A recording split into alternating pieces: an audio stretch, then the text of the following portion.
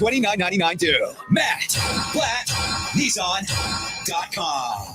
On approved Tier 1 credit through NEMAC. Negative equity will be refinanced into new vehicle. Plus tax tag and 589.3. Offers can't be combined. Call 877-289-6670 or go to mattblattnissan.com for complete details. VIN RL544560 and RY282964. Central lease selling price $23,694. Kick selling price $22,944. It's on at Matt Blatt Nissan on the Black Horse Pike, Egg Harbor Township.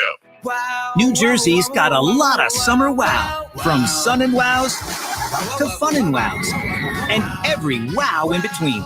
Find your wow at visitnj.org. New Jersey, little state, lot of wow. Home of the Philadelphia Eagles. They got him again! Sixers. Bang! It's good! Ball game! And Flyers. Tipped in front of the net! 97.3 ESPN. WENJ. WENJ HD. Millville, Atlantic City. A Town Square media station serving all of South Jersey. Isn't it about time someone's favorite video program? Yeah! 97.3 ESPN presents The Sports Bash with Mike Gill. When I'm driving, I got a guy on the radio who talks to me. I can't see him, but he talks to me. Now, live from inside the Ocean Casino Resort Studio, here's Mike Gill.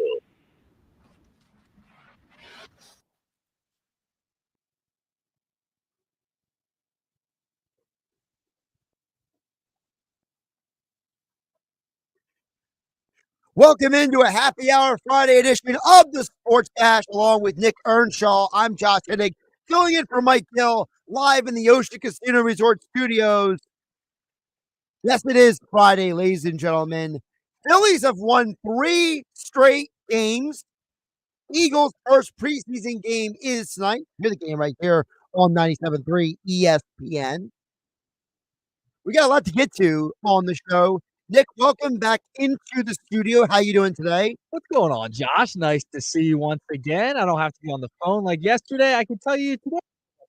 That was my goal.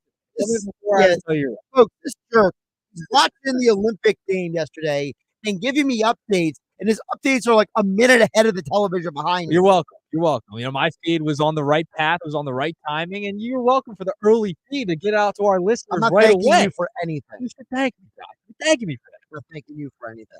Oh, we got a great show lined up today, and I will thank you for that because Nick has been integral in getting the show set up today, helping me out as Mike is with his youth baseball team in Virginia for the 13-year-old World Series, Little League World Series, whatever you want to call it. I can't keep track of all these names. I thought it was Babe Ruth. Is it Babe Ruth? Whatever. I don't know. I don't obsess over little children like you do. Oh, no. See, this is your problem. We were arguing about the Little League World Series earlier, what we wanted on the television, and you went to the Olympics. I would prefer, honestly, I'd rather watch the Little League World Series than the Olympics just in general. I'm just saying. I mean, the Olympics are only on every 4 years, dude. I understand, but the Little League World Series is entertaining. That baseball's great. You can watch 11-year-olds anytime you want, okay? Okay. Fine. I want to go to Williamsport. That's a goal of mine, Josh. It's a goal. Well, you and Mike Gill can do that together and enjoy yourself. We will. Okay? We will. You're gonna come with us. We're gonna I am not coming with you. Why not?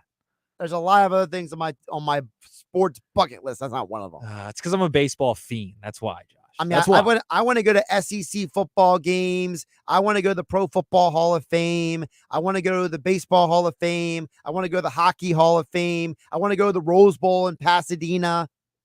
You got a lot on your list. That's fair. I have a bunch of those on my list too. I've checked off the Baseball Hall of Fame, but Little League World Series is an awesome, awesome event. It's overrated. And when you have a local team in the Little League World Series, it's even better, Josh. Local? Really? New Jersey and New York are playing, I believe, today, if I'm not mistaken. Yeah, what, New Jersey? Like Jersey City, New Jersey? It doesn't matter. It's New Jersey. It's New Jersey. No, That's all that matters. It matters. It doesn't to me. It matters. If it says New Jersey, I'm tuned in. Let's get it back to the Phillies sports. The reason why people are tuning into this show, Nick Earnshaw, isn't for you and me to babble. It's for us to talk about the Eagles preseason game tonight. We'll get into more of the details of that. Adam Kapp will join us for football at 4 hours. We will break down the players and positions we're keeping a closer eye on as the Eagles take on the Ravens. It looks like the game will be played tonight. Nick Earnshaw, looks like the weather will clear up just in time for the players to take the field and hear all the action right here on 97.3 ESPN. Coverage begins at 6:30 p.m. tonight. Also, as I mentioned, Phillies have won 3 straight. Bob Wankel from Crossing Broad, he will join us at 5 o'clock because remember the Phillies are playing at 9:40 tonight, Nick Earnshaw.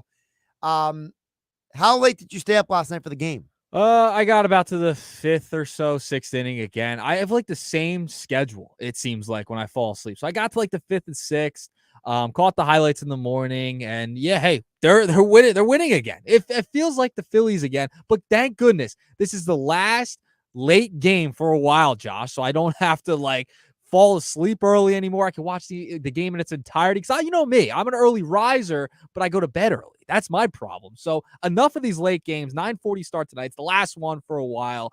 I'm all for that. Just so you know. See, this is very conducive for my schedule because I'm already up late because I got to put the update in from you. Yep. I got to do station work. I couldn't get done during the day. So I've always been a late person anyway. Logistics, demanding of me. You're a night owl. I'm an early riser. Oh, I'm definitely a night owl. I'll hang with the best of them till late in the morning. That's great. Or early morning. Is a late night or early morning? Which is it? Is it late night or early morning? I think it's early morning. Because for me, it's early morning. For me, I'm an early riser. It's early morning. If I'm up at 5 o'clock, it's early in the morning. It's not late at night. But they're two different things. Like 5 o'clock can mean something totally different to somebody else. Like 5 o'clock can be a late night. 5 in the morning to me is an early morning. Yeah. All right. Text board is open 609-403-0973. It is Happy Hour Friday. Oh man. Happy Hour Friday. What are you guys drinking this weekend? We have a couple more weeks of summer left, Nick Earnshaw. Yeah.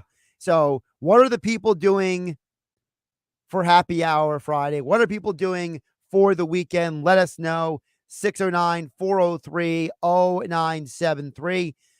We also will touch on a little bit later about Team USA and Joel Embiid. Best performance of the Olympics, Nick Earnshaw, yesterday for the one Joel Embiid. Also, we promised you for Happy Hour Friday, we are going to give you. So we were talking yesterday about Nick Foles, his retirement, all the details on 973ESPN.com. Nick Earnshaw, you and I talked yesterday about Nick Foles. Yes. He was born to play in Philadelphia. Literally, the man had his greatest success in the city of Philadelphia, right? So we have come up with our top 10 players who were born to play in Philadelphia. Now, we started getting recommendations yesterday, Nick Earnshaw. People didn't want to wait till today, so we'll review some of the recommendations. And, of course, Nick and I will continue to argue if Nick Foles' jersey should be retired or not. It should be. It should not be. It should. We would discuss that a little bit later, but I want to start with the Phillies because they have won 3 straight games. And you know why they won 3 straight games, Nick Earnshaw? Why is that? Because their offense has finally come back to life. That's true. That's very true. I don't think that we appreciate enough the original intent of this offense. Dave Dombrowski said this years ago when they first put this team together. He said, we are going to out-hit our problems. Remember him saying that? Yes, Remember him saying, we are building this team with the kind of offense that we will basically live or die with, to paraphrase what he said. Well, we are seeing that in full action right now, Nick Earnshaw, because Kyle Schwarber has 19 RBI in the last 19 games since the All-Star break. The offense yesterday with JT Realmuto finally coming to life offensively. This team lives or dies with this offense. And by the way, can we talk about the fact that you rubbed it in the Diamondbacks' face yesterday? They were trying to rub it in the Phillies' face, Nick, but the Phillies said, nope, we ain't having any of that.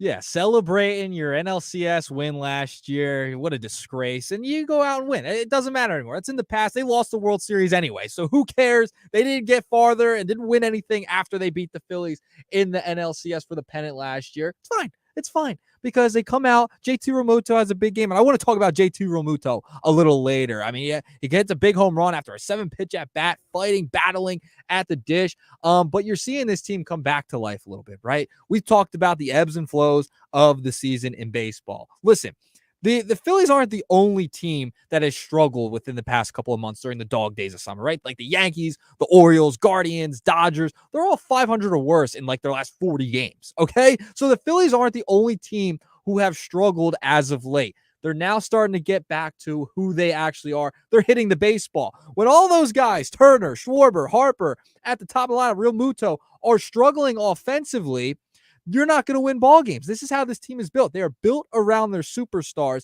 They are built around guys driving in runs as well as hitting home runs. And you saw Schwarber hit 3 home runs the other night. And last night, the long ball, JT Realmuto hits a big one. So you're seeing the offense start to come alive. You're seeing better at bats. You're seeing Johan Rojas take a walk. You're seeing Schwarber be extremely disciplined like he has been throughout the entirety of the season. So you're seeing these guys step up, and sometimes that happens. You go through ruts during a long 162 game season. That's what happened, and now you're seeing the offense come alive again. Hopefully it's in the past. You don't want to see this come back and haunt them in the playoffs again offensively. So the offense is starting to come around again. I think they're starting to get out of this rut and come out on the bright side of it.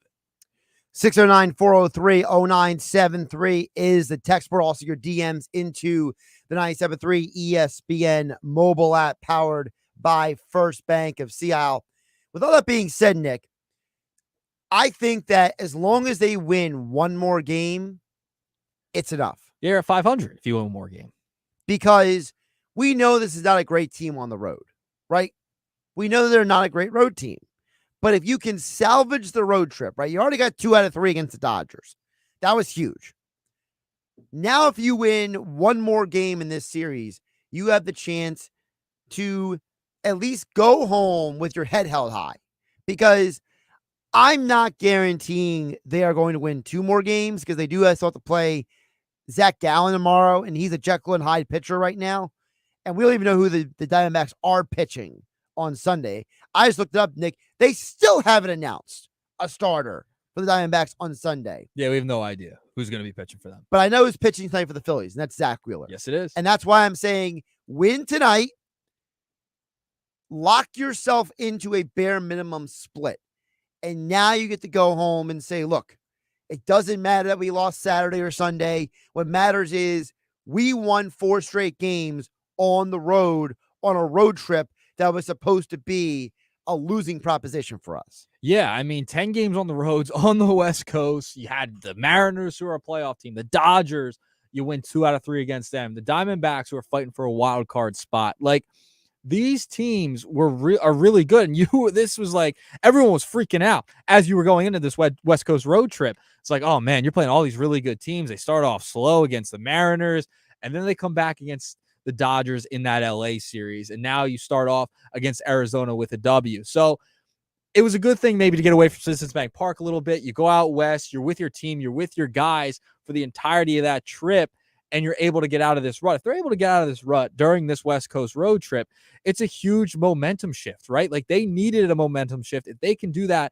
get to 500. You win one more game, you're guaranteed 500 on this road trip. That's pretty solid to get you back here to Citizens Bank Park to play some bad division teams. So if you can win tonight, you win the Wheels game. Allard started last night, and he was pretty good. I mean, he did his job, Josh. So you're getting performances like that out of Phillips as well as Allard. You need those at times, especially going through a long season with the injuries they've had. Ranger might be held out a little bit longer. So I think they're in a spot right now where you can come out of this maybe over 500 if you continue to hit the baseball like they have been. The other thing with the Phillies is what's interesting. You mentioned the pitching staff. That's a great point by you, because we don't know what Ranger Suarez's future is right now. But frankly, Nick, I would almost say don't even bring him back yet. Just even if he's ready, give him time. Yeah. This guy has never pitched this many innings in his career, right?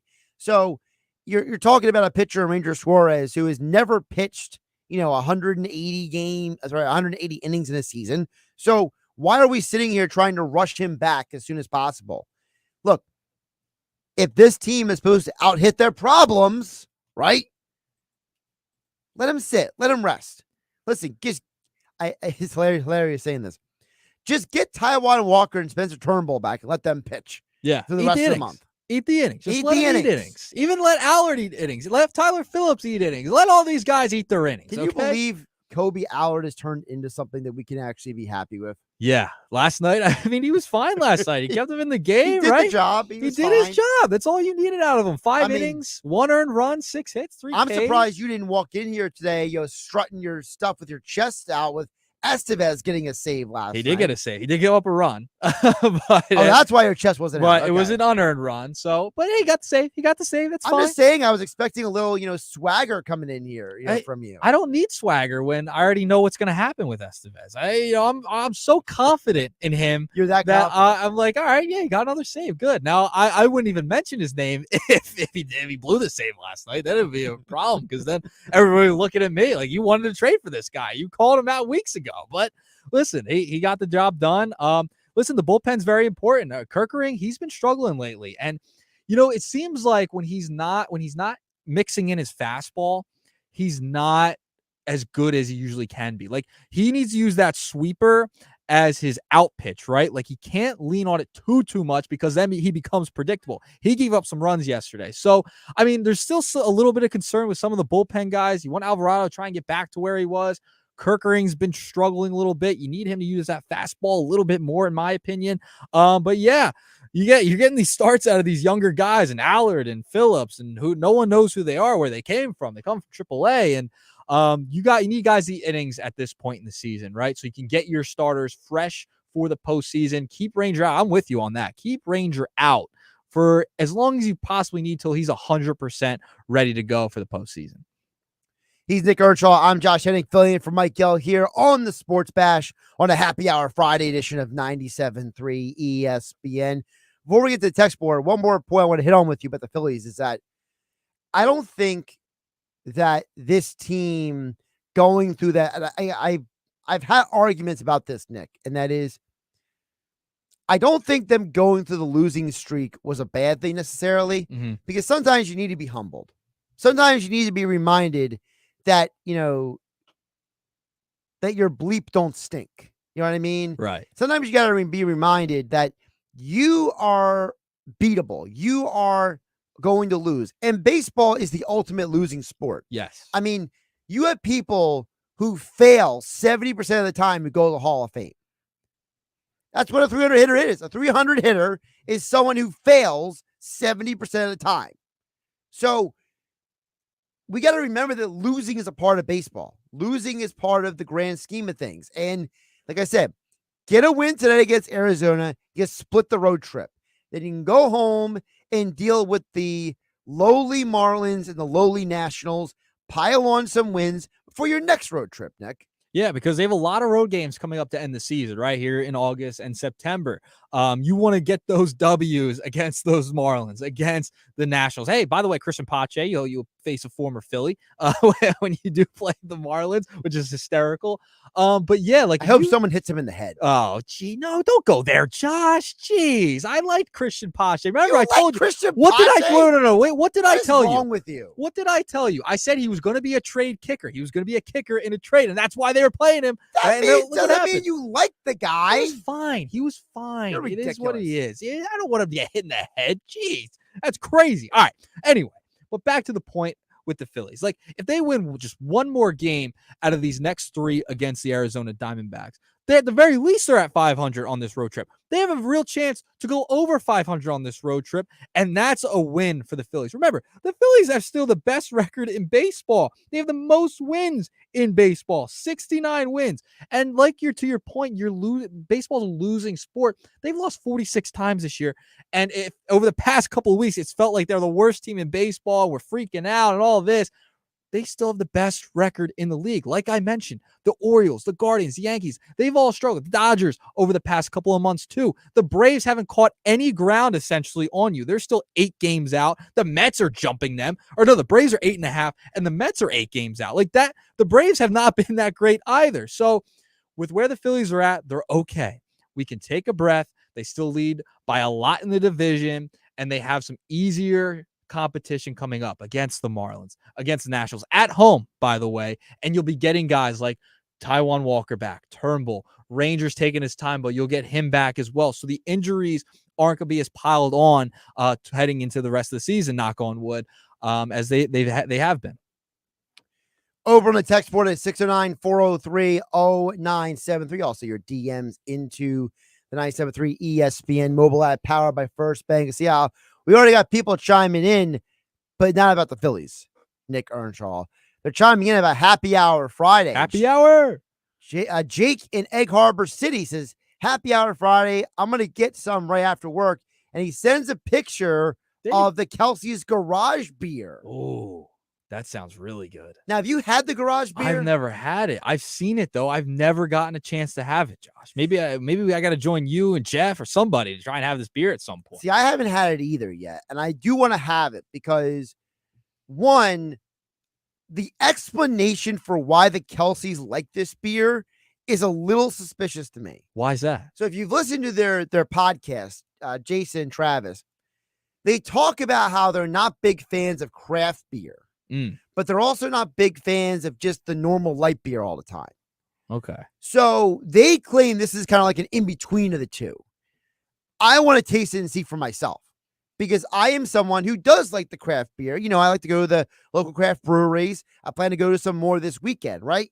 And so for me, I also do like a Corona Light. Someone hands me a Bud Light or something, I'll drink it. You know, I'm not against having a brew with somebody. So I'm not as particular as the Kelseys are, or as Mike Gill, who is hazy IPA all the way and almost nothing else. So I'm willing to drink anything, Nick, and I'll make my own judgments to see if something's worth my time or not. That's why I want to have it. Yeah, so you're not that picky when it comes to beer. You'll go with the flow, essentially. I mean, there are some things I don't like. You know, nobody in their right mind likes Natty Ice or Rolling Rock. I'm not a fan of Coors Light. I don't like that at all. You know, there is a lot of brews out there that I don't like. You know, I'm not exactly acting like I love a Heineken over here. I'm not that guy. But you know, you're not that picky. Like I'll drink some of the ones you named. Like I'll always try. Like I'm someone who wants to try something. Like if someone hands me a new IPA I've never seen before or a beer I've never had, I'll try it. I'm down. If I don't like it, I don't like it. It is what it is. But I will always try it. That's my thing. I'm always down to try. It doesn't matter what kind it is. If it's a darker beer, it's a lighter, it's pale ale, whatever. I'm down to try it. And, you know, give it a shot. I'm always down for giving it a shot. See, I knew there's a reason why you and I can hang out more because you're willing to at least try. You know, I like to go with the flow. That's me. Like, I like going with the flow. What are you, Bruce Lee or something? Yeah, why not? Yeah, why be not? like water, my friend. Yeah. Jesus. Texter wanted to know, have any of you guys tried the THC seltzer drinks? No. Are you a seltzer guy? I'm not really a seltzer guy. So you don't like seltzer? I'm not a seltzer guy. See, I like seltzers. I'll do seltzer. See, I've heard of these THC seltzer drinks. Someone was telling me about it like a month ago, I think it was, a month or two ago. A buddy of mine was. And I was like, yeah, that sounds a little bit too complicated for me. That's too much. I don't like, it's almost like mixing business with pleasure. You know what I mean? It's like I'm mixing my alcohol with my THC. I'm not a fan of that. Yeah, I say, I want to try everything. That one I might not. That's not my realm over there. That's not my realm. I'm not normal beer, you know, IPAs. Yeah, I'll try anything. That one's a little outside my. It's a little bit too much mixing and matching. Yeah, not good. Jeff from Ocean City says it's a hurricane happy hour Friday. Yeah, and he sends us a lineup. Okay, Okay, so he's got 1, 2, 3, 4. He's got 6 brews in front of me here. Now, I've had the Cigar City, Florida Man. That is a solid one.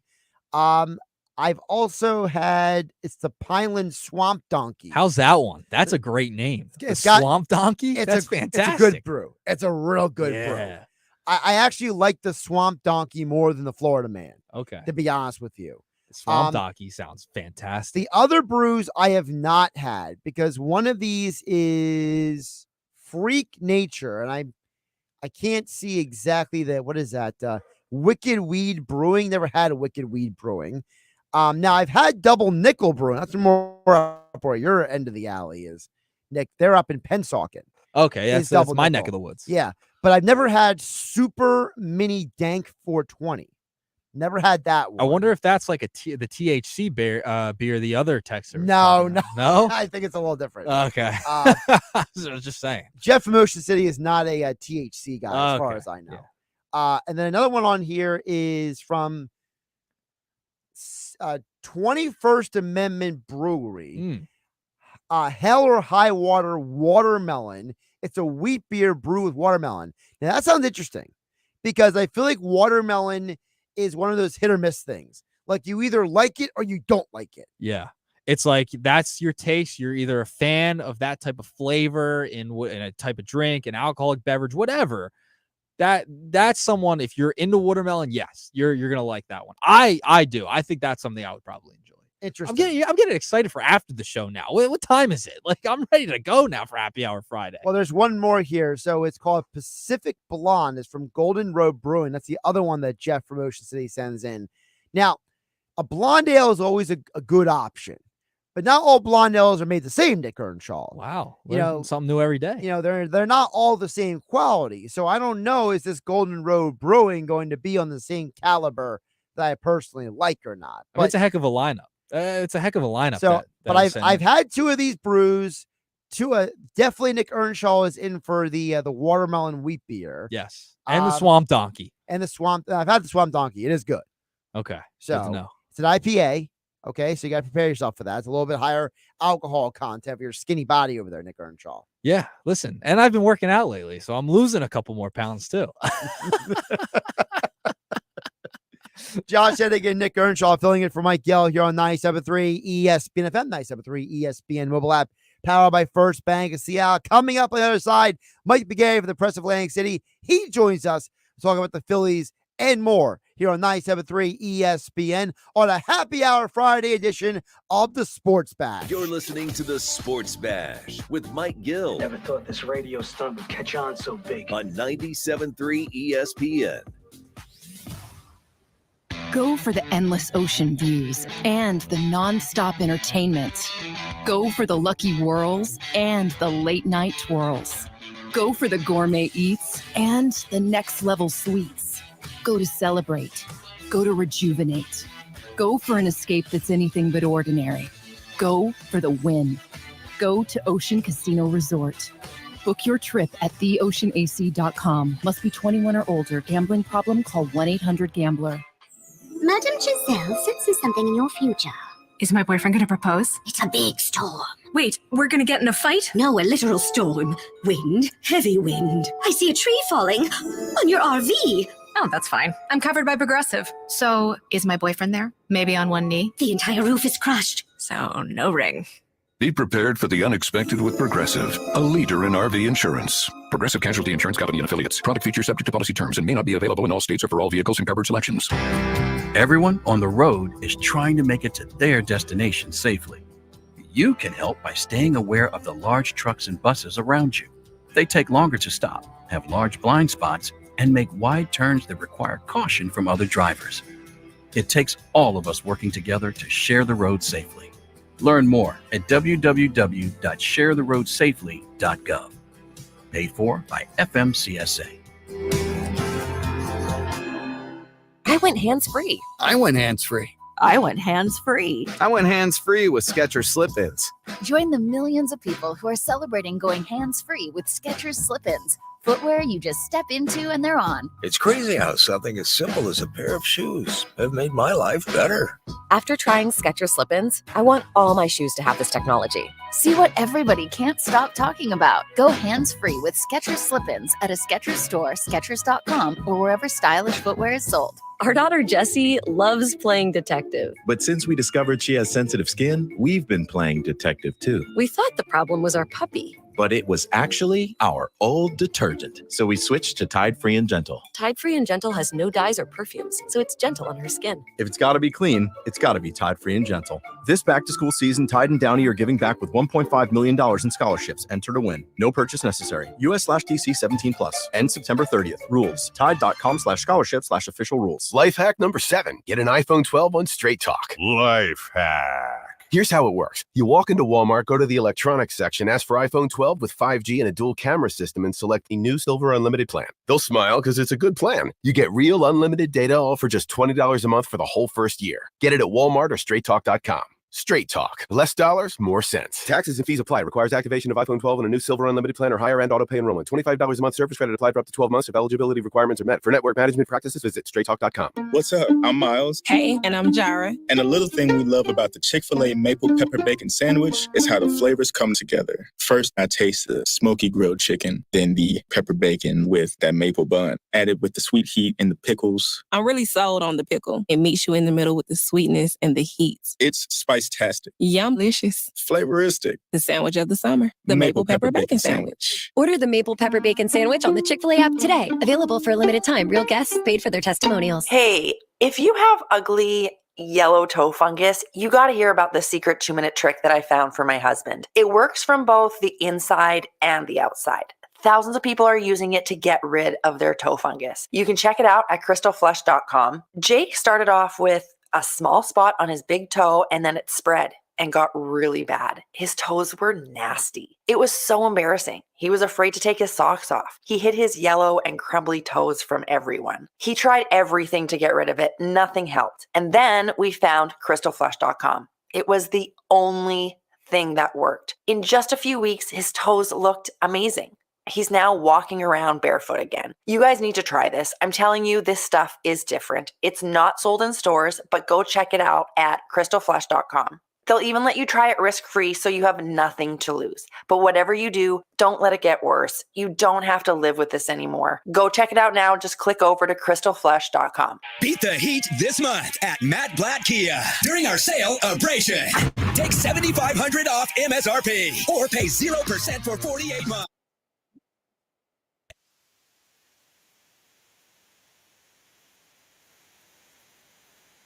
With peace of mind. Have a job clearing $450 per week? Matt Blatt Kia wants to approve you today. 0 down, 0 payments for 90 days, and 0%.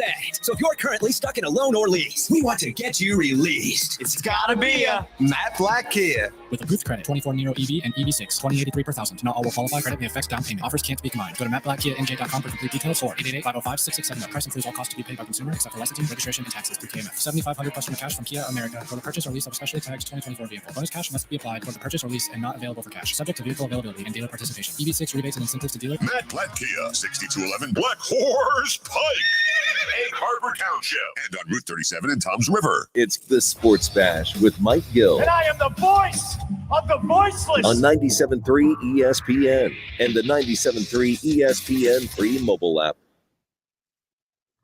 Josh Henning alongside Nick Earnshaw on a happy hour Friday edition of the Sports Bash on 97.3 ESPN. And of course, the 97.3 ESPN mobile app powered by First Bank. To see Al.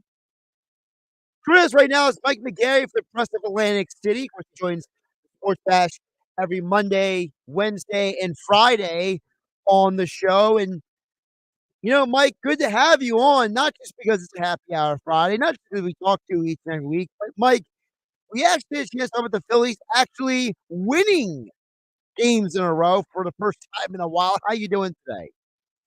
I'm doing well, Josh. How you guys doing? And I thought last night's Phillies win was one of the biggest of the season. It really kind of turned this whole 10-game trip that they're on. Now they're 4-3 on this trip. You know, I think we all would have signed for 5-5 before they left town. They're a win away from that and 2 wins away from having a really good West Coast trip. When you think about this offense, you know, Kyle Schwarber was carrying them for a while, and it seems like the other guys are kind of like finally rounding in the form. You know, Mike, historically, the Phillies have been a good team in August the last 2 seasons. Is this just who this team is? Or are they just a team that goes with the ebb and flow of the season? Yeah, I mean, we've talked about how streaky they've been before, and they continue to be streaky. And last night, I mean, Schwarber's off to a tremendous start this month. But last night, Heath, Turner, and Harper, I think, went 6-for-13. And if those 3 guys, the first 3 guys in the batting order, are going to go 6-for-13, you're going to win a lot of baseball games. Hey, Mike, it's Nick. I wanted to ask you about JT Realmuto coming off the injury, coming back into this lineup. His big home run last night. Thompson, after the game, was talking about his importance to this lineup and how he's one of the best catchers he's ever seen. How important is it for JT Realmuto to continue to do what he's doing at the dish as well as get days off because he isn't getting any help? Yeah, I mean, when I look at JT Realmuto, I think the injury that he had early in the season, the knee injury, is going to benefit him in the long run. He started to hit last night. When he got a home run last night, hitting the ball with more power the past couple of days. He didn't really do that when he came back from the injury. I think in past seasons, he's had a tendency to get worn down as the season goes on because he catches so much. I think coming back, missing that time, might make him pressure for October. and he's a guy I'm interested to see what a fresh JT Realmuto is like in October. Mike, you mentioned Real Muto. There's been speculation, what are they going to do with this team heading into the playoffs? When they expand the rosters next month. I mean, is that a scenario where we get Rafael Marchand back up here? Yeah, I would suspect that Marchand would probably return, when they expand the rosters and when the AAA season ends. But right now, I know Rafael Marchand is not in Philadelphia or in Arizona with the Phillies, but he is, for all intents and purposes, the Phillies' backup catcher. If something were to happen long term to JT Realmuto, Marchand would be back here, and Marchand would get the majority of the starts over Stubbs right now. It's just they want to keep Marchand in AAA. He hasn't played a lot of baseball the past couple of years. He needs that bat. He needs experience. He is the backup catcher. He's just not in the same dugout as Realmuto is right now. If Realmuto were to get hurt very time again, Marchand would be up here and he would get the majority of the starts. Would you consider Marchand for the postseason roster? Possibly. I'd have to take a look at it. I think if you're worried about who the backup catcher is for the postseason roster, then a lot of stuff is going right for you at that point. So that's something I would take a look at closer to October. Mike, I want to touch on Ranger Suarez and his possible return. I know Rob Thompson is saying they want to be with him, give him as much rest as possible. What do you expect the timeline for Ranger Suarez to be going forward? Yeah, I mean, it doesn't sound now like he's going to return on this homestand that they've got coming up. I think they've got a week's worth of home games when they come back, so it doesn't sound like he's going to return there. Look, I'm fine with them giving Ranger Suarez as much time as he needs to come back. I think this is a mini vacation for him that's going to be benefit for long term, much like Realmuto missing time in May and June might benefit him in October. I think Ranger Suarez's problems, I know they talked about the back, but I just think his problems were a tired arm caused by pitching too many innings compared to what he's pitched in the past. I think you get a refreshed Ranger Suarez back, and Ranger Suarez who's throwing like he was in April and May, and not the Ranger Suarez in June and July. I really think the key to the Phillies postseason is going to be Ranger Suarez. Ranger Suarez look like when he comes back? Because with Ranger Suarez pitching the way he did in April and May, you've got a Wheeler, Nola, and Suarez. That's a pretty good rotation. With Ranger Suarez pitching how he did in June and July, now you've got Wheeler and Nola, and you're sort of grasping. You're trying to find somebody for that number 3 spot there. So, I think Ranger Suarez could be the key to how far the Phillies go in the playoffs. Talking Mike McKay of the Press of Atlantic City, joining us here on a happy hour Friday edition of the Sports Bash. Josh Hedrick, Nick Earnshaw, filling in for Mike Gill on 97.3 ESPN. Mike, with that being said about Ranger Suarez, after Ranger, who is the other guy that you're keeping an eye on? Because we know what Wheeler is. We don't have to figure him out. But who is the other guy that's going to be important down the stretch? Because Nola is Nola, right? He is going to be who he is. Are you looking at Sanchez? Are you looking at what happens when Walker comes back? Someone's got to eat these innings until Ranger Suarez gets back. Yeah, I mean, Sanchez is a guy that obviously he's going to get that fourth start in the playoffs. When he's that fourth starter, he might be a guy you put in out of the bullpen if you need 3 or 4 innings in a playoff game. So Sanchez is going to be that fourth starter.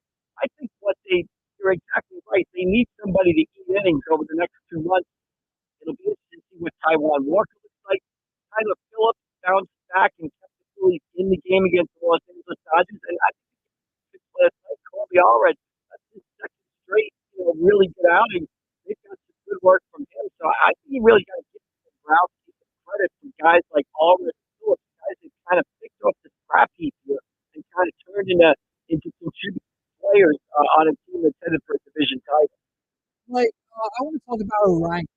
He struggled last night. It seems like when he does struggle, it's when he's getting on that sweeper too much. Do you agree with that sentiment that he has to mix in that fastball a little bit more so he does become a little more predictable?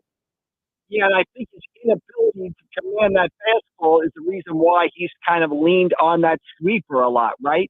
And the one concern that I would have about the Phillies right now, and let's be fair, I think this recent stretch has confirmed that, hey, they're the best team in the National League. When the playoffs start, they're still going to be the favorite to win the National League World Series. I mean, they just took 3 straight from Arizona and the Dodgers, who are probably, it had a teams in the NL right now. You go Phillies, Dodgers, Arizona, some combination of that. The Phillies have won 3 in a row from them. So I think the Phillies have kind of reasserted themselves here on this road trip as the National League favorite.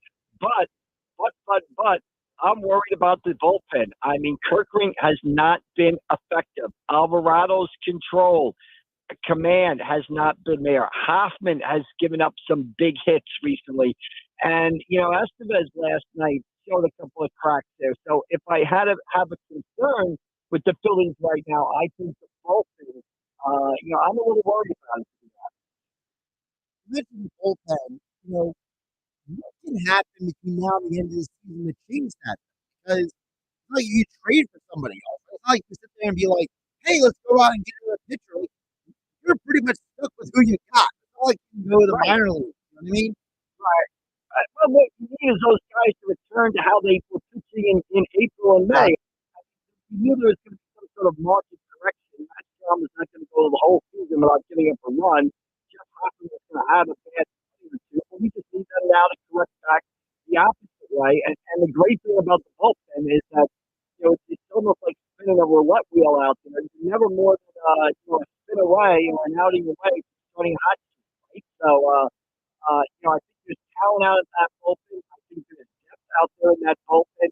I'm just a little worried about how they pitch right now, but they can have plenty of time to turn it around and get back to where they were in, May and June, and then I think they're more than fine.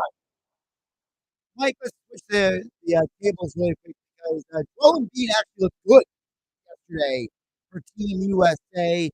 Do you read anything into this Joel Embiid now suddenly performing well in the Olympics? Or do you think this is just part of Joel Embiid, who he is, where he goes through these up and down roller coasters?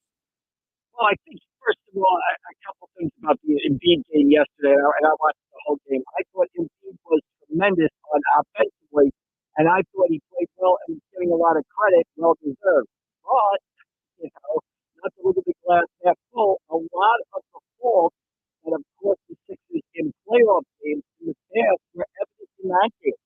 He's very shaky with the basketball in certain situations. He commits key turnovers, and his inability to grab a defensive rebound at 7-2 in the fourth quarter of that game yesterday, almost cost the United States. Now, the flip side is offensively, he had several big go-to baskets, and he did play some nice defense against Jokic in that fourth quarter, but I thought he showed some limitations too. Look, here's Embiid. To me, Embiid showed up out of shape for the Olympics. Now, 2 to 3 weeks later, he's in shape and getting the best of Joel Embiid. My question is, what is Embiid going to look like in the middle of September when he shows up for his training camp? He's going to build on this experience that he's had over there in the Olympics. Is he going to go to another level in his physical condition, or is he going to use this between the Olympics and the start of NBA training camp of the season to get out of shape? Look at Mike, because you mentioned they should have out of shape. I mean, is it fair to say maybe you should have gone to the Olympics at all? I mean, if you're not showing up and be able to give your best to the team, why are you even there? Well, I think now that he's played his fight into shape, he obviously played a big role in yesterday's game, and I would venture to say he will have a huge role in the gold medal game against France. I mean, he's a huge matchup problem for the French. Let's not forget he scored 70 points against Wembanyama and the San Antonio Spurs in the game earlier this season. I would think he would be a guy that the United States would try to use against the big guys, Rudy Gobert and Wembanyama, that France is going to put on the court in the gold medal game. And my hope is that Embiid would get something out of seeing these, playing with other great players, maybe seeing their work ethic and seeing how they approach the game. There's a great story from that documentary about the Redeem team where one of the first nights they're at the and, the players are coming in after a night out at 4 in the morning, and they run into Kobe Bryant in the lobby, and Kobe Bryant touches him in the opposite direction workout. And by the end of the Olympics, there were more players, joining Kobe Bryant for those early morning workouts to really understand what it takes to be a great player and maximize your potential.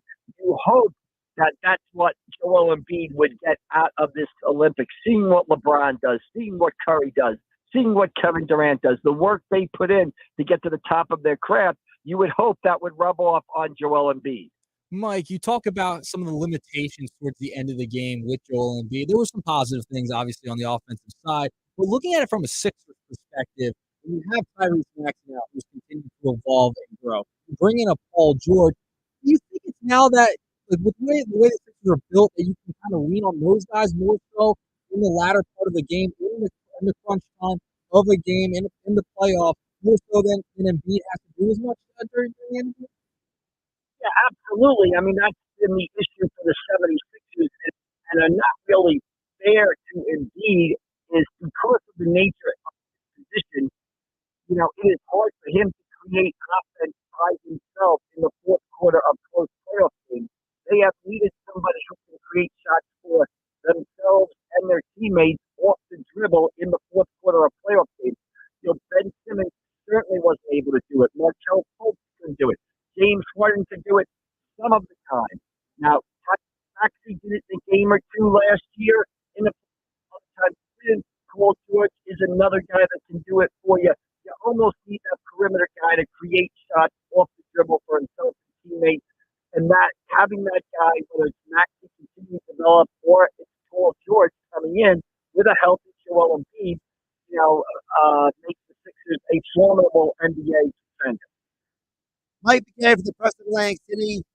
All of this coverage of the Phillies, the Sixers, and South Jersey High School sports over at PressAtlanticCity.com, at AC Press McGarry on the Twitter X platform. Mike, have a great weekend. We'll talk to you Monday. All right, we'll see you guys down the road. Thanks for having me on. Absolutely. Nick Earnshaw, Josh Hennig, filling in for Mike Gill here on the Sports Match. Happy Hour Friday edition. 973 ESPN FM, 973 ESPN mobile app powered by First Bank of Seattle. More coming up on the show. Don't forget Bob Michael from Crossing Broad. He will join us at 5 o'clock tonight. He will join the Sports Match for Adam Kaplan reviews the Eagles Ravens preseason game 1, which is tonight. Covered here at 6:30 p.m. on 973 ESPN, your home in South Jersey for Eagles football. The Phillies covered. A fly ball, well struck left field towards the corner. That's got a chance, and that is gone. Home run, JT Real Mutual. Get the best Phillies baseball coverage from the Sports Match with Mike Gill on 97.3 ESPN. Trust Jenkins Plumbing, Heating, and Air Conditioning, where one call does it all for leaks, stoppages, and renovation. For 75 years, Jenkins trained technicians have been providing reputable service to local homeowners. Renovating your kitchen or bath? Call Jenkins for new heating and air installation, service and maintenance, ductless air conditioning systems, water heaters, boilers, oil service, plumbing and drain cleaning services, water line, or sewer main repairs and replacement. Call 609-641-6262 or visit JenkinsandSons.com.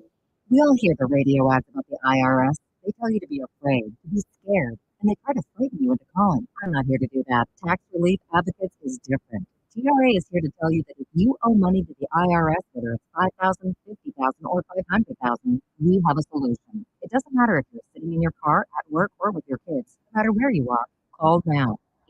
800-488-2594. Don't lose hope. TRA can eliminate or reduce what you owe to the IRS. Generous programs are now available that can give you a fresh start. Our passion is taxes and helping individuals fix their IRS problems. We have over 1,000 five-star reviews on Google and an A+ with the Better Business Bureau. You don't need to be afraid of the IRS any longer. End your tax nightmare today by visiting us online at TRA.com or call 800-488-2594. That's 800-488-2594. Tax Relief Advocates. Real solutions for real people. Let's qualify for enrollments. Results may vary. Sorry, but we actually have a wait list for our Monstera. Shaw's greenhouse is really bringing in the green. She needs a construction manager to build on her roots and grow. We got a whole section for firms. Here we have dahlias, and more dahlias. Indeed can help her hire great people fast. Indeed. Indeed you do. You can schedule and conduct virtual interviews all from your employer dashboard. The Visit Indeed.com/credit and get $75 towards your first sponsored job. Terms and conditions apply. Online consultation with your provider will determine the appropriate restrictions. Details and information subscription required. Price varies based on product and subscription plan. Hey guys, did you know there's a generic form of Viagra that works just the same, but is 95% cheaper? And you can get it online at hims.com/joy. Through Hims, you'll get a free medical consultation to determine the ED medication that's best for you. Discreet shipping gets prescribed, a 100% online process, and a range of treatment options, including trusted generic alternatives to the name brands, at up to 95% off.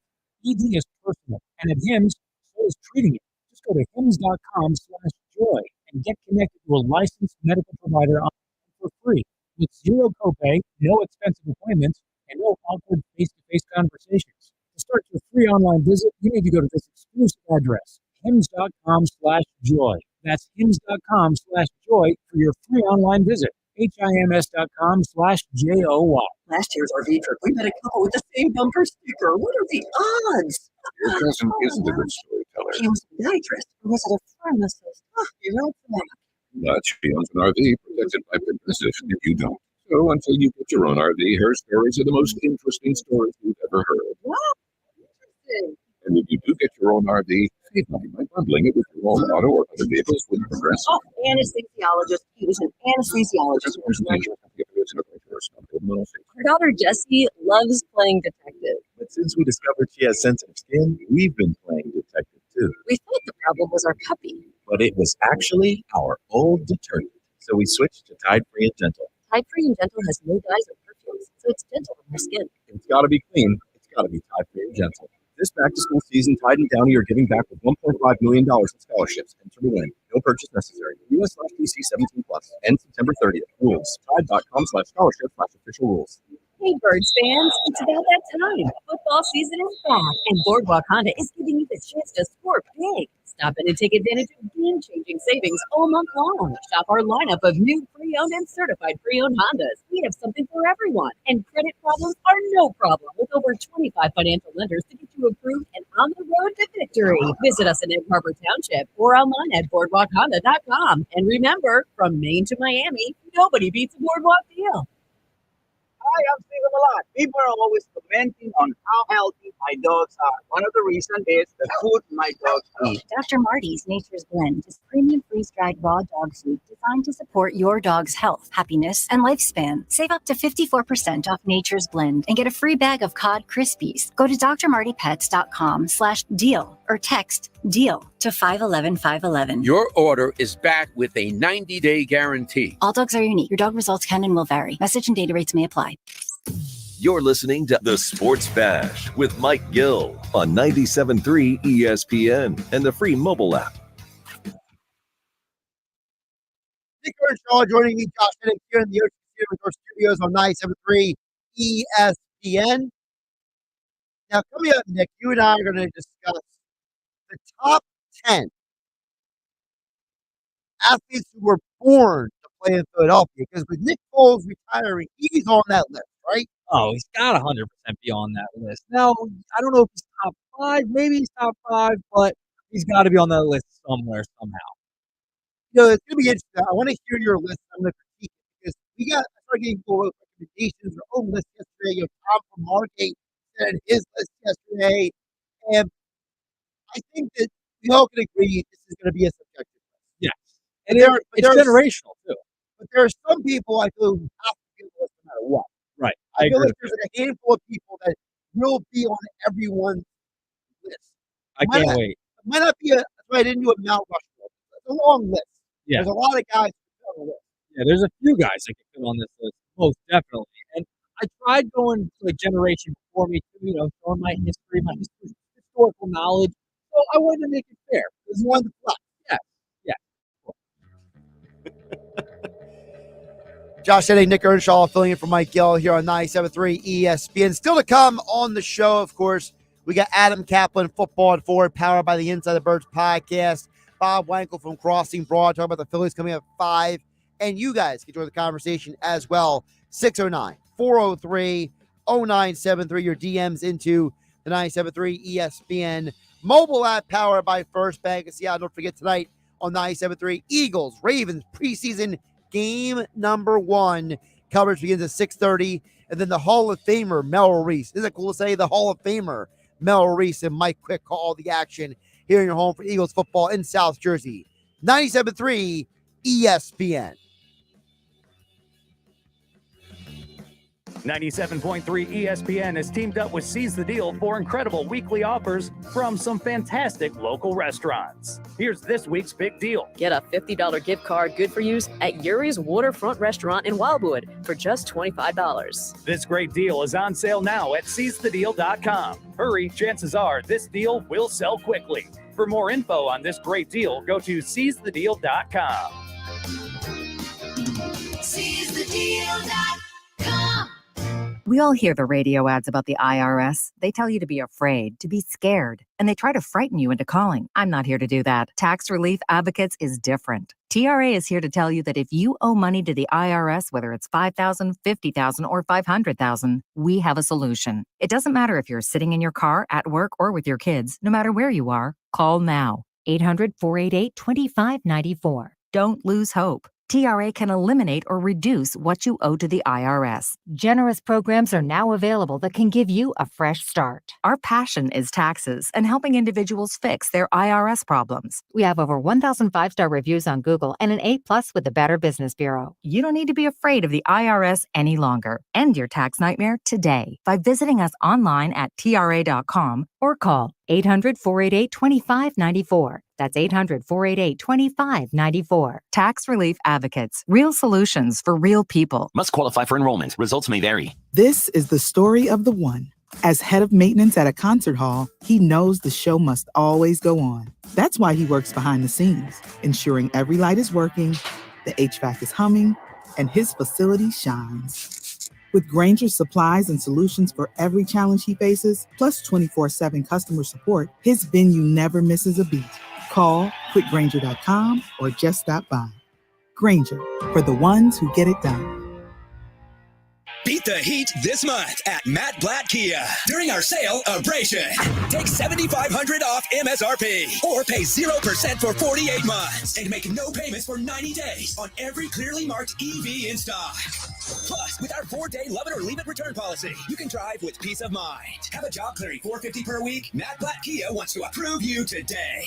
0 down, 0 payments for 90 days, and 0%. So if you're currently stuck in a loan or lease, we want to get you released. It's gotta be a Matt Blatt Kia. With approved credit, 24 Nero EV and EV6, 2083 per thousand. Not all will qualify. Credit may affect down payment. Offers can't be combined. Go to mattblackkianj.com for complete details or 888-505-6671. Price includes all costs to be paid by consumer except for licensing, registration, and taxes through KMF. $7,500 customer cash from Kia America for the purchase or lease of a specially tagged 2024 vehicle. Bonus cash must be applied for the purchase or lease and not available for cash. Subject to vehicle availability and dealer participation. EV6 rebates and incentives to dealer. Matt Blatt Kia, 6211 Black Horse Pike, Egg Harbor Township, and on Route 37 in Toms River. Some people just know the best rate for you is a rate based on you with Allstate. Not a rate based on Terry who keeps and makes the car behind them. Oh no, they're about to. Save with DriveWise and the Allstate app and only pay a rate based on you. Not available in every state, subject to terms and conditions. Rating factors and savings vary, and in some states your rate could increase with high-risk driving. Allstate Fire and Casualty Insurance Company and affiliates, Northbrook, Illinois. When it comes to wings in the Delaware Valley, nobody beats the Piccalilli Inn. Whether it's South Jersey's best wings, tails, or ears, let them know you're sauce champion. All 10 delectable flavors are going head-to-head to battle for number 1. When it's game day, you just gotta head to the Pick. Visit them on Facebook or at piccalilli.com for their Pick game specials. And be sure to pre-order to guarantee your spot in Sunday's lineup. Nobody beats the Piccalilli Inn. Visit the one, the only, the original Piccalilli Inn, Route 206 in Chemong. I want to learn how to cook, but I keep ordering takeout. Accomplishing goals is hard, but when your goal is to learn a new language, Babbel makes it easy.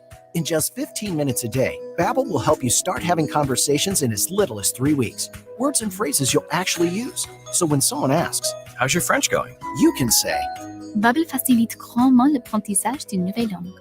Now try Babbel for free at Babbel.com. That's Babbel.com. Babbel.com. Saturday morning in the locker room with Billy Schwein, producer Nick Earnshaw joins me in the studio. Mr. Negadelphia PJ Corda starts his new segment with his take on Philly sports. We will recap Friday night's Phillies action in the desert. Hour one, we'll hear from Joe Rocco, the head coach of the Haddonfield 11U Little League team who won the state championship. Then it's the Beach Patrol Report, brought to you by McCann Realtors of CL City and the Ocean City Beach Patrol Lifeguard Alumni Association. This week, we'll talk with the chief of the Brigantine Beach Patrol, Tip Emmett. It's the locker room with Billy Schwein, Saturday morning from 10 a.m. to noon on 97.3 ESPN. South Jersey's official play home of the Eagles. Would I ever consider not being a fan of the team? 97.3 ESPN, WENJ, WENJ HD, Millville, Atlantic City, a Town Square media station serving all of South Jersey. This is the Sports Bash with Mike Gill on 97.3 ESPN and the 97.3 ESPN free mobile app. Now live from inside the Ocean Casino Resort studio, here's Mike Gill. Josh A. along with Nick Earnshaw. Happy Hour Friday edition of the Sports Bash. 3 o'clock hour being brought to you by Broadleaf's Plumbing, Heating, and Air Conditioning. Broadleaf's is your trusted source for air conditioning and plumbing services. And Nick, with all the crazy weather going on, isn't it time for you to call Broadleaf's to come check out your air system? Maybe make sure your plumbing and everything is all snuff. 609-390-3907 or visit them online at broadleafs.net. Oh, do you recognize this song? Yes, I do. Beastie Boys. There you go. Beastie Boys. Come on, I knew this one. I like the Beastie Boys. Showing my historical knowledge here. Yeah, I like to see what you know and don't know. I like to try to test you out a little bit. I like the Beastie Boys. Big fan. Big fan. I started big fan. A couple of when I filled in for you on game night, I started with the Beastie Boys. I did Sabotage. Opened it up with. You did. You did. I didn't remember that. So bad job by you. Or it's not. It's a bad job. Listen, I'm more interested in listening to you if you're hosting than the music that you're playing. That's true. That's true. I was playing some bangers. I can't lie. I opened the show with Beastie Boys. I mean, come on. Well, of course, you open the show. Of course, you think they're bangers. They're your music. Kind of, but they were like 90s, right? I mean, they're 90s, early 2000s. I was youngin'. I've never heard somebody say, I played a bad song. No, I've heard that before. I have. I've definitely heard that before. Someone who takes the auxiliary at like a party or something. This is not a good song. They played the wrong song. It came in their QE on their playlist. It's a bad song. Well, that's someone who's just a little tipsy. You know, that's they're kind of like half in between being honest and half not paying attention. So sober, you haven't heard someone say they played a bad song. Yeah. All right. Then I'm probably with you there. Yeah. What was that song? Was it Adele? Find Me When You're Sober?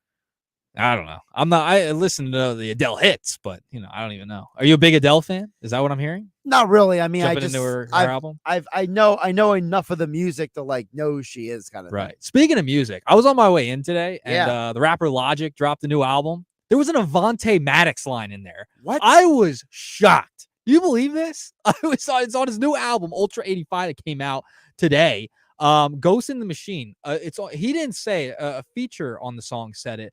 And I almost stopped my car on the expressway. I couldn't believe I heard Avante Maddox's name come up on a Logic song. Craziness. Is that where we are now? That's where we are. I mean, that's where we're at. Come on, man. Do you believe that? It like playing corner like Avante Maddox or something was the line. I have to look it up. I tweeted it out at N Earnshaw Radio. If you want to go find the tweet, I tweeted out the line and the song. So if you want to go check it out. That's ridiculous. Yeah. Isn't it Avante crazy? Maddox should not be dropped in a song. No, I didn't know he had that kind of aura, Josh. Like his aura, like dropping in a rap song. I didn't think Avante Maddox was like that, but I guess so. I mean, I think what was it Ja Rule who dropped Bob Costas in a song once? Probably. I've heard Curry before. No, it's Ludacris. Oh, Ludacris. Ludacris dropped Bob Costas' name in a song one time, and Bob Costas like quoted the entire song almost on like a post game show. Yeah. And because people were like making fun of him because he's old. He's Bob Costas, right? Yeah. And he's like, well, you know who my favorite rapper is? And they're like, who? He's like, Ludacris. He mentioned me in a song. And like, everyone just started losing it because they were like, Bob Costas is like now quoting Ludacris because he named him in a song. That's so crazy. Yeah, Avonte Maddox was not a name I was expecting to hear in a rap song. Just wasn't expecting. Like, you would think Darius Slay, he's one of the best corners in football for a while now. Right. Avonte Maddox. How about that? That's ridiculous. All right, let's get to, so we promised this list. We have people texting in at 609-403-0970. So the idea was yesterday, Nick Foles retires from the NFL. He's going to have official retirement ceremony as an Eagle, which is only appropriate, on opening home night in September, Monday Night Football. Jason Kelsey will be there, obviously, because of ESPN. So, Nick Earnshaw, you and I were talking about the idea of the top 10 athletes who were born to play in Philadelphia. So, I mentioned yesterday off the top of my head, you guys got guys like Nick Foles, Brian Dawkins, Bryce Harper. I personally threw out there Brian Propp of the Flyers, Chuck Bednarik of the Eagles. So I got my own list of randos, but you've been working diligently on your own top 10.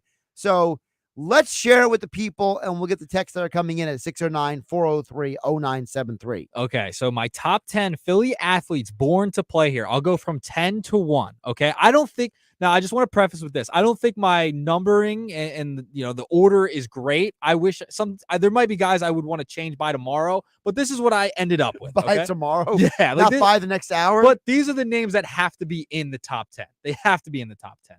So number 10, I have to go Richie Ashburn. Richie Ashburn needed to make this list. Fantastic Hall of Fame player here, and then was even more beloved when he was in the booth with Harry Kalas. So Richie Ashburn had to make this list somehow, some way. He's number 10.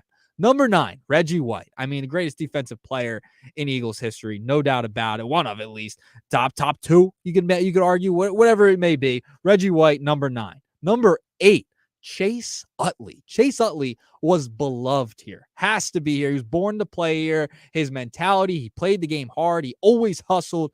Utley has to be on the list. He's number 8.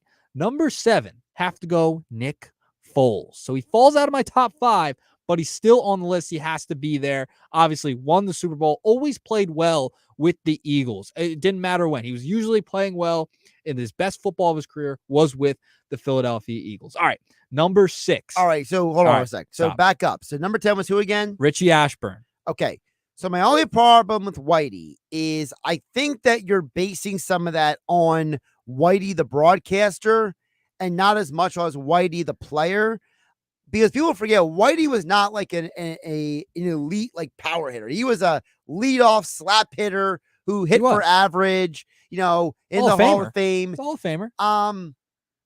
I think it might be a little nostalgia with that. It helped. It helped with him there's a being little in the nostalgia there, but it's a solid pull. Yes. I disagree with Reggie for this reason. Okay. Reggie was a nice human being. Like Reggie would blast you and then help you up and say, God bless you. Yes. To me, like, he's not mean and angry enough. He's not as, dirt and, blue collar. He's more of like, he's going to come to your city, tell you about the gospel, go get some sacks and go home. I see, but he did his job. Josh, and he's beloved here. Like, so to he me, was born to play here. Seth Joyner is more born to play here than Reggie is. Okay. All right. It's a fair argument, but I think Reggie was born to play. All right. Number 6. Number 6. All right. Bobby Clark, the ultimate flyer. That's a good one. Bobby Clark has to be on this list, no doubt. I mean, the guy won Stanley Cup Series, the first captain. The guy just screams Philadelphia as well. All right. Number 5, Chuck Bednarik. I mean, one of the last of the two-way players, played center, has to be on this list. It's a must. That's a great pull by a young Nick Earnshaw over there. Oh, I know the story of Chuck Bednarik. You can't work in this area in sports if you don't know the story of the great Chuck Bednarik. But see, it's not just about the story of Chuck Bednarik. It's the fact of if you get to talk to the old timers who either covered Chuck or knew Chuck Bednarik through different channels or whatever. Like, I've heard stories about Chuck Bednarik, like how he was off the field. Yeah. And like, it was like legendary stories. Yep. I mean, the guy didn't miss games. Like, he didn't, and he played both sides of the ball. I mean, that's insane stuff right there. All right. Number 4, Bryce Harper. I mean, the guy was just born to play here. And I might be recently biased a little bit having him this high, but my goodness, I mean, the guy does everything right. He goes about his business. He loves Philadelphia. The pandering might be a little too much at times. No, the pandering's fine. It's fine. Nick It's Sirianni's fine. pandering is too much. Yes. Bryce Harper is perfect. He embraces. Fanatic. He owns. He has enveloped himself in the flag of Philadelphia, metaphorically, right? The idea that, like, me and Billy Schwein used to argue about this when he first signed in Philadelphia. And I used to tell Billy in the locker room on the weekends here on 97.3 ESPN, I'm like, listen, he is the player you love to hate, but when he's on team, he's your villain. He's your monster. He's your bad guy. You know what I mean? And I think that people like Billy Schwein and others have realized that I was right. That, it's the idea that you love to hate him if he's on the other team. He's like, Dennis Rodman. Right. He's one of those guys who, he's a hate the face, right? But if he's your hate the face, you love him to death. Yeah, I mean, around the league, he gets, the chance of overrated and then hits a home run. Like, it's great. When he's on your team, it's fantastic. And then he screams, let's effing go. And everyone's getting ready to run through a wall. You know what I mean? Yeah, I like if Harper's one of those guys that you could have seen maybe playing like football too. Yeah, he could have played any sport. I mean, the guy was a phenom coming up through the teenage years. Like, he belonged to play here, and he was born to play here. No doubt in my mind. So that's number 4. That's number 4. All right. Top 3. Number 3, Brian Dawkins. Easy. I mean, he was born to play here. The passion he played with. I mean, he was one of the best Eagles of all time. He's still beloved by fans. You're going to see a Brian Dawkins jersey everywhere you go. I mean, so Brian Dawkins, number 3. I think that one was pretty self-explanatory. Yeah, Dawkins is also my favorite Eagle of all time, so I can't argue. Yes. Number 2, Allen Iverson. I have Iverson at 2. I think Iverson was born to play here. I mean, the passion he played with. I mean, people loved him during that run he had with the 76ers. I can't not put him there. Now, you could flip-flop Iverson and Dawkins. I think that's easy to say. Like, you could flip-flop those two at 2 and 3 on my list. Like I said, I'll be changing this list by tomorrow. But Allen Iverson, I had to have up there in the top 3 somewhere. All right. And number 1, it's the easiest one of all time, Jason Kelce. Jason Kelce was born to be a Philadelphia Eagle. I mean, the guy's always hanging out in Sea Isle, the beers, the passion. I mean, there's no way you can't have Jason Kelce not number 1. The guy is Philadelphia through and through. I mean, the speech he gave at the Super Bowl parade embodied this city in every shape, every form ever. Like, I mean, when you talk about underdogs, Jason Kelce is the embodiment of Philadelphia. He's got to be number 1. He was born to play in this city, and he's going to be one of the all-time Eagles ever. He might be the all-time Eagle ever. Gotta say, outside of 2 names, I think it's a good list. All right. I think it's a good list. All right. Now, before we get to my list, text board 609-403-0973. Jeff from Ocean City says, I'm going to give you a 4-for-4 Mount Rushmore. Okay. Now, he didn't really follow the instructions because it wasn't an Mount Rushmore, Jeff from Ocean City. It was players who were born to be in Philadelphia. If you noticed, I didn't have one name on there that people may argue with me about. Mike Schmidt. Mike Schmidt was not born. Was he born to play here? He's a great all-time player. Yes, he was great. But he doesn't embody Philadelphia like some of the other guys you named. Yeah, I think the guys I named embodied this city and knew what this city was about, and they understood it. Like the total opposite end, like I mentioned yesterday, Ben Simmons. Guy did not get this city. The guy just did not get this city. He was a loser. He didn't hustle, nothing. So Ben Simmons, yeah, other side of this list. These guys were born to play. They don't even have to be the best players of all time. Most of my guys were great players, but they don't have to be the best players of all time, Josh. So Jeff from Ocean City's names he put out there are Bernie Perrant, great pull, Canadian who was embraced by Philadelphia, Brian Dawkins, who we all named, Chuck Bednarik, who we all named, Tug McGraw, we didn't mention him, but Tugger, I mean, listen, he was also a guy, before Jason Kelce came to Seattle, Tug McGraw came to Seattle, Nick Earnshaw in the 80s, okay? He used to be seen over there at Bush's Seafood, which is not there anymore, down in around 86, 87th Street in Sea Isle. But he was one of the celebrities you'd be seen over there at Bush's pretty often. Yeah. He was a man of the people. as I've been told stories about it. Also, he names Larry Boa, which is also a great pull. That's a good one. Larry Boa as a player and a manager. That's a good one. This is a hard list, Josh. I mean, there was guys I left. I was like, they could be on the top 10. But yeah, Larry Boa is a great one. He definitely could make it on this list for sure. So I want to get to Tom from Margate. I want to give you his list from yesterday. Okay. So Tom from Margate gave us his list yesterday. I want to acknowledge it. Okay. So I want your reactions to these names. Okay. Yep. Tom from Margate's an older gentleman, just to let you know, Nick. So he might go a little lean in one direction. Right. Okay. Wilt Chamberlain, Allen Iverson, Jimmy Rollins, Chase Utley, Ricky Batalico, Mike Schmidt, Chuck Bednarik, Ron Jaworski, Bernie Perron. I have some issues with that list. Born to play here doesn't necessarily mean best player. That's kind of the trick here, right? Like Correct. that's the fine line you have to kind of toe if you're making this list. Born to play, they embodied this city, they embodied this team, their team that they played for. Man, Mike Schmidt, like I mentioned, I don't think he should be on that list. Wilt, I don't know. Wilt might be. I could see why he's on this list. I get that, but he also played for the Lakers. He played elsewhere as well. I can understand Wilt being on the list. Best player of all time. Wilt, certainly. Born to play here. Obviously, if he's a little, I'm younger, so it would make more sense that he has Wilt on his list. 609-403-0973 is the text board. By the way, Thea is mad at me because I said I wanted Christian Pache to get hit in the head. Yeah, see, I'm with her on that. You don't want to get hit in the head. Not great. Listen, I got hit a lot when I played baseball, and I'm fine. Yeah, he'll turn out fine. He'll be good. He'll be fine. He'll be good. He'll be good. He'll be fine. He's not getting hit in the head. Hopefully not. Now, the texter's name is CM. Okay. Not CM Punk. Not CM Punk. Not the wrestler. CM chimes in and says, let me clarify that I personally despise Philly sports, but frequently listen to you guys' shows.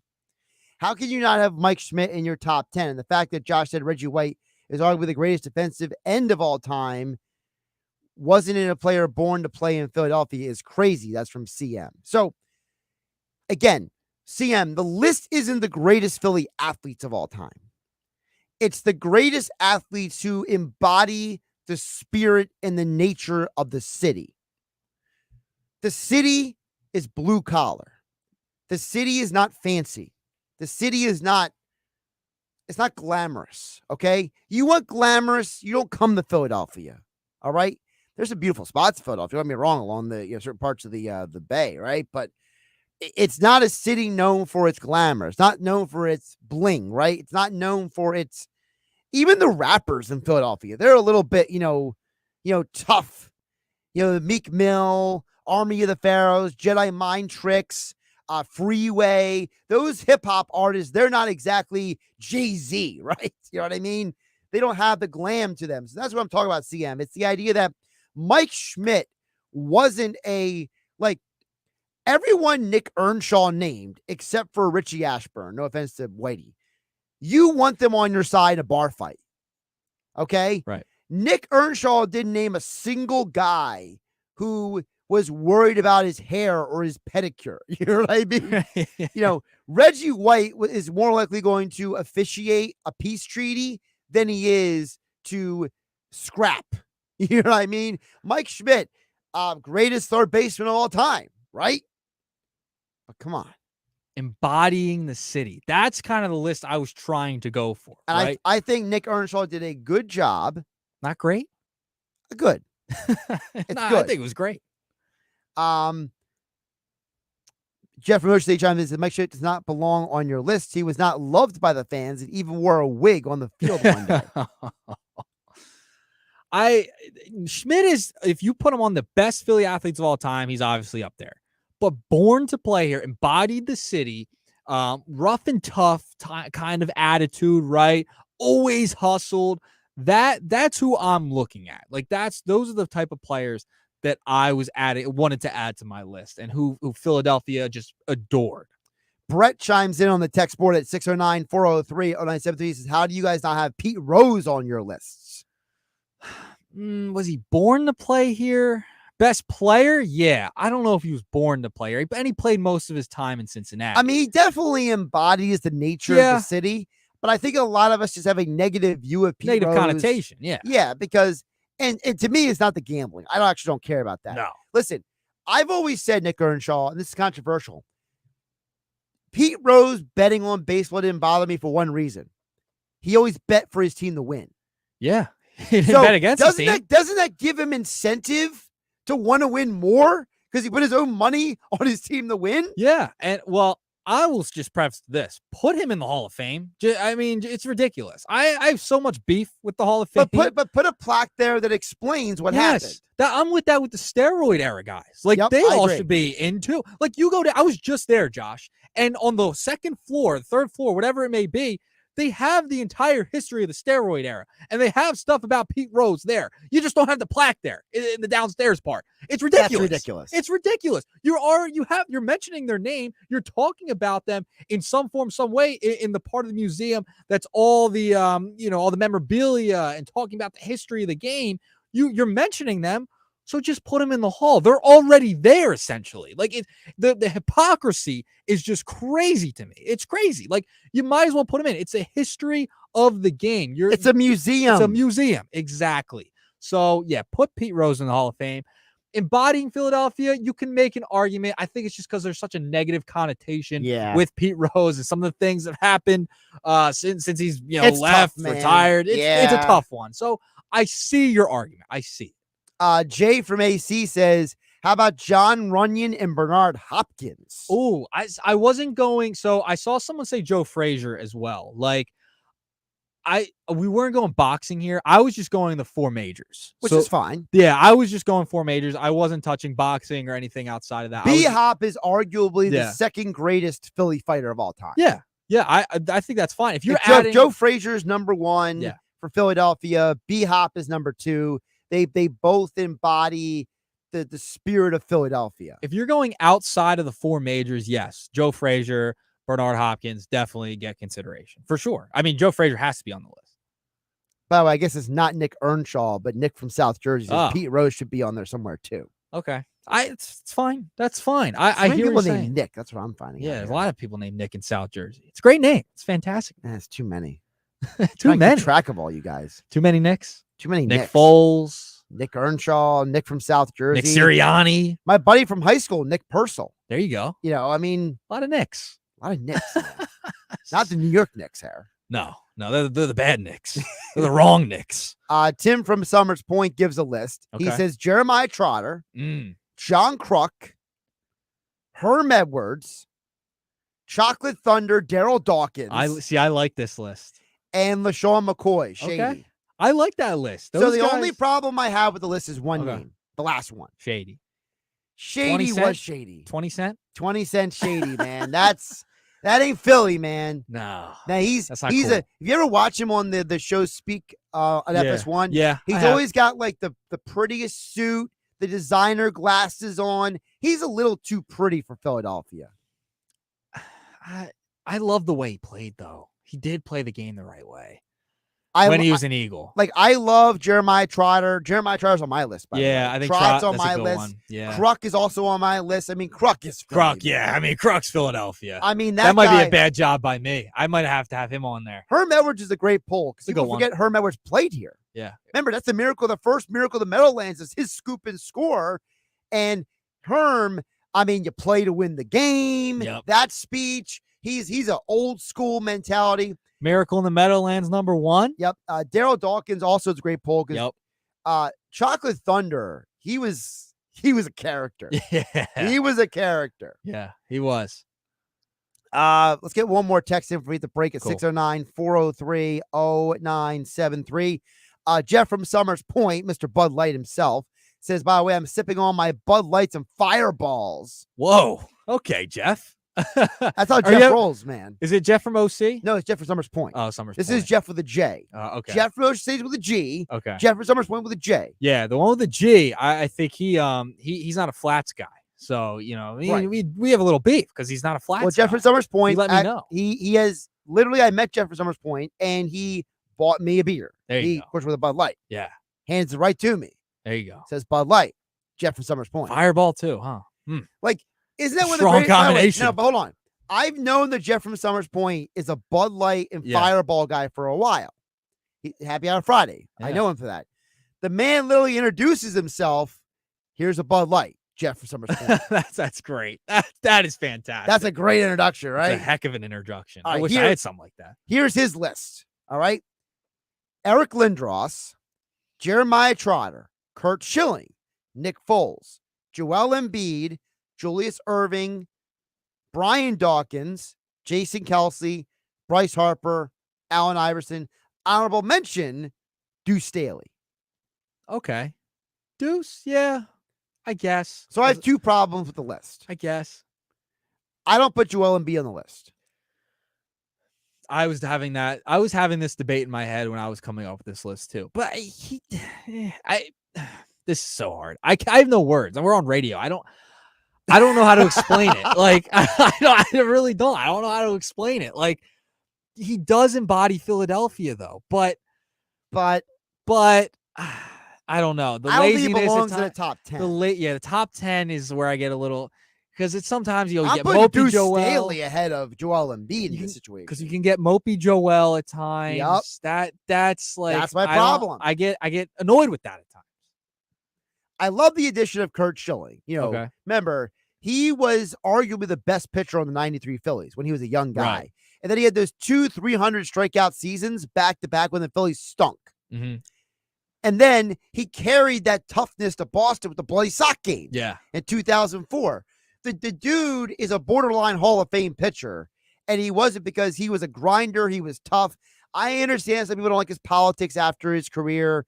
I've actually been told that there are some writers who will not vote for Kurt Schilling because of his politics. Yeah, I mean that's kind of the sentiment out there with Schilling.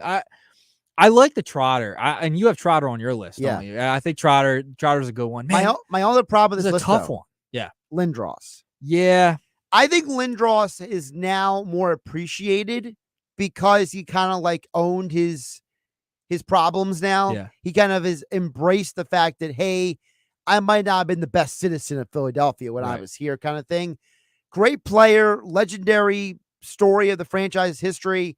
But I wouldn't put him on my list. It got me thinking for Monday, Josh, because you and I will be together again on Monday. Yes. We should do the complete opposite, like we were talking about with Ben Simmons. Let's do the opposite, who were not born to play here. Okay. We're gonna do that for Monday, because that one we're gonna have a lot of fun with too. This one's been a lot of fun, but I think we should do that too. All right, we got more text to get to on the other side. 609-403-0973. He's Nick Earnshaw. I'm Josh Hennig, filling in for Mike Gill on a happy hour of Friday, the Sports Bash. 97.3 ESPN FM and a 97.3 ESPN mobile app. It's free. Thanks to First Bank of Sea Isle City. You're listening to the Sports Bash with Mike Gill. And if you're not down with that, we got 2 words for you. On 97.3 ESPN and the 97.3 ESPN free mobile app. Thanks for calling Discover. This is Diego. Hi, Diego. It's Jennifer Coolidge. I just want to say your cashback match makes me feel so special. It really inspired me. That's great. Doubling the cash back you've earned at the end of your first year is what we do. Well, I'm doubling everything now. Double dating, double dipping, double feature, double header, double whammy. Basically double or nothing. You earn, we match. Discover Cashback Match. See terms at discover.com/creditcard.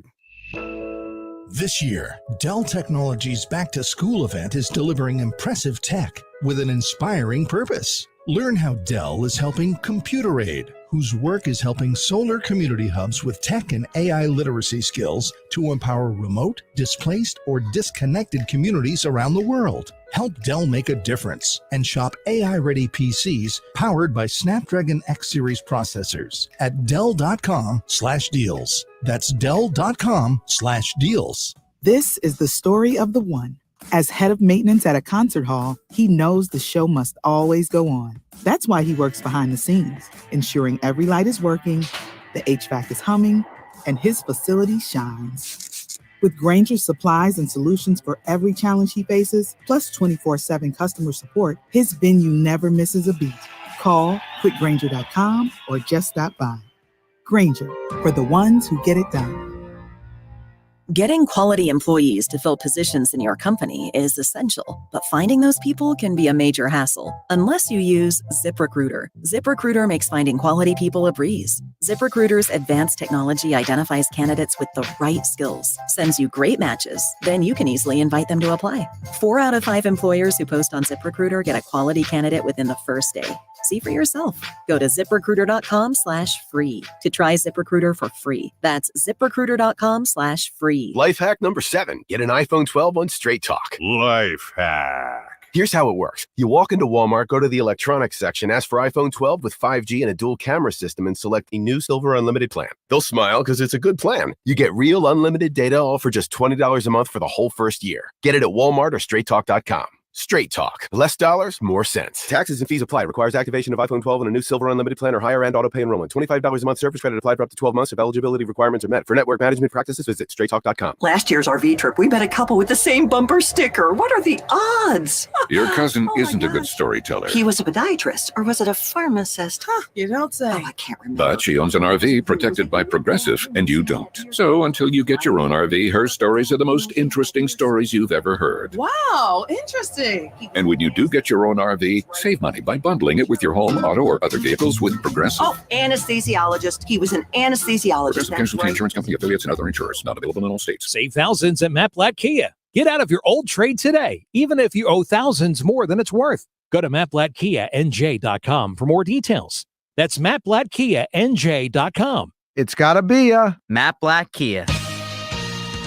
Powered by NJM. No jingles or mascots, just great insurance. This is the Town Square, New Jersey Info and Weather Network. Nick Foles is retiring, and it has sparked a debate. I'm Nick Earnshaw with your South Jersey Sports Center and with your 97.3 ESPN question of the day. The Super Bowl 52 MVP announced his retirement yesterday, and it sparked a huge debate. With that being said, our 97.3 ESPN question of the day is, should the Eagles retire Nick Foles, number 9? Let us know by texting 609-403-0973 or use the 97.3 ESPN free mobile app. There is no question the Philadelphia Eagles should retire Nick Foles, number 9. He won the first Super Bowl for the Eagles, point blank, period. It needs to be retired. Once again, text in at 609-403-0973. Your forecast is next. More than 200 members of Congress are standing up for AM radio listeners. The AM Radio for Every Vehicle Act will keep AM radio in cars, because when cell and internet services are down, this free service could be your only lifeline. Text AM to 52886 and tell Congress to pass this critical legislation now. Message and data rates may apply. You may receive up to 4 messages a month, and you may text STOP to stop. This message furnished by the National Association of Broadcasters. From the Town Square, New Jersey Info and Weather Network, I'm Chief Meteorologist Dan Zero. Let's talk about the end of Debbie. One final punch of heavy rain, wind, and thunderstorms will come through this evening. Then by about midnight, rain will exit New Jersey. The wind will calm down and skies will start to clear. Overnight low temperature 73. It's up for a beautiful weekend, becoming mostly sunny and less humid. Dry and warm, high of 86. Partly sunny and pleasant Sunday, high 82. Get weather 24/7 wherever you are. Download our free mobile app today. You have the choice, whether it's going out to dinner or ordering takeout at a local restaurant or buying that new outfit from a local boutique. Those choices help to put money back into your community. Town Square Media South Jersey proudly puts a spotlight on local businesses. First Bank of Sea Isle City, Cape May County's community bank, Philly Marble and the Philly Marble and Tile Outlet, Philadelphia Avenue and Route 30 in Egg Harbor City. Visit phillymarble.com. Jenkins Plumbing and Heating. Call Jenkins for heating and air conditioning installation, service and maintenance, plumbing, or drain cleaning service. 609-641-6440 or jenkinsplumbingandheating.com. Dr. Lyle M. Back. For everything from skincare to cosmetic surgery, go to ilovelylback.com. And J&M Elite Contractors Roofing and Siding. Check out their great reviews at jmelitecontractors.com. Thank you for supporting your local businesses from Town Square Media, South Jersey. You're listening to the Sports Bash with Mike Gill. When I'm driving, I got a guy on the radio who talks to me. I can't see him, but he talks to me. On 97.3 ESPN. Hello, with Nick Earnshaw. I'm Josh Hennick for Mike Gill on 97.3 ESPN. The 3 o'clock hour is being brought to you by Broadleys Plumbing, Heating, and Air Conditioning. Broadleys is your trusted source for air conditioning, plumbing services, heating, installation, and maintenance for generations. Call them at 609-390-3907 or visit them online at broadleys.net. I mean, if we're talking about Philly, I got to come back with a little Meek Mill. That's a good job by you. Uptown Vibes by Meek. Go on. Great beat, too. Probably my favorite beat of his. Yeah, it's up there. It's got to be up there. I love this beat. There's such a great instrumental to come back on. Good job by you. I didn't recommend that to you either. No, I did it on my own. Look at you. All by myself. Good job over there. I'm so used to riding solo that I don't even ask Nick what he wants to listen to. I just figure it out. Yeah, you already know. You already know my vibe. I got the Beastie Boys lined up. I got Meek Mill. I'll probably play Kendrick Lamar at some point today. You know, the usual. Yeah, the usual. What we need. It was a good job by you. Give you All credit. right. So before we get to the text, I want to give you my 10. Let's hear it. All right. Now, I will admit this is not a literal order. Because like you, I had a lot of trouble numbering. I know. I feel bad that I numbered in a little bit because it's so hard to rank them like 1 through 10. You could mix and match that list in so many different ways. So I'm excited to hear yours. All right. So number 10 for me is Keith Primo. All right. People don't really talk about him a lot, but he was the guy who the Flyers got for Eric Lindros. The man was pure heart, blood, and guts. Okay. That guy was tougher than tough. I mean, that guy could score a goal on you and kick your rear in like 5 seconds apart from each other. The guy was amazing. I like it. That's a good pull by you. My number 4, I went Jeremiah Trotter, the Axeman. Yep. I mean, Trotter was Philly. The man literally couldn't. He was like Nick Foles. He couldn't play anywhere else. He only had success in Philadelphia. Yep. Yeah. I should have included him. I totally just disregarded Trotter. It's a bad job by me. Then I went John Kruk. Yep. Okay. And I know most people, have opinions about him as a broadcaster now. You go back to those early 90s teams, Kruk was like the face of those teams in many ways, just as much as Darren Dalton was. I was thinking going Dalton, but Dalton was a little too pretty. Okay. Like Dutch was like, I know you're very young for this, Nick, but like Dutch Dalton was looked at the way women today look at Ryan Reynolds. Oh, really? Like Darren Dalton was like every woman's like hall pass. That's fantastic. In the early 90s. That's fantastic. Like there were women who would tell their husbands or boyfriends, I'm just letting you know if Dalton comes along. Darren Dalton's an absolute legend. You could honestly put him on this list, but Kruk, I think you went right way with Kruk because I mean he is just Philadelphia tough. Yeah. Grimy. Yeah. He's that guy. Then I went Nick Foles. Yep. Has to be on here. Doesn't need to be explained. Finally, a good Nick Foles take by you. It's about time. It's about time. I did go Bobby Clark like you did. Mm-hmm. So also Bryce Harper, Brian Dawkins, Allen Iverson. Yep. I made Chuck Bednarik my number 1. Okay. No Kelsey. No Kelsey. Wow. You don't have Kelsey on your honorable list? mention. No. All right, Chuck Bednarik, great, deserves to be on the list. But the fact you don't have Jason Kelsey, how do you not have Jason Kelsey on this list? Josh, this is an atrocity. I was with you until you said you didn't have Jason Kelsey. What? Who are you taking off the list? Could you repeat it again? Repeat it for the audience and repeat it for me. Because I got to write this down. I wasn't writing. I was just kind of soaking it in over here. Keith Primo. Okay. You're so depressed over there. Okay. Wow. This is an Jeremiah Trotter. Okay. John Kruk. Mm-hmm. Nick Foles. Mm-hmm. Where am I on the list? My list is a mess here. Oh, Bobby Clark. Yep. Bryce Harper, Brian Dawkins, Allen Iverson, Chuck Bednarik. Okay, you can take off Keith Primo or Trotter over. You can't have those guys over Kelsey. Kelsey needs to be up there on the list. Like he's like the other guys are fine to be on there, but the fact you don't have Jason Kelsey, someone's got to get cut. And listen, Trotter, great. He can make the list. He can make a list. But over Jason Kelsey, Josh, I'm disappointed. Why? Why is Jason Kelsey not on your list? I need to hear this explanation. It's not because he doesn't deserve consideration. I just had stronger feelings about other guys. So, like, if I take someone off Primo or Trotter or Kruk, because Kruk, I feel like you know he did embody it, but like Kelsey did it for how long? Years and years and years. His whole entire career was with the Eagles. I would over Kruk, Primo, and Trotter. I'd have him on this list, no doubt about it. The other guys could stay because you need to fill all the spots, but I think Kelsey's above all of them. All of them. Ben Derrick, I'll argue. That's arguable. Ben Derrick's arguable. Especially, going back to that generation. I mean, the guy was a two-way player. He was also a center, embodied Philadelphia. And a linebacker. As well. He was the last of the two-way player.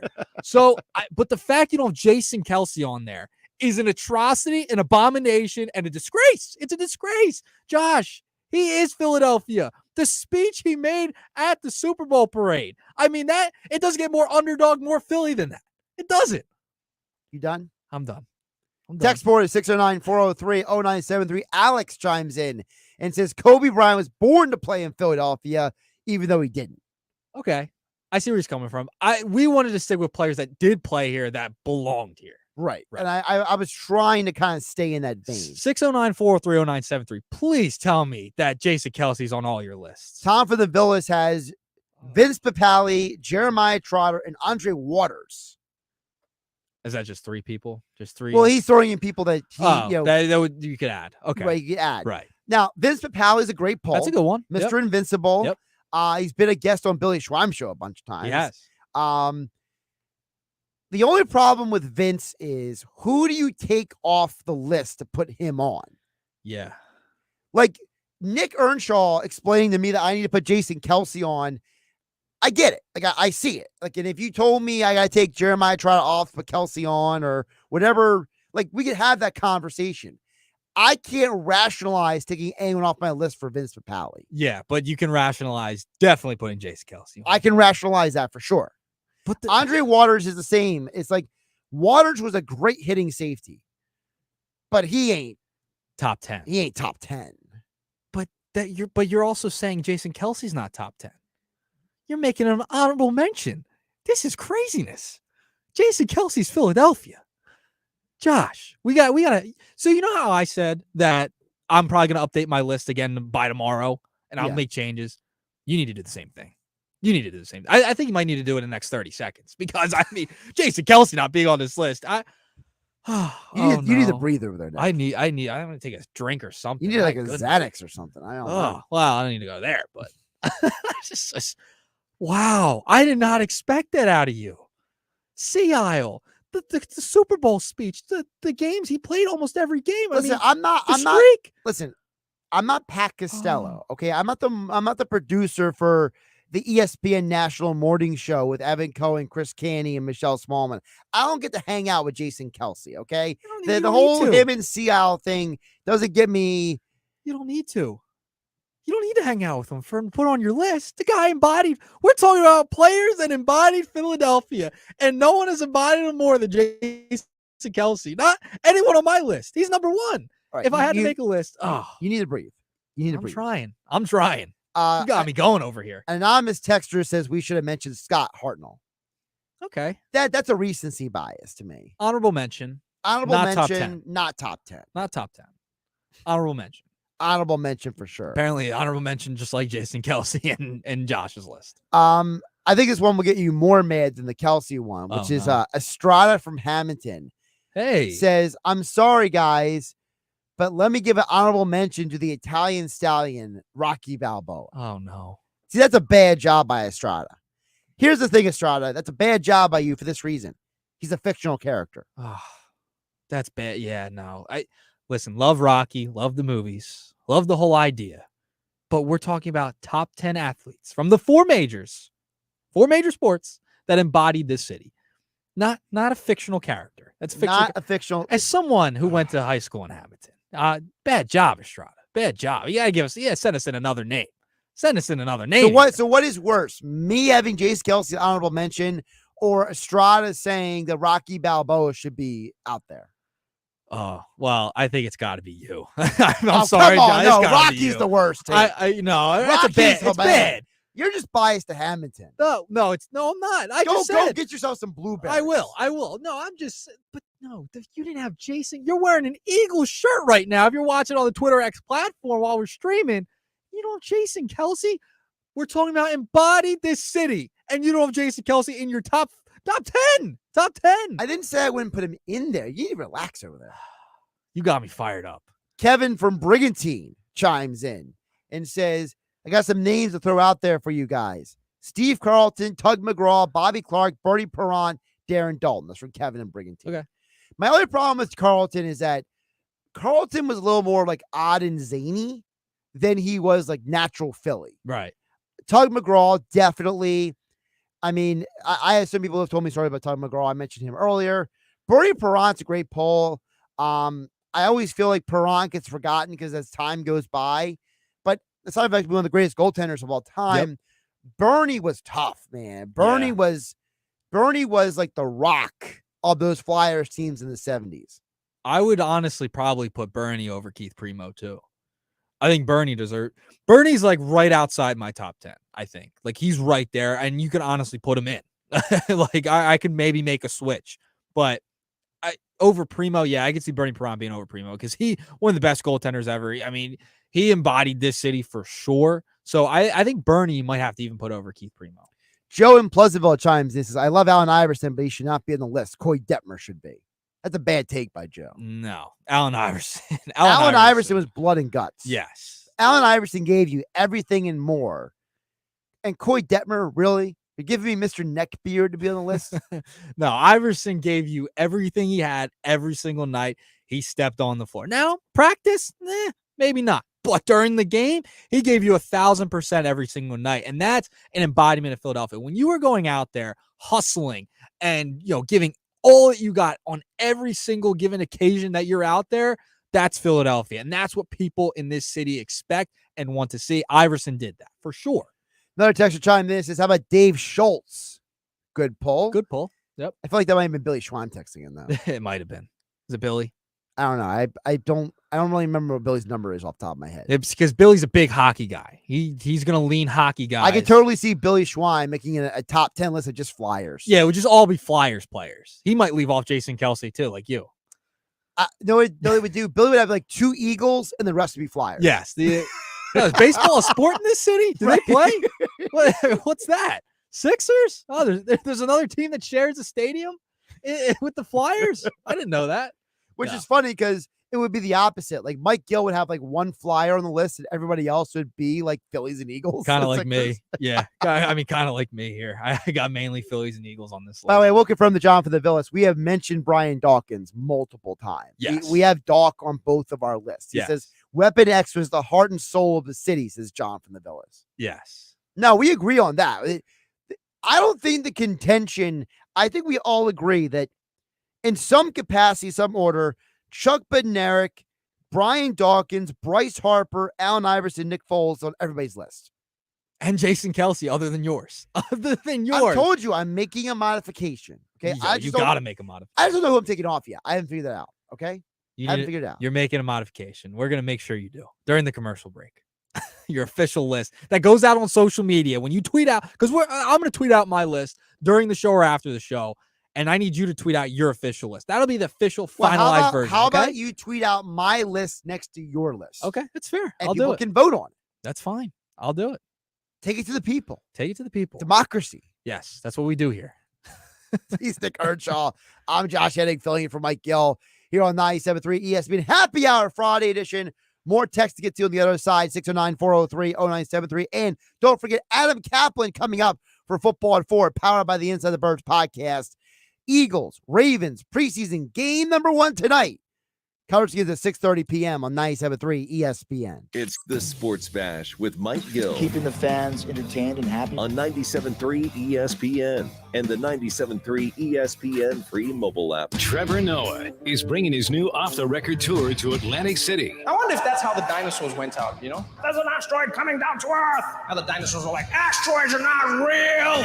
It's a hoax. Don't miss Trevor Noah live on stage. Well, the dinosaurs were running around in panic. Ah, the dust is everywhere. Wear a mask. The T-Rex was like, I can't. Ovation Hall and Ocean Casino Resort, Friday, August 23rd. Get tickets now at theoceanac.com. We all hear the radio ads about the IRS. They tell you to be afraid, to be scared, and they try to frighten you into calling. I'm not here to do that. Tax Relief Advocates is different. TRA is here to tell you that if you owe money to the IRS, whether it's $5,000, $50,000, or $500,000, we have a solution. It doesn't matter if you're sitting in your car, at work, or with your kids. No matter where you are, call now. 800-488-2594. Don't lose hope. TRA can eliminate or reduce what you owe to the IRS. Generous programs are now available that can give you a fresh start. Our passion is taxes and helping individuals fix their IRS problems. We have over 1,000 5-star reviews on Google and an A+ with the Better Business Bureau. You don't need to be afraid of the IRS any longer. End your tax nightmare today by visiting us online at TRA.com or call 800-488-2594. That's 800-488-2594. Tax Relief Advocates. Real solutions for real people. Must qualify for enrollment. Results may vary.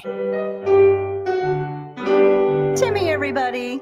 Great job. Next up for our 5th grade class recital, we have Samantha.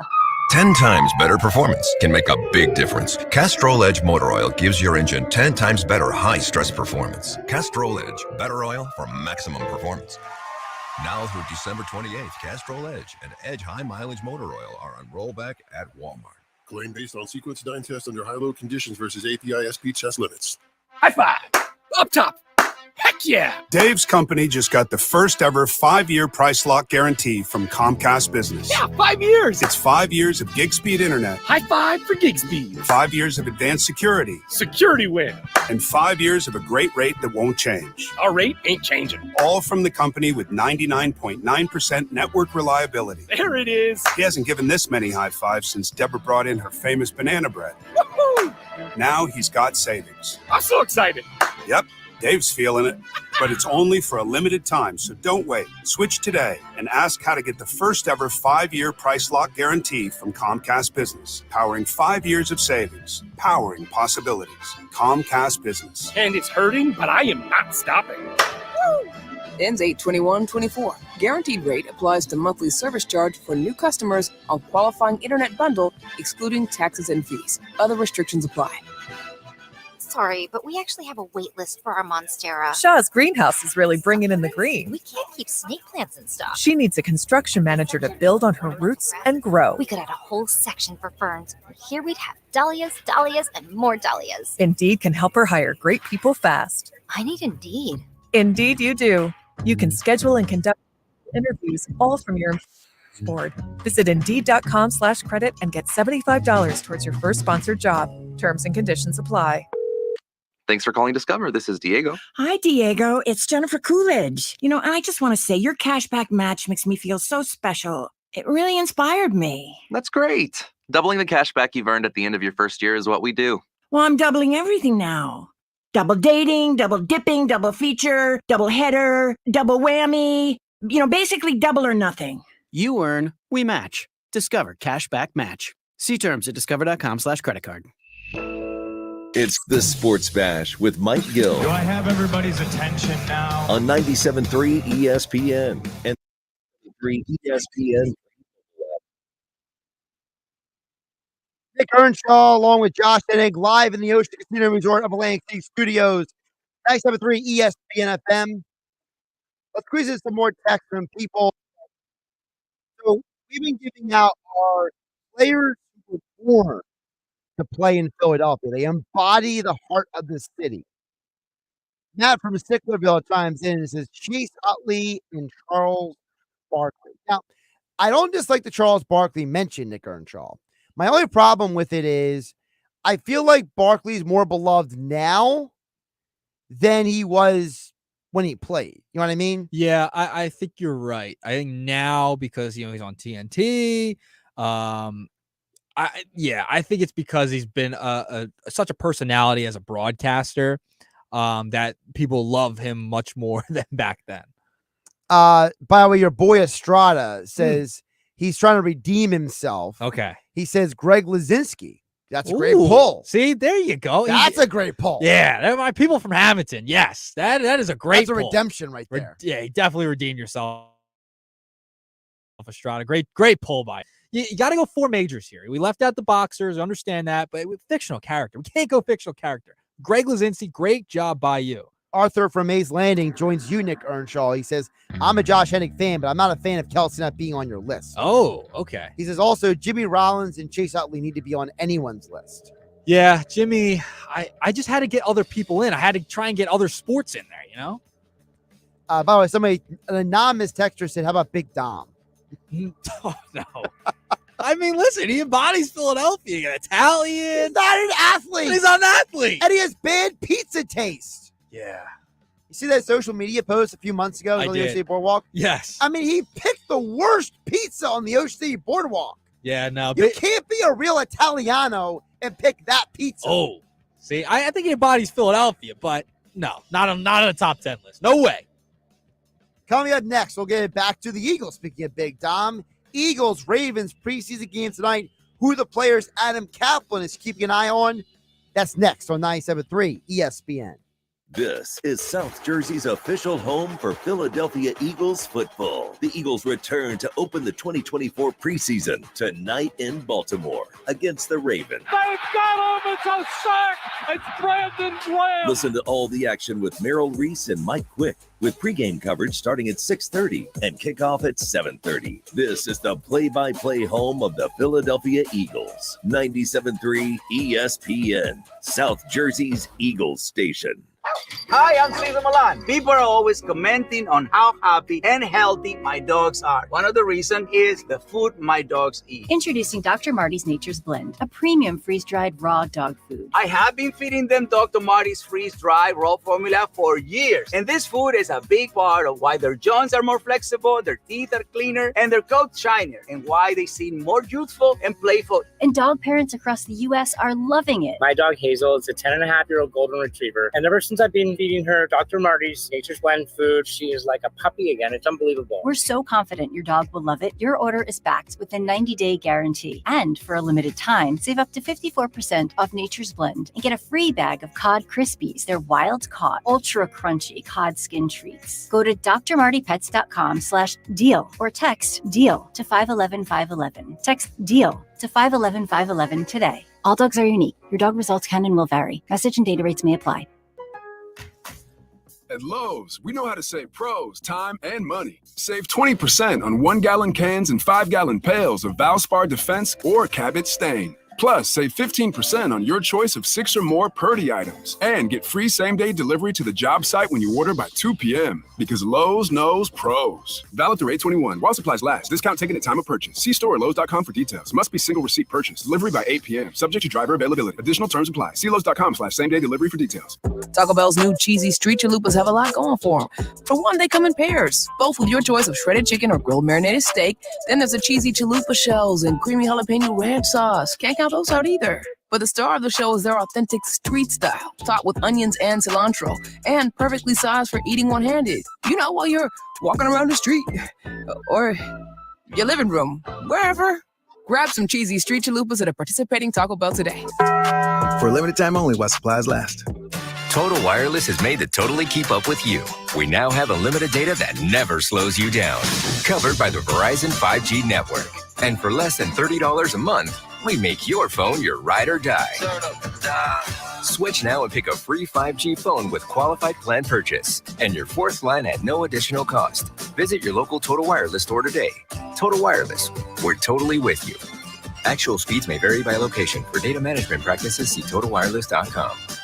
We all hear the radio ads about the IRS. They tell you to be afraid, to be scared, and they try to frighten you into calling. I'm not here to do that. Tax Relief Advocates is different. TRA is here to tell you that if you owe money to the IRS, whether it's $5,000, $50,000, or $500,000, we have a solution. It doesn't matter if you're sitting in your car, at work, or with your kids. No matter where you are, call now. 800-488-2594. Don't lose hope. TRA can eliminate or reduce what you owe to the IRS. Generous programs are now available that can give you a fresh start. Our passion is taxes and helping individuals fix their IRS problems. We have over 1,000 5-star reviews on Google and an A+ with the Better Business Bureau. You don't need to be afraid of the IRS any longer. End your tax nightmare today by visiting us online at TRA.com or call 800-488-2594. That's 800-488-2594. Tax Relief Advocates. Real solutions for real people. Must qualify for enrollment. Results may vary. Why'd the kid jump off the boat? I don't know. Why?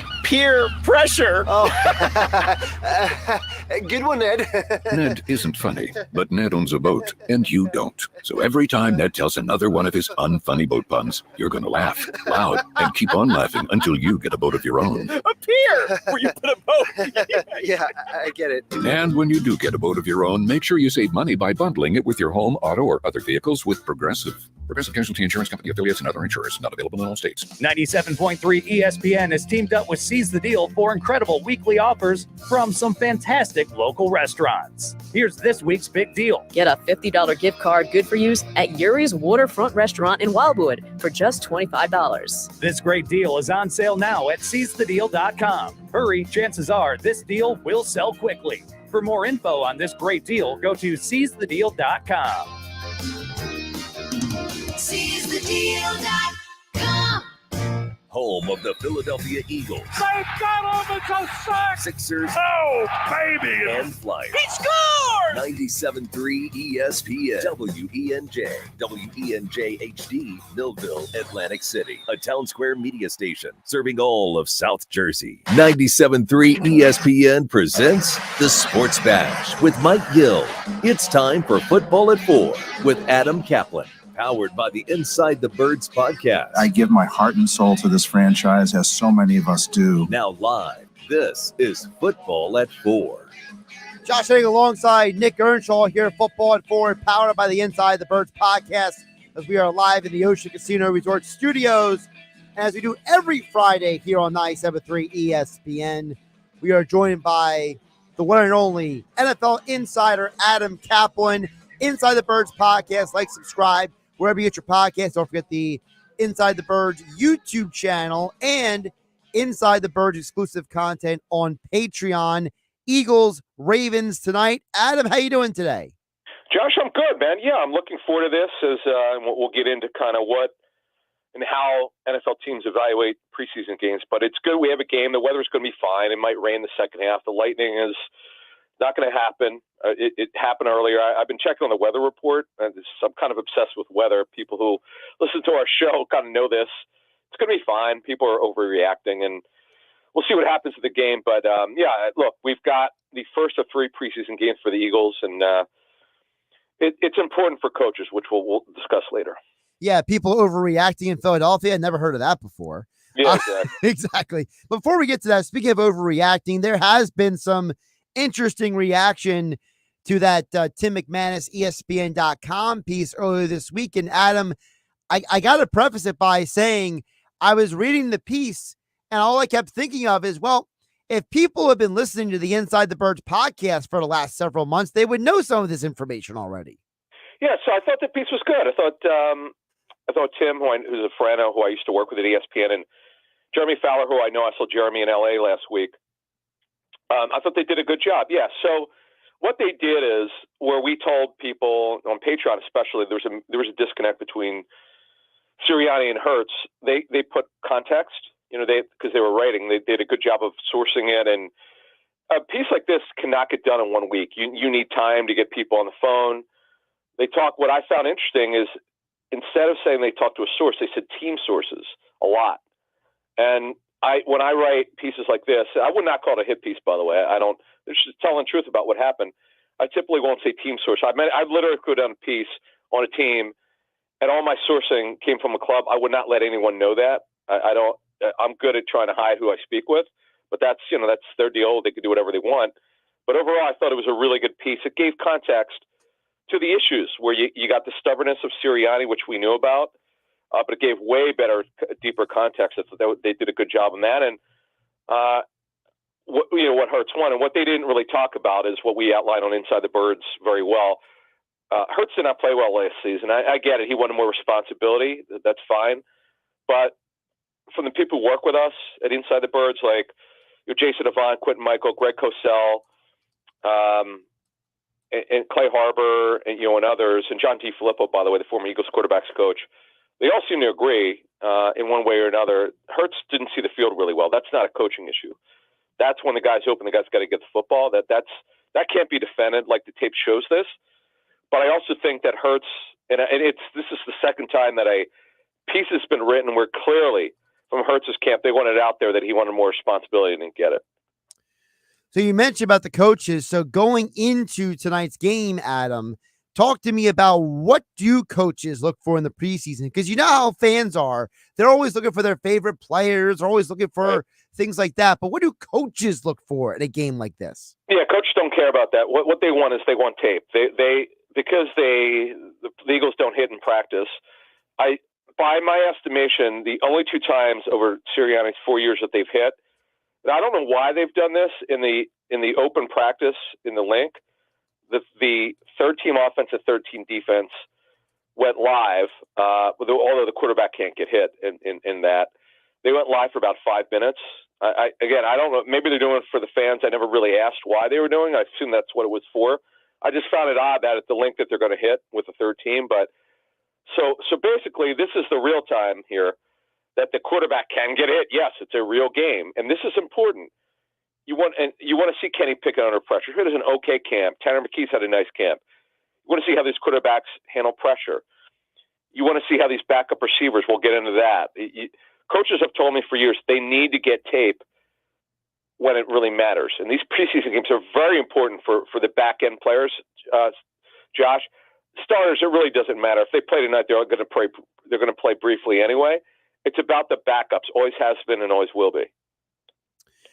You mentioned about the backups. Let's talk about some of those backups. Let's start with the quarterbacks, Adam. Kenny Pickett. Eagles acquired him this offseason, but we also know, based on you and Jeff's reporting, Adam, on the Inside the Birds podcast, InsideTheBirds.com, this organization does like Tanner McKee. So what are you looking for from those two quarterbacks? This is important for both of them. Pickett's the clearly the two. I know people are going crazy for Tanner McKee getting a little bit of work with the twos. In fact, I know the Steelers have seen this. They know what's out there. I know some people with the Steelers, and they found it curious. And I kind of let people know that this is just giving. It's really hard, Josh, with a 13 quarterback. If you're not giving work with the twos, he's just going to work with guys who probably won't be on the football team. Most of them won't be. I just don't think it's very fair because McKee, based mostly on his preseason training camp, we were told last year was not great, but the games are really good for him, and that got him solidified a roster spot. You'd like to see him work with the twos. Let's with a Johnny Wilson, with a Britton Covey, with a John Ross, with an Anais Smith. I think that's important. I'd like to see him get work with that because you never know what would happen. As we learned the year that Coy Detmer got hurt and the Eagles went to A.J. Feely, and that tape was really good.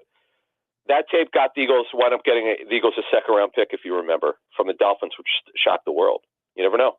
Hey, Adam, it's Nick. I want to touch on the backfield a little bit here. Sure. I know Saquon's been the talk of the offseason, right? Kenny Gainwell's still here. But what can people expect about regarding Will Shipley? Yeah, this is really big for Will Shipley. As we've outlined on Inside the Birds, Shipley's way more explosive than Gainwell. Gainwell's a better pass protector. He's the experienced back. This is a big year for Gainwell because it's a final year's rookie deal. But in the end, Nick, these three games for Will Shipley are very important because, yes, he's going to make the team. He's going to be the third back. But there could be a package of plays in season where they go, you know what, let's get Barkley off the field. Let's get him a break. We know what Gainwell is. But in a normal down and distance, let's say it's on a base down, first or second down, let's see what Shipley can do. But, pass protection in the last week or so has got to be better. This is a wonderful opportunity against a really good defense. I get it. Baltimore's probably not going to play their starters, but they have pretty good backups, and I'm interested to see how he handles this. This is pretty big for him and a guy like Ty Davis-Price and the other backup running backs, but especially for Will Shipley, who's going to be on the football team. John, it's the Adam Kaplan Football at 4, powered by the Inside the Birds podcast, InsideTheBirds.com, at Kaplan NFL on Twitter. I got too excited to talk about Johnny Wilson with you, Adam Kaplan. Yeah. You know, Johnny Wilson and Nia Smith, they were both drafted by this team. They were rookies coming in here. So how do you delineate between two guys who have been drafted versus a veteran like John Ross, who are all competing for roster spots? Yeah, and they're all in the same boat because they're backups. And Britton Covey's going to be their punt returner. He's going to make the team.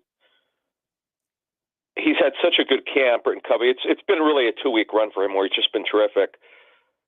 They could certainly take a broader look at him. We'll see if they dress him tonight. I don't even know if he needs the work, because they kind of know how kind of a role he's going to have. For the first time in his 3 years, Josh, he's actually shown he'll be a part of the offensive game plan.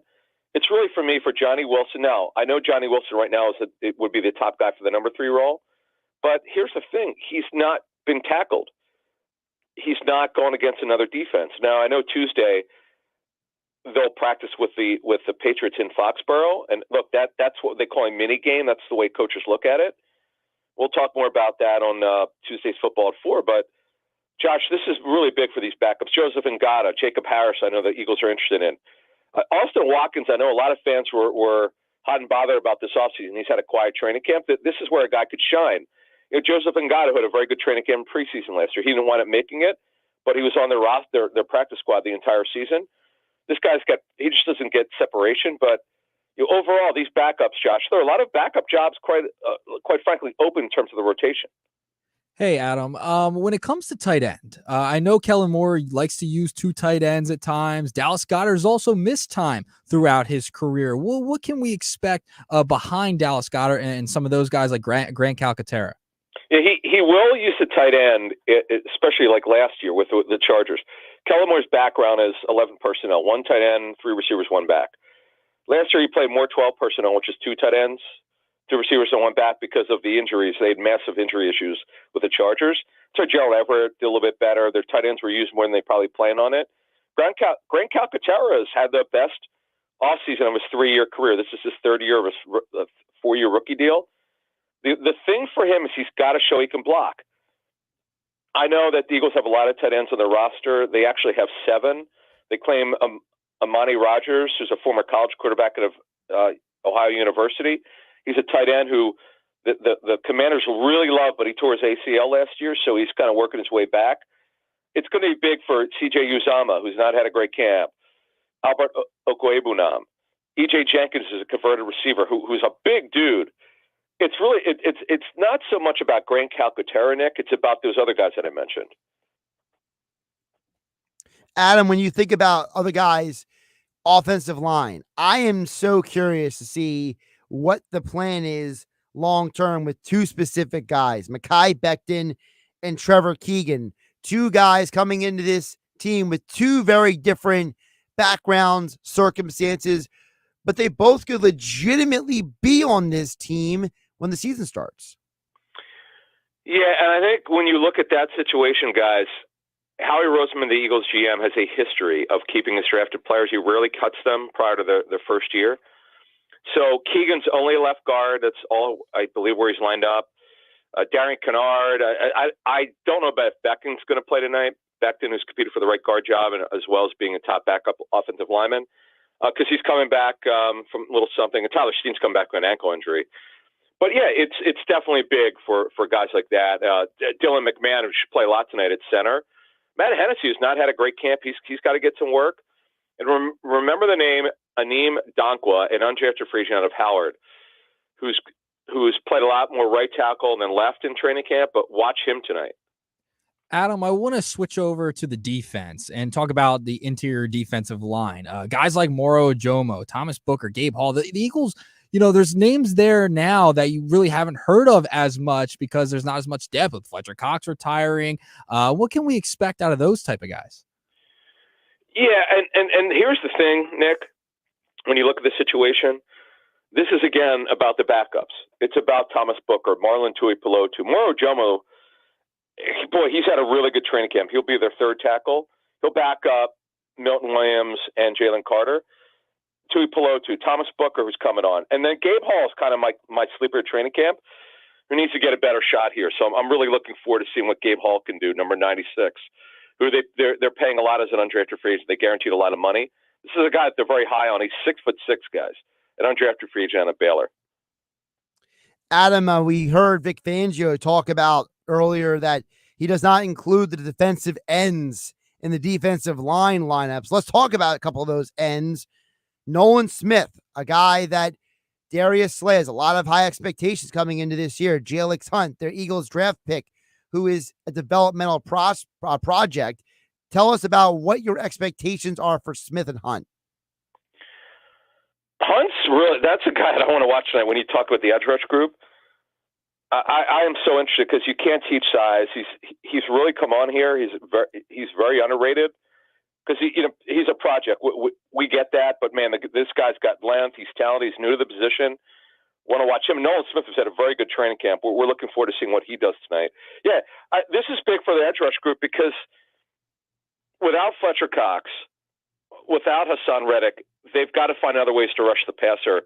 And these type of games are big for those guys. Looking at the inside linebacking position, Adam, Jeremiah Trotter, a name everyone's excited about because, his dad played here. Ben Van Sumeren, another name to look at. What are your expectations with those guys who are kind of, on the back end of the depth chart? The big thing here at the inside backer position, the Eagles will start two of them, is can they get any consistent play? I mean, you got Trot Jr., who's been a really good story lately, who's been one of the most consistent backers. None of them cover well, by the way. Burks won't play. He's out with the same knee he got hurt early in the first day of training camp. Nakobe Dean's got to play better. He's one of the culprits in coverage. We know he could play the run. Ben Van Sumeren is one of the best athletes they have at linebacker, but he's very raw. Someone's got to break out here at this backup group, guys. We know that Bond and White are almost certain to start week one. It's not a lock. It's not in pen yet. It's kind of in pencil for the Green Bay game, but they got to get better. They got to get better in coverage, guys. In fact, Jeff and I were talking off the air last night. We're very interested to see who their linebackers will be this season in passing situations because right now we just don't know. We have not seen these guys cover well enough in coverage.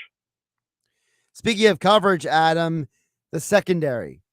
Quinyon Mitchell, I know he was drafted to be an outside corner, but he's getting work at the inside corner spot. Do we see him at all tonight? Don't know what their plan is to play him tonight. I know that the belief is some starters will play.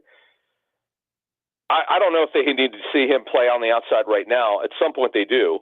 But whenever he plays in the preseason, which he will do at some point, whether it's tonight or the next game against New England, at some point, they got to see him play on the outside because that's his long-term position. That's just the way that they're going to do it. And he's just got to show that he can handle playing a little bit more man coverage. He didn't play really a lot of man in college. He's more of an off-zone corner, which is, by the way, the match carry deliver system. That's a Fangio system where you carry a guy to a certain landmark and you hand it off to somebody else. He's really good at that. That's why they drafted him in the first round. Adam, staying in the secondary and looking at the safety position, James Bradbury, they tried him out at safety. Andre Sam, I know, is getting some run there too. They're thin at the safety position. So this is an important game for those players, especially a guy like James Bradbury, correct? Oh, no question about it, Nick. When you look at this situation, Bradbury is starting to come on a little bit at safety. And if he can get some good tape here, I'm not saying they'll be able to trade him, but at least if some team's really desperate and loses players at safety, this is what we call a showcase game for him. Bradbury, you mentioned Andre Sam. Somebody's got to emerge of this backup safety group. We know that Max has been lining up at safety, no longer at slot corner because they just don't have the depth at safety. And Tristan McCullum, who was with their practice squad last season, his brother Zion plays for the Bucs. So, yeah, when you watch tonight, these are the guys to keep an eye on. Adam, before we let you go, with the new kickoff return rules, how is that going to impact some of the decisions? Because it seems like there's multiple guys in this team who could be kickoff return guys. Yeah, Isaiah Rodgers right now, who's their starting right corner, he figures to have a very good chance to be a kickoff returner. Now, they have dual returners. You'll see the landing zone tonight, which is the term. I kind of have a pretty good idea of the kickoffs because Actually, was at the NFL's demonstration at the owners' meeting. So watch tonight how the Eagles handle this. The kickoff returners in camp have been Shipley, Gainwell, Ty Davis-Price, Isaiah Rodgers, and DeJean could do it, but obviously he can't now because he's hurt. But he may wind up doing it this season. Keep an eye on that and how the Eagles handle it. I know some teams I spoke with said they're not going to show their hand. I'm very interested to see what Michael Clay and Tyler Brown do, who handle their special teams. He's Adam Kaplan at Kaplan NFL on the Twitter X platform. Don't forget the Inside the Birds podcast, InsideTheBirds.com. Get the podcast wherever you get your podcasts. Like, subscribe, download it, share it with your friends. Don't forget Inside the Birds YouTube channel and the Patreon, where Inside the Birds gives you all the inside information you can't get anywhere else. Great stuff today, Adam. Enjoy the game tonight. Guys, thank you. He's Nick Earnshaw. I'm Josh Hennig, filling for Mike Gill here on 97.3 ESPN. We covered a lot of ground there with Adam Kaplan, Nick, but I want to ask from you a couple questions here. You know, who did we name? Are you keeping an eye on tonight? I'm not going to lie. I'm fascinated by the James Bradberry situation, right? I mean, they come into camp with all these young corners. They have a lot of depth there, right? And they just kind of stick Bradberry out there at safety to see if he can play the position, right? So I'm fascinated by the Bradberry situation in the secondary because they have so much talent in that space of their team, right? So, I mean, at safety, they're a little thin, but at corner, they have so many, they just kind of kick Bradberry out. So I'm curious to see how he finagles playing at that position. The guy that I am most curious about tonight, I mentioned the wide receivers because the Eagles are in a very weird situation because they don't have a natural slot receiver. No. Anais Williams and John Wilson are two completely different type of athletes. Yep. But they're both in the conversation. John Ross, different than those other two guys. Speedster. Paris Campbell, he's expected to get a look, but really the best guy? I don't know. So I want to see, can any of these guys separate themselves? And about the kickoff return, don't forget, with the new rules, the kickoff and punt return is more valuable now than it used to be. Yeah. So you're going to need game breakers back there. And I'm not convinced Britton Covey is the answer. There might be another guy on this roster who might take that job from him. Yeah, but he was really good as a punt returner. So I want him back there. Do you think he's going to get cut? I don't think he's going to get cut. I think Covey makes the roster. I think Adam said it. He's looked good the past couple weeks. He's looked good, but you don't think he makes the roster because of the kickoff rules? I think he makes it because he's good at punt returning. I think that's why he would make it. I think that if someone might try to steal his job. That's what I'm saying. No, I think Covey makes this team. I can't see because you have to remember, like last year, he was ranked one of the best returners in football, especially on the punt return. Like he averaged one of the top, averages, I guess you could say, in returning punts. So I wouldn't want to get rid of Britton Covey. I wouldn't cut him. They don't have a lot of depth at receiver anyway after him, so you might as well keep him on the roster if he can make an explosive play happen on the punt returns. I would like to see him get more reps in the slot as slot receiver. Then he was getting some. When I went to the open practice, he was getting some run in the slot. Because the thing is that he is physically built like your Wes Welkers, your Julian Edelmans physically. So if and the reason I bring that up is because who is a Wes Welker Julian Edelman prototype than Cole Beasley? Yeah. And Cole Beasley had his best years with what team? Dallas. And who was coaching him then? Was it Jason Garrett? Right? Kellen Moore, right. He was the offensive coordinator here now? It's Kellen Moore. So in theory, who's got to make the team then? I think Britton Covey needs to get more run in the slot than a kick and punt return, because I think his value might be there more than kick and punt return. Yeah. I maybe you're probably right. You just said he might not make the team. Well, no, I said that his job as the kick and punt returner is in jeopardy. Because I think that there's a lot of guys, Anais Williams, Will Shipley.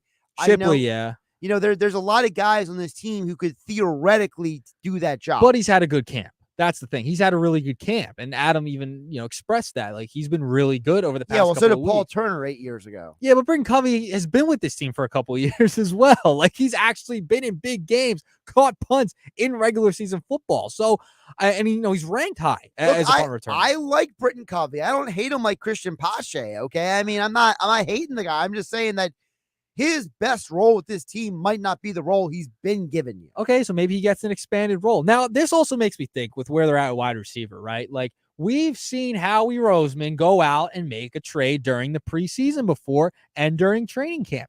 Would I be shocked if that happens? Absolutely not. They could go and upgrade at that position. They have draft capital to do it. So would that shock me? No, because it looks like a gigantic hole in that slot. But you also remember, Dallas Goedert is a part of this team. You have Saquon Barkley. You can utilize him in the pass game as well. So they might not be valuing that third wide receiver spot as much because of all of the other weapons they do have, like Saquon, like Dallas Goedert. Remember, it took forever to get Dallas Goedert involved last year. So we'll see how different coordinator. So we'll see how Kellen Moore utilizes that position, but you might see more tight ends. Like we talked about, Grant Calcaterra, they could utilize more. So we'll see. We'll see what happens. Listen, in the Nick Sirianni, Shane Steichen, Brian Johnson 3 years, tight ends in total averaged about 4 touchdowns per year for the Eagles.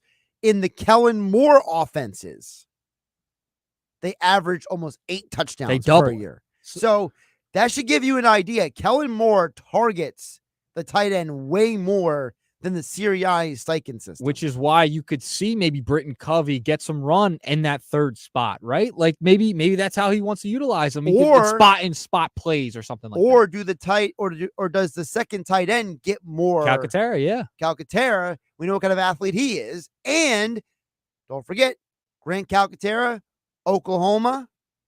Same time some other quarterback was there. Jalen Hurts. Hey, you might. I'm just saying. You're saying. Just saying. Just saying. He's Nick Earnshaw. I'm Josh Hennig, filling in for Mike Gill. 97.3 ESPN FM, 97.3 ESPN mobile app, powered by First Bank of Seattle. Coming up next, how about some nuggets? Ooh. Nick Earnshaw, live in the flesh in the Ocean Casino Resort Studios. I'm virtually here. He is here in person. I could slap him if I wanted to, but I won't. He'll give us nuggets coming up next on 97.3 ESPN. You're listening to the Sports Bash with Mike Gill. When I'm driving, I got a guy on the radio who talks to me. I can't see him, but he talks to me. On 97.3 ESPN. Something good to know from First Bank of Sea Isle City. We have all of today's innovative banking products just like the big banks, but we offer something they can't. A personal community focus. Let's get you started with Bill Pay. You save time when you pay your bills online. It's fast, easy, and convenient. First Bank of Sea Isle City, a community bank that delivers more for you every day. Personal service, today's technology, from the people who truly care.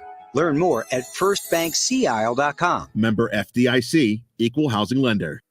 I want to learn how to cook, but I keep ordering takeout. Accomplishing goals is hard, but when your goal is to learn a new language, Babbel makes it easy. In just 15 minutes a day, Babbel will help you start having conversations in as little as 3 weeks. Words and phrases you'll actually use. So when someone asks, "How's your French going?" you can say, Babbel facilite grandement l'apprentissage d'une nouvelle langue. Now try Babbel for free at Babbel.com. That's Babbel.com. Babbel.com. With Progressive Snapshot, you could save on auto insurance rates by driving safely, which is great because you're rarely rewarded for just being you. Ever get rewarded for being left-handed? No. You get to use weird scissors. Your reward for being a Capricorn? Cold birthdays that conflict with the holidays. And your reward for quickly responding to every work email? More emails.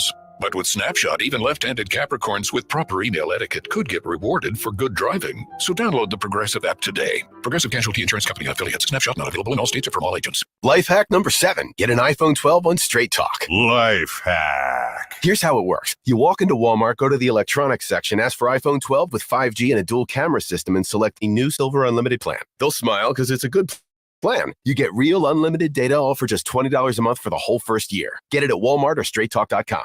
Straight Talk. Less dollars, more sense. Taxes and fees apply. Requires activation of iPhone 12 and a new Silver Unlimited plan or higher-end auto pay enrollment. $25 a month service credit applied for up to 12 months if eligibility requirements are met. For network management practices, visit StraightTalk.com. This is the story of the one. As head of maintenance at a concert hall, he works behind the scenes. ensuring every light is working, the HVAC is humming, and his facility shines. With Granger's supplies and solutions for every challenge he faces, plus 24/7 customer support, his venue never misses a beat. Call quickgranger.com or just stop by. Granger, for the ones who get it done. Some people just know the best rate for you is a rate based on you with Allstate. Not a rate based on Terry who keeps and makes the car behind them. Oh no, they're about to. Save with DriveWise and the Allstate app and only pay a rate based on you. Not available in every state, subject to terms and conditions. Rating factors and savings vary, and in some states your rate could increase with high-risk driving. Allstate Fire and Casualty Insurance Company and affiliates, Northbrook, Illinois. Texting enrolls you into recurring automated text messages. Consent not required to purchase. Message and data rates may apply. Hey, Dan, how you doing? Haven't seen you around the gym for a while. Yeah, I've really fallen off. Since I turned 40, I just don't get the results I used to get. Could be lower testosterone. Lower T. Yeah, I went through it a while back. Once you hit 40, your body has less free testosterone. I got Nugenix Total T, and it's made a huge difference for me. I've seen that ad on TV. Is it for real? Oh, yeah. The key ingredient is something called Tesnor, which helps boost free and total testosterone levels to help you trim up and stay lean. And it's made a difference for you? Man, I feel like I'm in my 20s again, at work, in the gym, and in the bedroom. Are they still giving out complimentary bottles for people to try it for themselves? Yeah, you just need to send them a text. Text ROCK to 42424 right now for your complimentary bottle of Nugenix Total T, the #1 selling testosterone booster at GNC. Plus, text now and we'll include a bottle of Nugenix Thermo, our most powerful fat incinerator ever, to help you get back into shape fast. Absolutely free. Text ROCK to 42424. That's ROCK to 42424. Oh yeah, it's on at Matt Blatt Nissan. If you're currently stuck in a loan or lease, AJ the Trade Man can get you released. Matt Blatt Nissan.com. It's on at Matt Blatt Nissan on the Black Horse Pike, Egg Harbor Township. Powered by NJM. No jingles or mascots, just great insurance. This is the Town Square, New Jersey Info and Weather Network. Nick Foles is retiring, and it has sparked a debate. I'm Nick Earnshaw with your South Jersey Sports Center and with your 97.3 ESPN question of the day. The Super Bowl 52 MVP announced his retirement yesterday, and it sparked a huge debate. With that being said, our 97.3 ESPN question of the day is, should the Eagles retire Nick Foles, number 9? Let us know by texting 609-403-0973 or use the 97.3 ESPN free mobile app. There is no question the Philadelphia Eagles should retire Nick Foles' number 9. He won the first Super Bowl for the Eagles, point blank, period. It needs to be retired. Once again, text in at 609-403-0973. Your forecast is next. Lenny Kravitz presents the Blue Electric Light Tour 2024. Live in Atlantic City. Ovation Hall and Ocean Casino Resort, Friday, November 1st. Get tickets now at theoceanac.com. From the Town Square, New Jersey Info and Weather Network, I'm Chief Meteorologist Dan Zero. Let's talk about the end of Debbie. One final punch of heavy rain, wind, and thunderstorms will come through this evening. Then by about midnight, rain will exit New Jersey. The wind will calm down and skies will start to clear. Overnight low temperature 73. That sets us up for a beautiful weekend, becoming mostly sunny and less humid tomorrow. It'll be dry and warm, high of 86. Partly sunny and pleasant Sunday, high 82. Get weather 24/7 wherever you are. Download our free mobile app today. New Jersey's got a lot of summer wow. We got your under the sun wows. Your this is too much fun wows. Your that wine was sublime wows. And your one more time wows. So come see what your wow's gonna be. New Jersey, it's one summer wow after another after another. Find your wow at visitnj.org. New Jersey, little state, lot of wow. We have the perfect solution for sitting in traffic. You come with me. The Sports Bash with Mike Gill on 97.3 ESPN and the 97.3 ESPN free mobile app.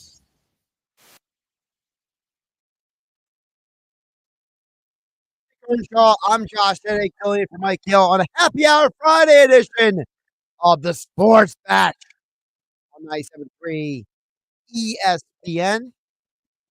We'll get back to the text board in just a minute, 609-403-0973.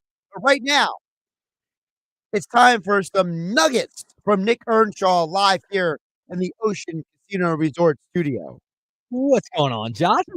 I'm here. I'm not virtual today. I've been No. here for the past, 2.5 hours? Yeah, Has it you're been? Or still 2.5 hours here. You in? didn't run away. I didn't run away. I did not. But I got to get started with our question of the day.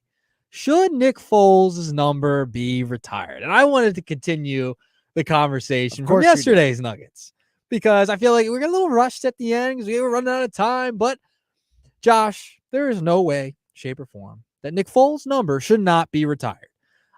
It has to be.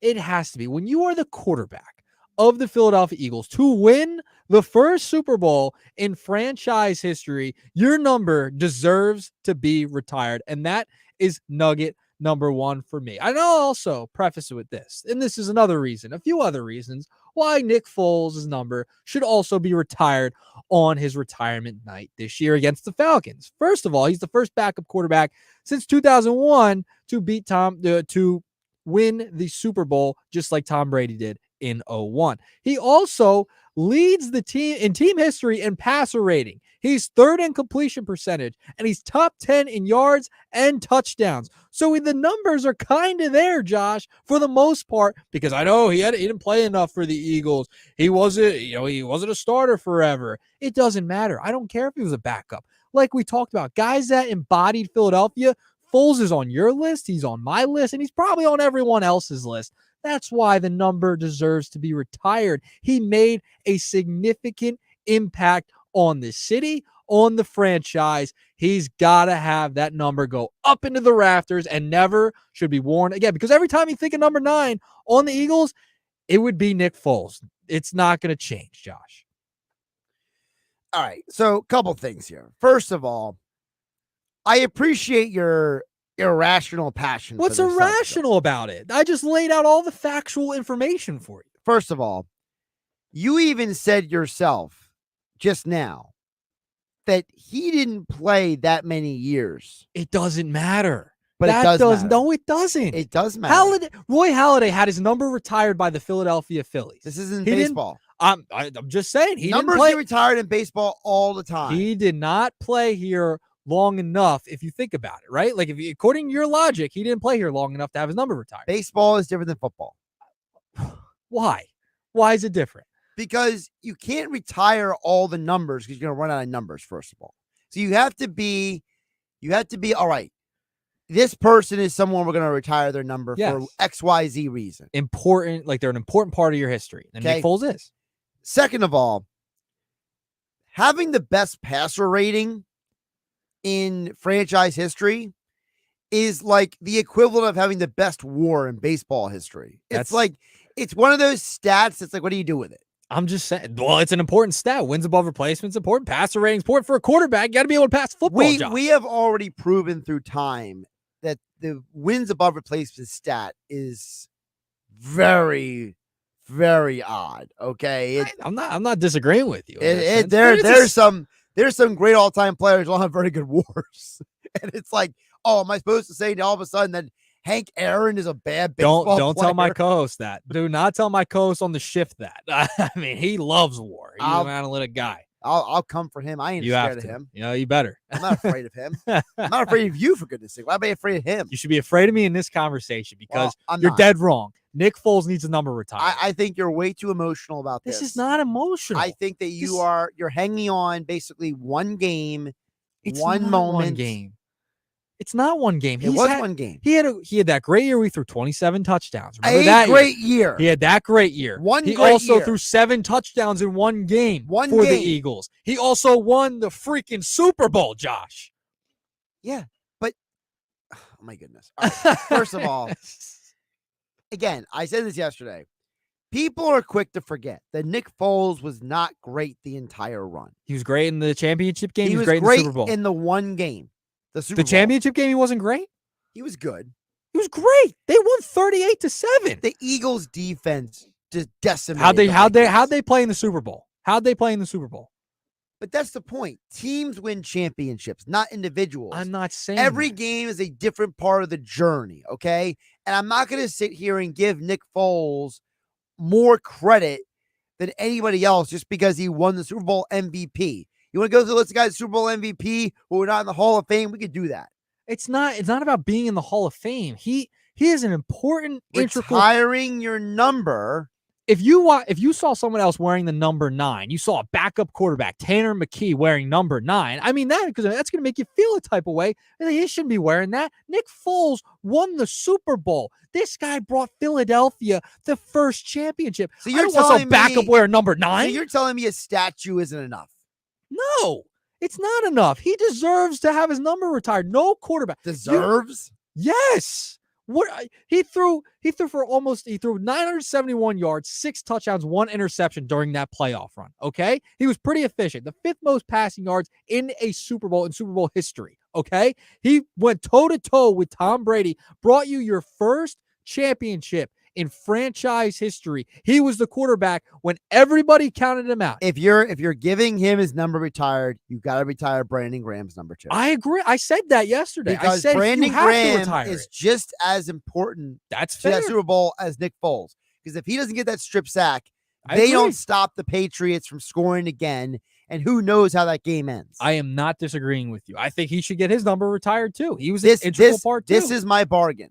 That's my bargain. Okay, so if Nick Foles gets his number retired, Brandon Graham has to too. It has to. Okay, I don't disagree with that. That's the requirement. But it shouldn't be. It shouldn't be. Yes, it did. Because why? Because if you are saying that game is the reason, that Super Bowl game is the reason, and we know, but quarterback is the most important position in probably all of sports. And Nick Foles went toe-to-toe with the best. A quarterback is only as good as the offensive line in front of him and the receivers catching. You stop. No. It's true. No, it's not. Yes, it is. No, it's not. So why didn't Dan Marino? He didn't have Jason Peters. So Jason Peters was hurt. They were banged up. Vaitai was his left tackle that year. Well, first of all, Vaitai had the season of his life. Yes. That year, okay. He had a Hall of Famer, battling Jason injuries. Kelsey, in front of him. He had Lane Johnson, a future Hall of Famer, in front of him. Brandon Brooks was an all-pro right guard. Wisniewski was one of the most underrated Darren guards that Sproles year. was hurt. I'm just saying they had a running back by committee. Listen, everything went right for the Eagles that year. But to have a backup quarterback come in and take over and still win the Super Bowl, But you say yourself, everything went right that year. it did. That's fine. And it went right with the quarterback. No one expected Nick Foles to go I mean, toe-to-toe Zach with Ertz had Tom 100 Brady. receiving yards in the game. Who threw him the ball? Who caught the ball? I'm just saying who threw it to him. The He's still pass had gonna to get catch it. there. Still got to throw it. Listen, we don't call Joe Montana's pass to Dallas Clark the what? The quarterback. We call it the catch.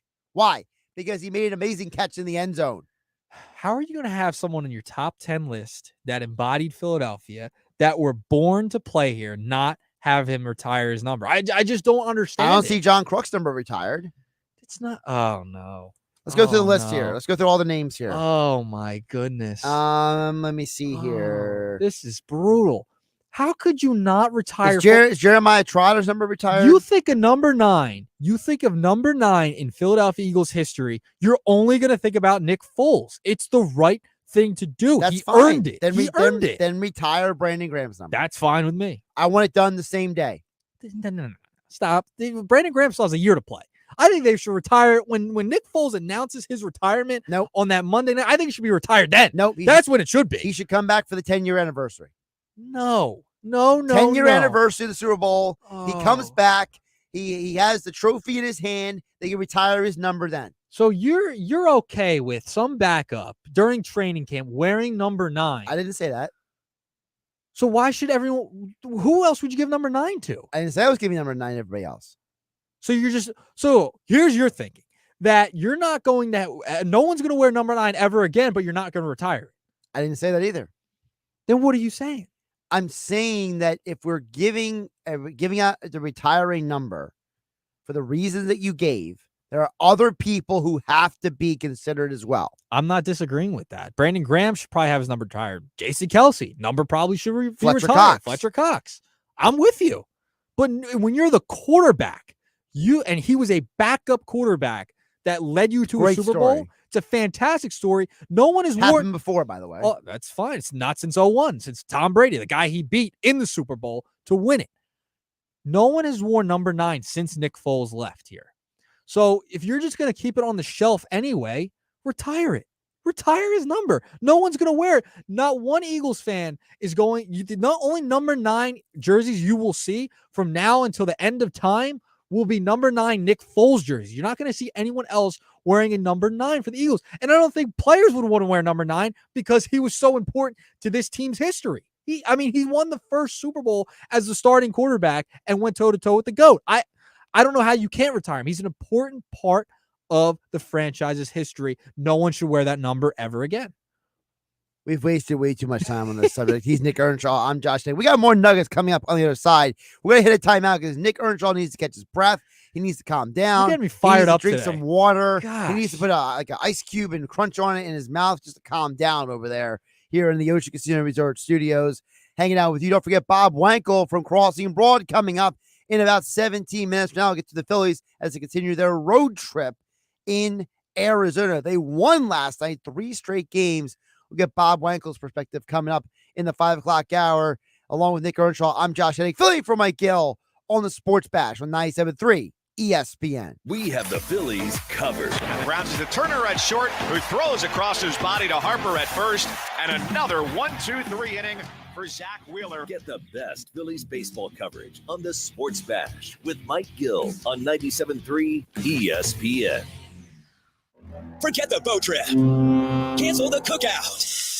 It's the Matt Blatt Nissan July Blowout. Get a cooking hot deal. New Nissan Sentra SV, just $159 per month lease. Or Kicks S, just $199 per month lease. And 0 security deposit. Oh, yeah, it's on at Matt Blatt Nissan. New Nissan Rogue, 0 down and 0% financing for 36 months. Stuck in a loan or lease? AJ the Trade Man can get you released. So bring it to Matt Blatt Nissan and drive home a new Kicks S, just $199 per month. Or Sentra SV, only $159 per month lease. Both with 0 security deposits, $29.99 due. Matt Blatt Nissan.com. Unapproved Tier 1 credit through NEMAT. Negative equity will be refinanced into new vehicle. Plus tax tag and $589 doc fee. Offers can't be combined. Call 877-289-6670 or go to mattblattnissan.com for complete details. VIN RL544560 and RY2829664. Central lease selling price $23,694. Kick selling price $22,944. It's on at Matt Blatt Nissan on the Black Horse Pike, Egg Harbor Township. This is the story of the one. As head of maintenance at a concert hall, he knows the show must always go on. That's why he works behind the scenes, ensuring every light is working, the HVAC is humming, and his facility shines. With Granger's supplies and solutions for every challenge he faces, plus 24/7 customer support, his team never misses a call, Granger.com, or just stop by. Granger, with the one who get it done. 3 reasons I just tried old school deodorant and made the switch to new full body deodorant for kids, privates, and beyond.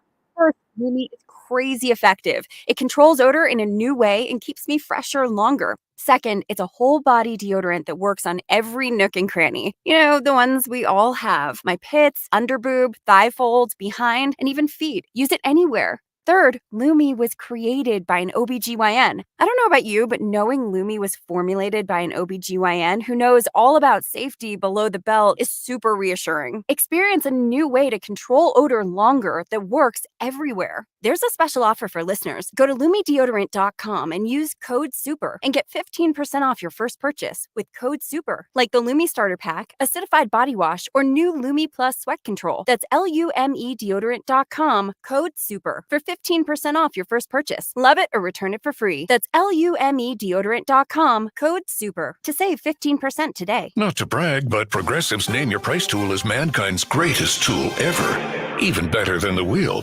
Sure, without the wheel, we wouldn't have modern transportation or funny videos of dogs riding skateboards. But without the Name Your Price tool, we wouldn't have easy access to auto insurance options based on our budget. And, well, cars do need wheels. They also need insurance, and insurance never goes flat. Learn more about the greatest tool ever, the Name Your Price tool at Progressive.com. Progressive Casualty Insurance Company and Affiliates. Price and coverage match limited by state law. Not available in all states. We all hear the radio ads about the IRS. They tell you to be afraid, to be scared, and they try to frighten you into calling. I'm not here to do that. Tax Relief Advocates is different. TRA is here to tell you that if you owe money to the IRS, whether it's $5,000, $50,000, or $500,000, we have a solution. It doesn't matter if you're sitting in your car, at work, or with your kids. No matter where you are, call now. 800-488-2594. Don't lose hope. TRA can eliminate or reduce what you owe to the IRS. Generous programs are now available that can give you a fresh start. Our passion is taxes and helping individuals fix their IRS problems. We have over 1,000 5-star reviews on Google and an A+ with the Better Business Bureau. You don't need to be afraid of the IRS any longer. End your tax nightmare today by visiting us online at TRA.com or call 800-488-2594. That's 800-488-2594. Tax Relief Advocates. Real solutions for real people. Must qualify for enrollment. 97.3 ESPN has teamed up with Seize the Deal for incredible weekly offers from some fantastic local restaurants. Here's this week's big deal. Get a $50 gift card good for use at Yuri's Waterfront Restaurant in Wildwood for just $25. This great deal is on sale now at seizethedeal.com. Hurry, chances are this deal will sell quickly. For more info on this great deal, go to seizethedeal.com. seizethedeal.com. You're listening to The Sports Bash with Mike Gill on 97.3 ESPN and the free mobile app. Hello, Nick Earnshaw. I'm Josh Hennick, filling in for Mike Gill. 97.3 ESPN FM, 97.3 ESPN mobile app. All right, Nick, you got some more nuggets that have nothing to do with Nick Foles, so let's get into that. Nick Earnshaw's Nuggets every day in the 4 o'clock hour, right here on the Sports Bash on 97.3 ESPN. All right, so my second nugget, we're off the Nick Foles. I calmed down during the commercial break there. Yep. I took a few breaths. I got myself composed, Good Josh. job. Proud of you. You know you've got my blood pressure fired up today, by the way. Twice today. You've done it. That's fine. All right. Moving along to nugget number 2. Now, I don't know if you saw this, Josh. I don't know if our listeners saw this on social media yesterday. CeeDee Lamb, Cowboys wide receiver, who I did see this. Oh, this is fantastic. So he's trying to get a new contract, right? And Jerry Jones, he's playing hardball. We know how Jerry is. He's a pain in the you-know-what. Yeah, he's an idiot. So yesterday, there was a tweet that CeeDee Lamb put out after Jerry Jones met with the media. One of the reporters put out a quote from Jerry Jones in a picture that said, Cowboys owner Jerry Jones on contract talks with CeeDee Lamb. Quote, I don't have any urgency to get it done, end quote. And CeeDee Lamb quote tweeted that and tweeted out LOL, period. So things seem to be going pretty well in Dallas right now. Michael Parsons also retweeted this post, and also CeeDee Lamb changed his not his profile pic, his background picture of his profile, his Twitter header, I should say, and he took out the Cowboys in his bio. So things are not looking too great in Dallas right now. And Jerry Jones, it's of his own making, Josh. So a couple things here. One, you're right. Jerry Jones has made this disaster pretty much all by himself. This organization's done a great job at drafting players, but they haven't done a great job at keeping their players. And the fact, remember, Jerry Jones last year made fun of the Eagles and said, we're trying to, we don't operate that way. Basically saying, the Eagles re-sign their players is, a dumb way to do things. Well, Eagles looking pretty smart right now. Jerry Jones, not so much. The other part I don't understand is this organization knows that they can't keep Prescott and CeeDee Lamb and Micah Parsons at the money they want and build a team, right? So why are you hanging on to all three? Like, if you're not going to give CeeDee Lamb the money, trade him. You know what I mean? Like, move on. Let him go. Get some assets for him. Yeah. He's one of the best receivers in football. I mean, they did it with Amari Cooper years ago. Remember, they traded Amari Cooper because they didn't want to give him any more money. Why are you hanging on to CeeDee Lamb and you're not getting anything out of him? It's so funny because they're going to pay Dak Prescott and he's got to have nobody to throw to. He's not going to have anybody to throw to at that point.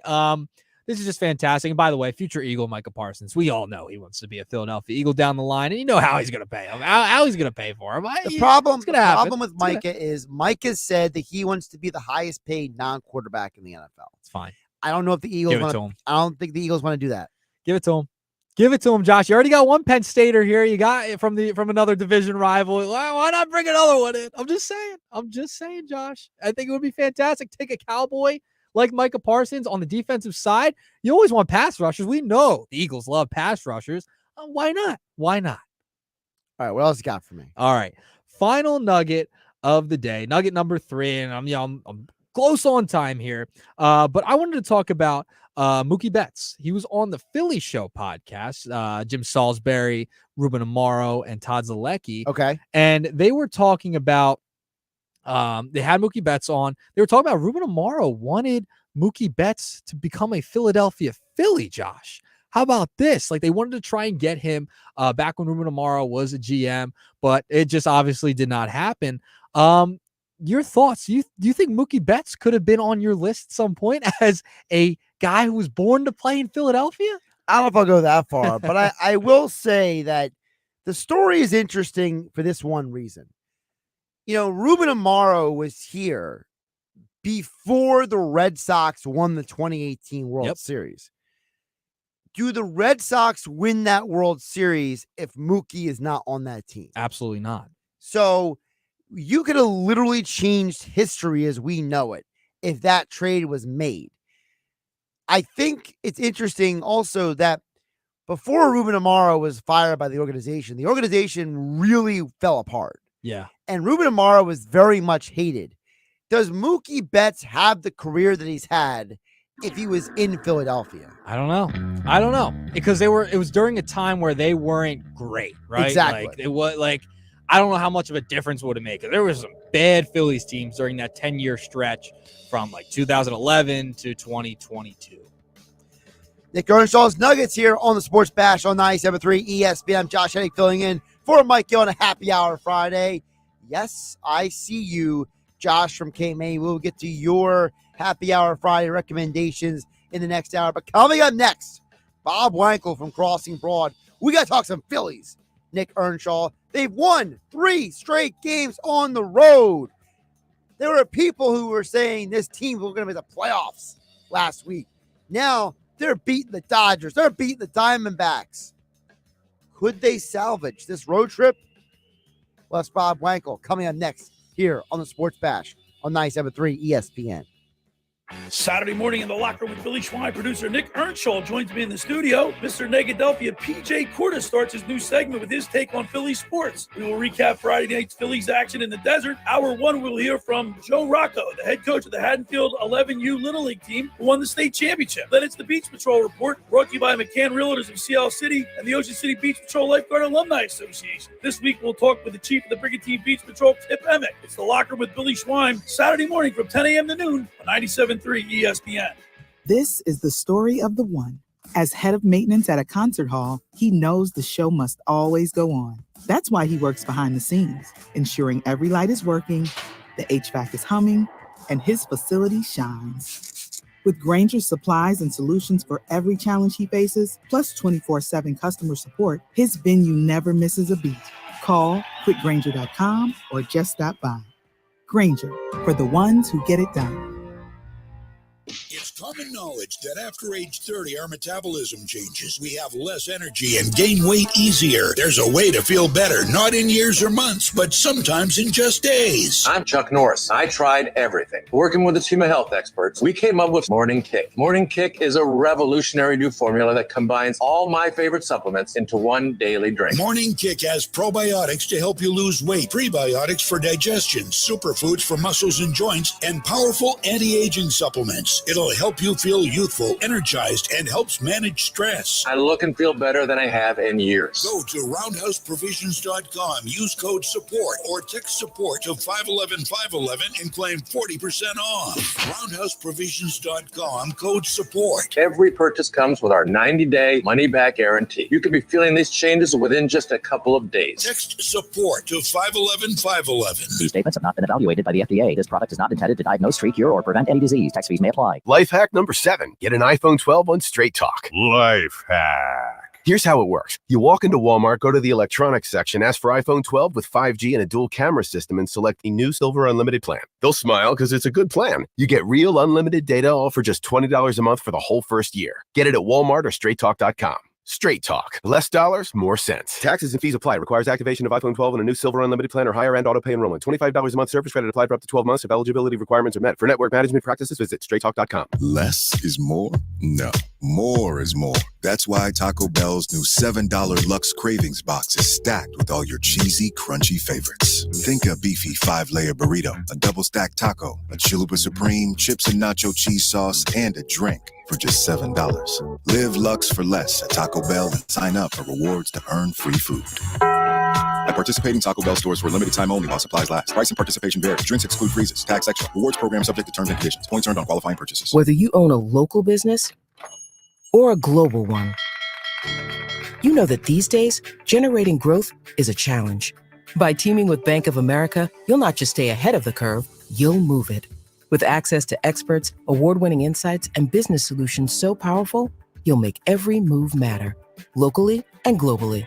Visit bankofamerica.com/banking for business to learn more. What would you like the power to do? Copyright 2024 Bank of America N.A. Cashback is not available on gas in New Jersey and Wisconsin. Billy, your gas light's on. We need to stop and fill up. No way, Jen. Gas around here is too expensive. We can make it a little further. Billy, listen to your big sister. You don't need to drive all over searching for the lowest gas prices. Do what I do and use Upside. Upside? Do you live under a rock, Billy? Upside is the hottest cashback app out there. It's free to download, and you get real cash back for every gallon of gas you buy. I use it all the time, and I've already made around $200. You can make that kind of cash back just for buying the gas you have to buy anyway? Yes, I'm looking at the Upside app now, and there's a gas station at the next exit offering 25 cents per gallon cash back. Okay, I'm stopping to download Upside and fill up my tank. Download the free Upside app now to earn cash back every time you buy gas. Use promo code KIND to get an extra 25 cents per gallon on your first tank. You can cash out anytime right to your bank, to PayPal, or a gift card for Amazon and other brands. Just download the free Upside app and use promo code KIND for a 25 cents per gallon bonus on your first tank. That's code KIND for a 25 cents per gallon bonus. You have the choice, whether it's going out to dinner or ordering takeout at a local restaurant. Those choices help to put money back into your community. And Town Square Media South Jersey puts a spotlight on local restaurants. Zio Nicolo Pizza in Sea Isle City. Classic New Jersey-style pizza on the beach. Pickup or delivery available. Bright Spot Cafe, a farm-to-table family restaurant in the heart of Sea Isle. Bright Go deep at Jester's Dive Bar in Rio Grande. Jester'sDiveBar.com. Thank you for supporting these great local restaurants. South Jersey. Home of the Sports Bash with Mike Gill, 97.3 WENJ, WENJ HD, Millville, Atlantic City. This is the Sports Bash with Mike Gill on 97.3 ESPN and the 97.3 ESPN free mobile app. Now live from inside the Ocean Casino Resort Studio, here's Mike Gill. Josh Hennig and Nick Earnshaw filling in for Mike Gill on a happy hour Friday here on 97.3 ESPN and the 5 o'clock hour being brought to you by Key Acura of Atlantic City for a great car buying experience. Go see Rocco and the Key Acura of Atlantic City team on Tilton Road in Egg Harbor Township. You're small but friendly dealer online at KeyAcuraofAtlanticCity.com. Well, we start this Phillies conversation with Bob Wenkel from Crossing Broad with some news. Austin Hayes goes to the injured list, and hamstring apparently is serious enough for him to miss time. But I got to admit, Bob, when I saw that he was going to the injured list, I didn't think Calvin Stevenson was going to be the guy coming up. So, Bob Wenkel, who the bleep is Cal Stevenson? Yeah, he's a guy that's coming up at a time where he's swinging the bat pretty well. He's on a nice little 30-game run here. He gives you a little bit more of a depth option. I wouldn't expect to see him out there running around starting games or anything like that. But, I mean, look, this is an injury that when it happened the other night in Los Angeles to Austin Hayes, you thought, like this could be a month. This could be 6 weeks. This could be a while. And the initial indication is that you're really looking at probably something more along the lines of what they went through with Brandon Marsh, where this is going to be a 2-week injury. You hope to get this guy back sometime before the end of the month and see where it goes. All of that being said, and I hate to be this guy, but what was he really doing for you while he was here? So I don't know how much they're going to feel that loss. I really don't. That comes from a guy who's been on this show twice a week for 4 months now, talking about how I don't really buy into Johan Rojas' offense. But I just think that the Phillies outfield mix is in center and left so unsettled and generally unproductive that one guy goes out, another guy comes in, and he'll be all right. Well, I will say this about Austin Hayes.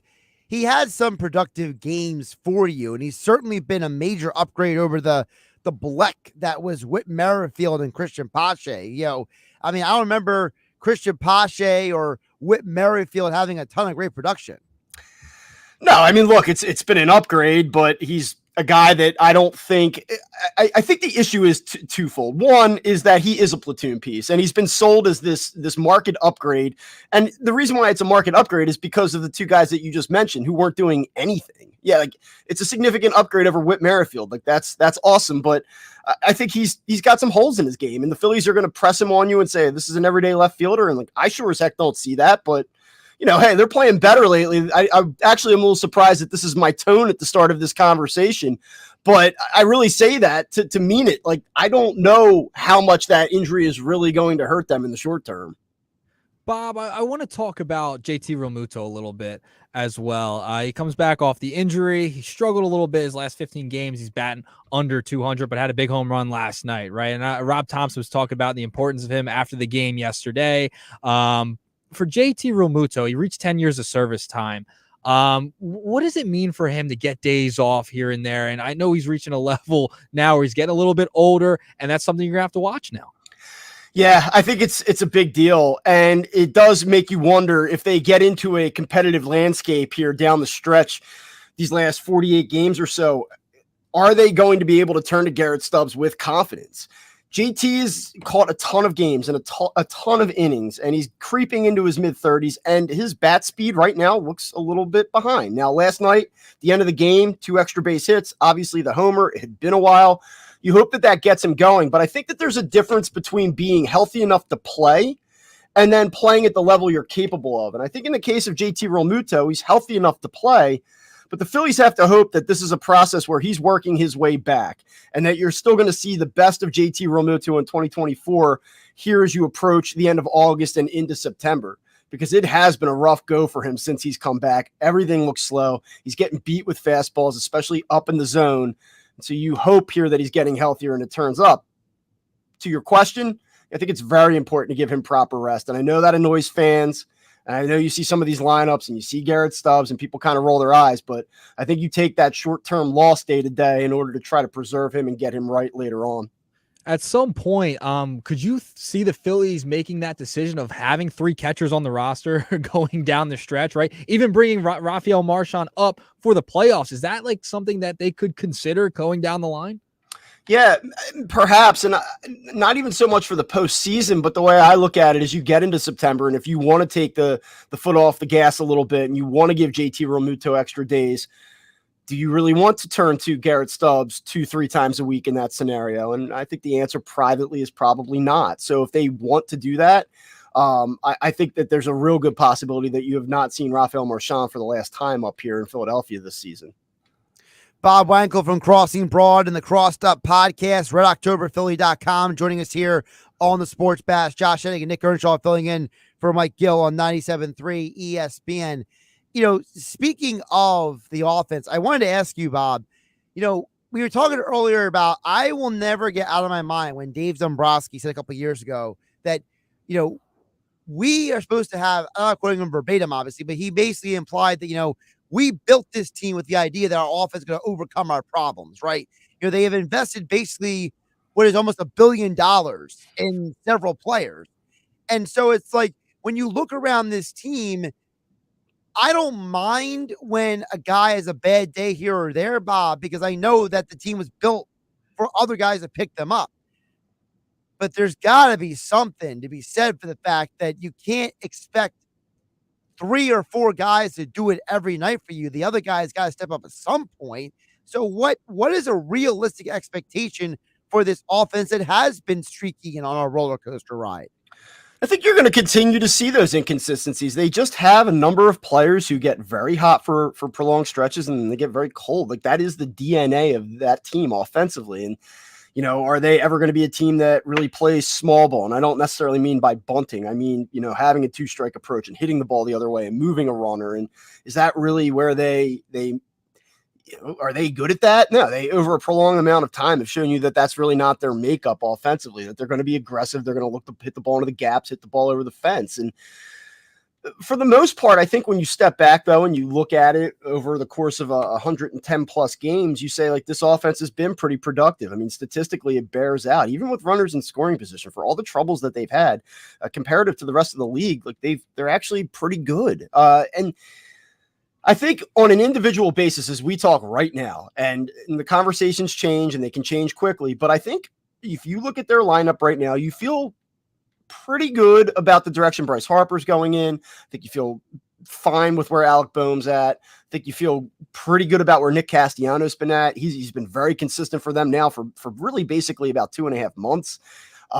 There's a lot of good things happening, but they got to get Trey Turner going. You have to hope that, as we just talked about, JT Realmuto makes some progress. And then the one that I just keep coming back to again and again and again is at second base with Bryson Stott.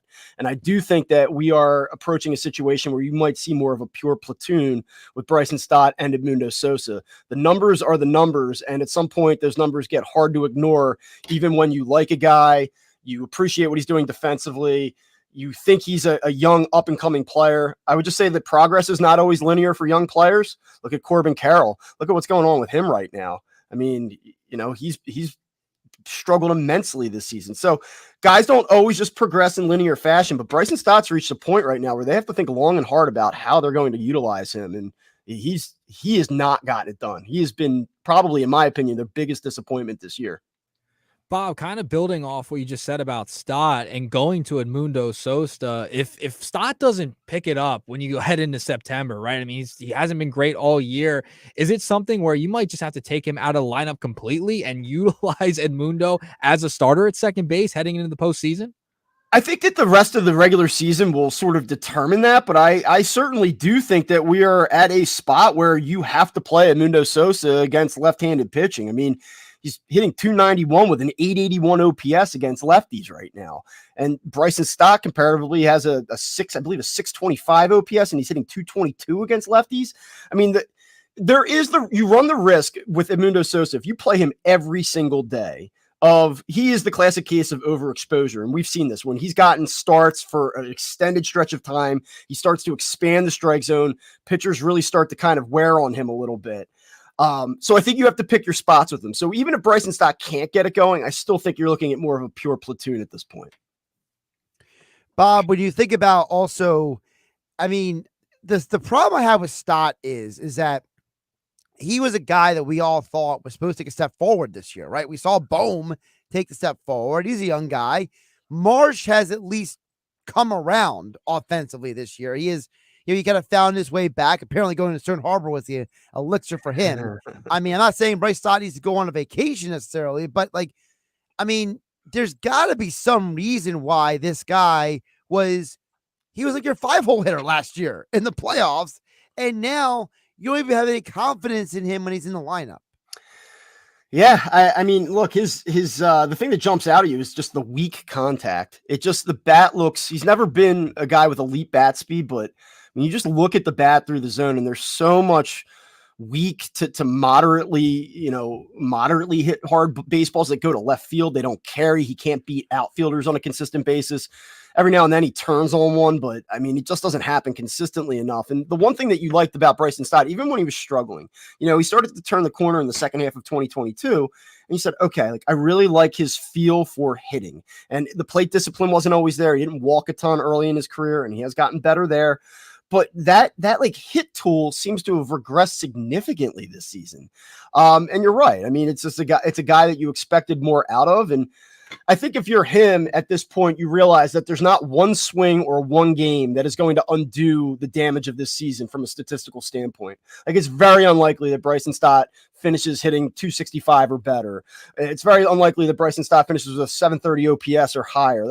Unlikely to happen. So what he's got to do is just try to get things right, have a big postseason, and go into the offseason and say, look, the season as a whole didn't go the way I wanted it to, but I was still able to contribute in key moments and build off of that going into the winter. But, the way that the Phillies have deployed him and used him here over the last month or two, I think it speaks volumes about where they're at with him right now. And I don't think that there's a a ton of confidence, at least in the short term. Speaking of not even a ton of confidence, we started this conversation talking about JT Realmuto. How about the guys throwing to him, Bob? Ranger Suarez basically is out indefinitely. I mean, no one's really expecting him back, and at least this month, or maybe not till the end of the month, I should say. But in your mind, is this a situation where they should just tell Ranger, just take the month off? We're not even going to try to bring you back because we know that we need you for the postseason more than August and early September. Yeah, so he threw 125 regular season innings a season ago. Yep. When he went on the IL, he was at 119 and a third. I think that you have to be concerned when anytime someone says, hey, look, he might be back as soon as he's eligible off the IL, and then he's not. And then it gets pushed into the following homestand. And now he's probably not going to be back for the Marlins or the Nationals. It's going to be a little bit longer. And the Phillies do a good job of trying to message this and not create panic. And I don't think that there's reason to be overly concerned about what his long-term prognosis is going to be.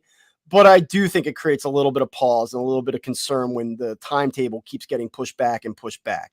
That all being said, the silver lining in this is that you saw a guy that was fatigued. You saw a guy that was clearly bothered, probably in part by injury and in part by fatigue. And if you don't see him again until September 1 and he can make 4 or 5 starts down the stretch, that may be a blessing in disguise. It might not be good for questions about his durability and what type of contract he'll ultimately command. And is he a number 2 or a number 3 or all those conversations aside, just for the Phillies in October, it may be for the best that he's missed a number of starts here. I mean, we'll see. I mean, I'm not saying it's an apples to apples comparison, but Tyler Glasnow has pitched the most innings of his career this year for the Dodgers. I think his career high was 121. Now he's at 127. And he had to miss time already this year due to an injury. Is Ranger Suarez maybe just a similar situation where it's like, hey, he can only hit a certain number of innings right now, no matter what? Yeah, I mean, maybe his career high came in 22. He threw 155 and a third. So we're in a situation, and obviously he pitched quite a bit that postseason as well. So can he get up there? Yeah, he can, but is he ever going to be a guy that you just pencil in for 180 plus year after year? It does not seem so. No. I think that's a question for the Phillies to answer. What does that mean for him and how they view him as part of the long-term plan?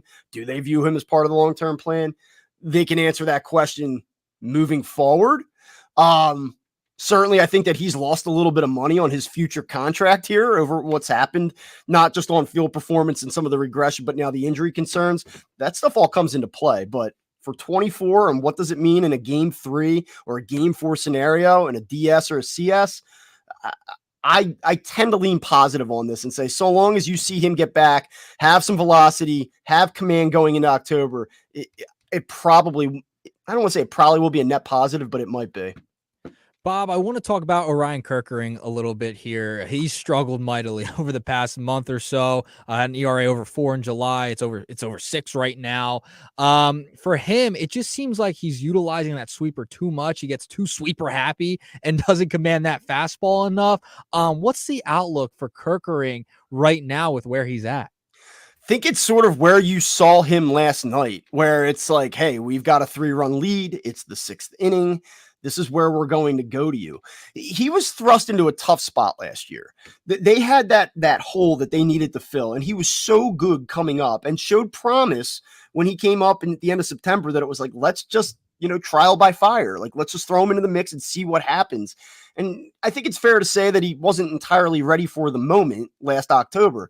You reset this year, he's kind of got his feet under him. He's got some momentum, and the results were encouraging. I think what you're running into a little bit with him is sort of hitting that wall. I mean, he's a rookie. He's a guy that's really going through the grind of a major league season, and just the mental part of it as well, where you have to prepare for major league opponents, appearance after appearance after appearance, and oftentimes in very key spots. And you just wonder if the grind of the season has caught up with him a little bit. Now, the question is he going to be able to navigate that? Can he get over it?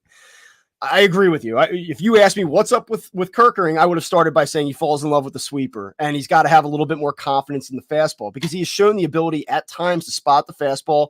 And even if the velocity's down a tick, which it is, you remember him last year, you see 98, 99 on the gun, and you're like, wow. And this year you're seeing a lot, especially recently, a lot of 96. And so he has lost a tick on that. And I think that kind of plays into what I was just talking about with the fatigue. but there's just got to be more confidence in it. I have to be able to go to this pitch. I have to be able to trust it. And if he can do that, I still think do I trust him to be getting key outs in the 8th and 9th inning in October? Probably not. But as a guy that you can bring in the 6th inning, one thing I'll say to his credit, like last night could have gone totally off the rails. He rebounded and got out of that inning and kept them with the lead. Now, I don't want to make the bar that low, but I mean, that thing could have totally spiraled out of control, and it didn't. Bob, another move that was made today that we didn't mention yet because we're talking about the pitching staff. The Kobe Allard era is done for now. And a guy that, and I can't believe he was actually called up, not because I don't think he's a bad player, but because, social media, Bob. People say I want fill in the blank guy on social media, and someone like me just rolls my eyes. I'm like, yeah, whatever, dude, But no, literally, Max Lazar is coming up for Kobe Allard. This is a guy that apparently at least some fans were wanting to be called up here. He has a 1.79 ERA between AAA and AA this year. So welcome to the Lazar era. Yeah. So, I mean, here's the deal. I think you kind of look at it and say it's unlikely with Taijuan Walker likely to return next week. The Colby Allard era has kind of probably run its course, and credit to him. He did a really nice job both last night and in Seattle. He gave the Phillies an opportunity to win 2 games, and that's all you can really ask for. That said, you want to add another arm to your bullpen mix. So this is probably a short-term, a temporary type of thing where until Taijuan Walker's activated and he starts likely next week, probably against the Marlins. This is just a situation where you bring up another arm, and he's done a nice job. I mean, I think he's thrown about 30 innings total in AAA. I'm just looking at it here on the fly.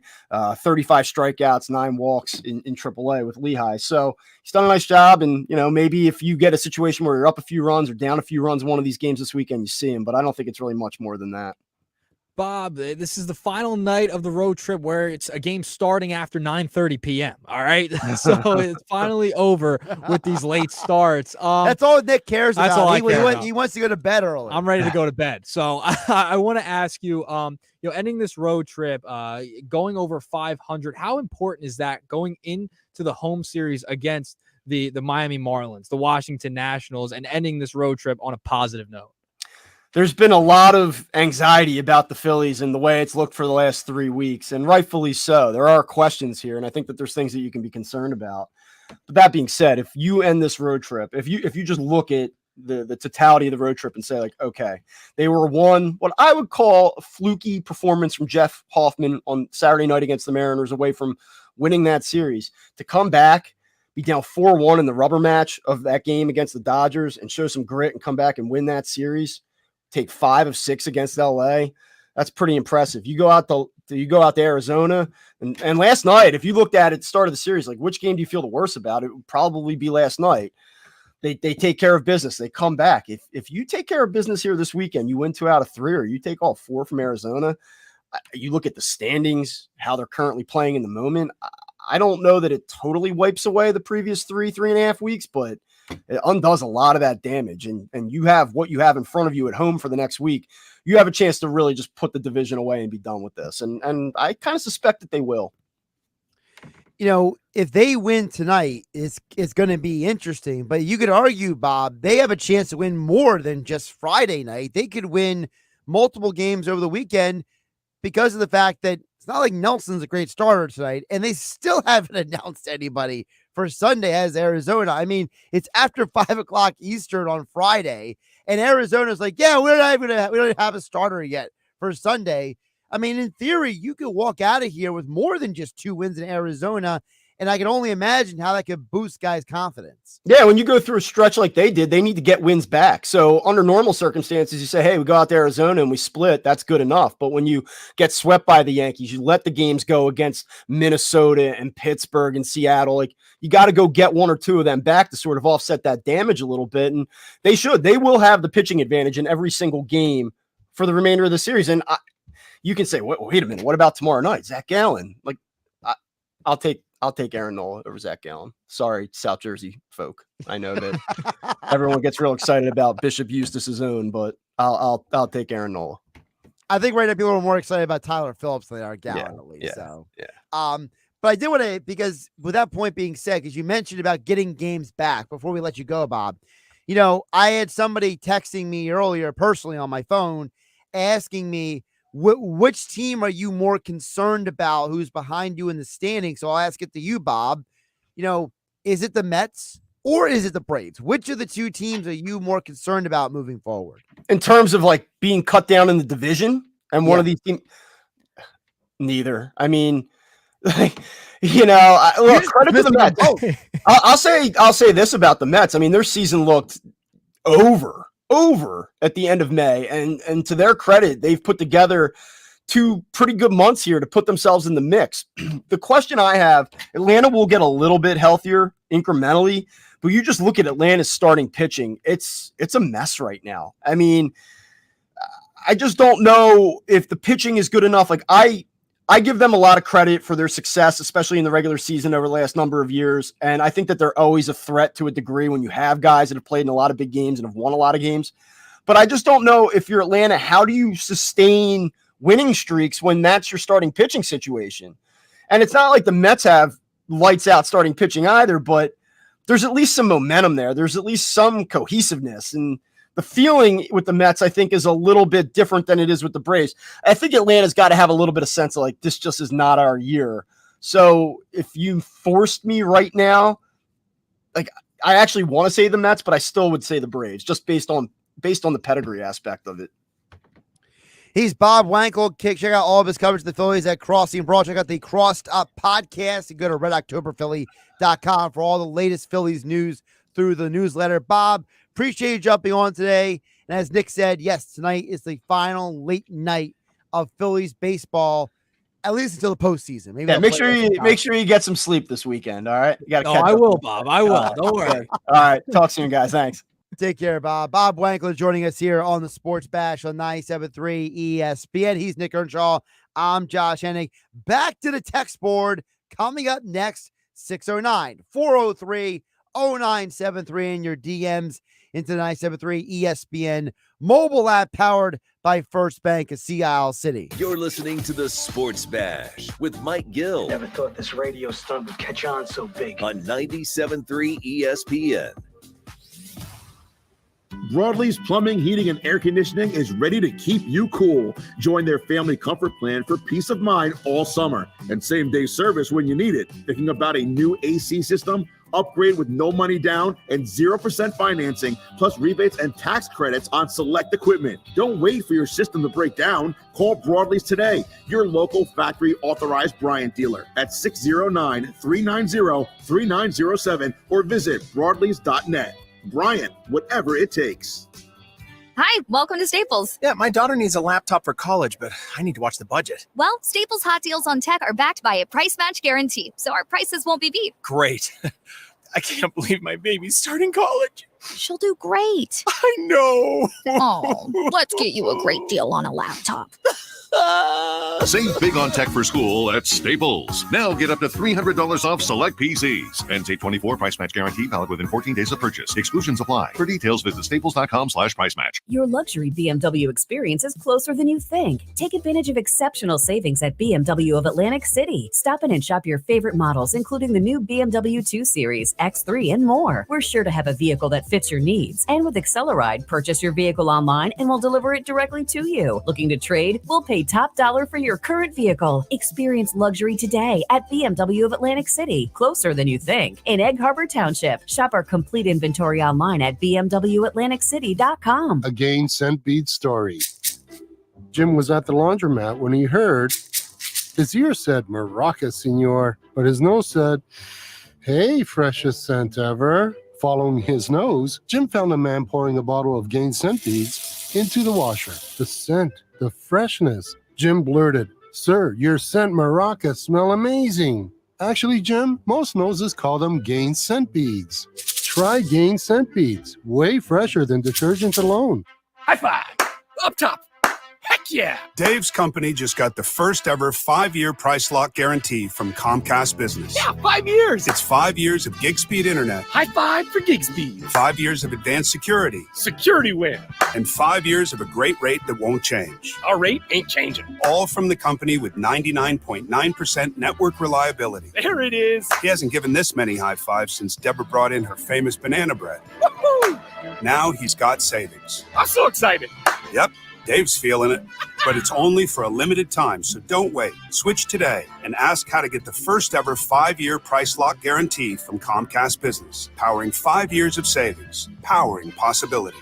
Comcast Business. And it's hurting, but I am not stopping. Woo!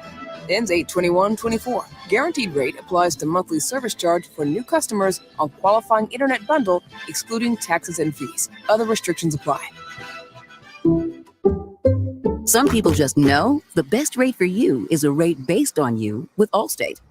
Not a rate based on Terry who keeps and makes the car behind them. Oh no, they're about to.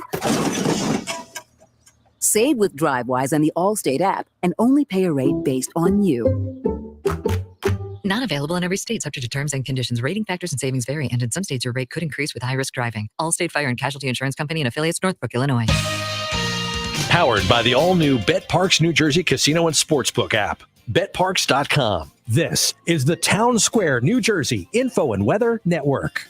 Nick Foles is retiring, and it has sparked a debate. I'm Nick Earnshaw with your South Jersey Sports Center and with your 97.3 ESPN question of the day. The Super Bowl 52 MVP announced his retirement yesterday, and it sparked a huge debate. With that being said, our 97.3 ESPN question of the day is, should the Eagles retire Nick Foles, number 9? Let us know by texting 609-403-0973 or use the 97.3 ESPN free mobile app. There is no question the Philadelphia Eagles should retire Nick Foles, number 9. He won the first Super Bowl for the Eagles, point blank, period. It needs to be retired. Once again, text in at 609-403-0973. Your forecast is next. Don't miss Borgata's $1.5 million summer showdown. Now through August 31st, 1,500 winners will earn a share of $1.5 million. Plus, 2 lucky players will win a 2024 Ford Bronco or Jeep Rubicon. Earn entries for drawings held every Saturday, including 2 grand prize drawings on July 27th and August 31st. The $1.5 million summer showdown, only at Borgata Hotel, Casino, and Spa. Must be 21 or older. Players must be present to win. Gambling problem? Call 1-800-GAMBLER. From the Town Square, New Jersey Info and Weather Network, I'm Chief Meteorologist Dan Zero. Let's talk about the end of Debbie. One final punch of heavy rain, wind, and thunderstorms will come through this evening. Then by about midnight, rain will exit New Jersey. The wind will calm down and skies will start to clear. Overnight low temperature 73. That sets us up for a beautiful weekend, becoming mostly sunny and less humid tomorrow. It'll be dry and warm, high of 86. Partly sunny and pleasant Sunday, high 82.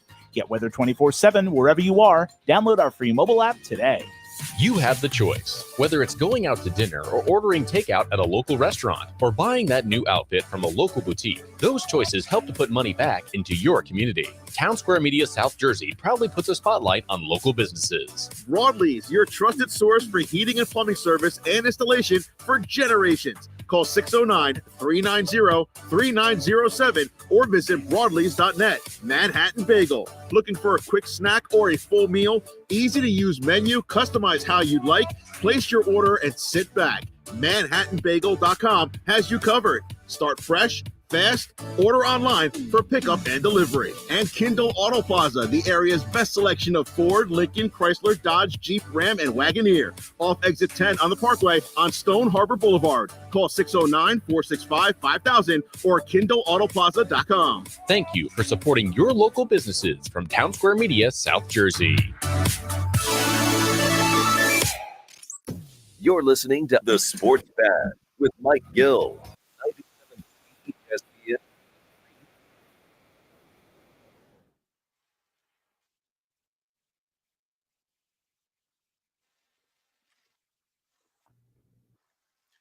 Nick Earnshaw along with Josh Hennig here in the Ocean Casino Resort Studios on 97.3 ESPN. Filling for Mike Gill on a happy hour Friday as promised.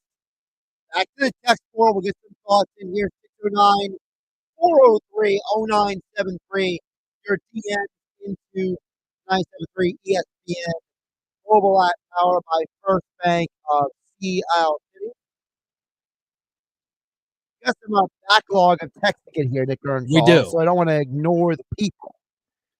Josh from Cape May chimed in earlier because I got some Vale Brewing Strangest Eternity. It's a super juicy New England IPA for 4.21 scale. I love the name. They're just so creative. They're fantastic. Have you seen the can? I'm not. Sent the can to Did the he send the text can? board, and it's a pretty cool looking can. I gotta admit. How about that? Oh yeah, he did send the can. Look at that. That's pretty cool. Pretty cool can. Yeah, look at that. Good job Nice. by Josh from Hey. Yeah, good job by you. I expect nothing less. Got your name too. I mean, so Well, little there's biased that. there. Well, Biased. little biased. You know, Little you're biased biased there. at Hamilton. I'm biased to a guy Yeah. named Josh. There you go. You know, There you go. This is what it is. people are also chiming in on our list of 10. So again, I want to delineate the list. Okay, the purpose of the list is the fact that it's athletes who were born to play in Philadelphia. Who Okay? embodied the city.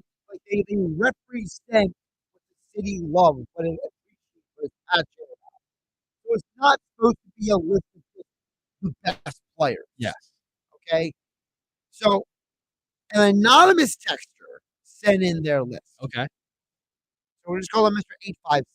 856. Right. It's an area I know what it is.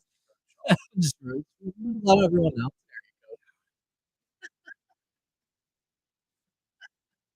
So the list the person gives is Iverson Dawkins, Jason Kelsey, Wayne Simmons, Ron Hextall, Bryce Harper, Jeremiah Trotter, Chase Kelsey, Nick Foles, Brandon. Simmons? Hextall? I don't know about top. I feel like Simmons could be an honorable. He's an honorable mention, but top. I don't know about top. I mean, first of all, there's no Benero. That's a problem. Billy Schwein texted 10 times. Well, Billy Schwein must not be listening because you and I both had Ben We did. on our list. We did. In the 3 o'clock hour. So Billy Schwein in the locker room from 10 a.m. to noon here on 97.3 ESPN. You know, Billy's great at talking, but he's not great at listening. Yeah. Ben Narek should be on everybody's list, no doubt. The other problem I have with this list is if you're going to put Brandon Graham on there, you know what I mean? Like, are you really putting Brandon Graham ahead of?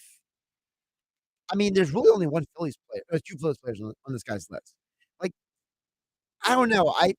It's hard though. It's hard to balance between the teams. You know what I mean? Yeah, because if you're trying to get everybody in there, you're gonna have more, like maybe more baseball, maybe more football, maybe more hockey, basketball, whatever it may be.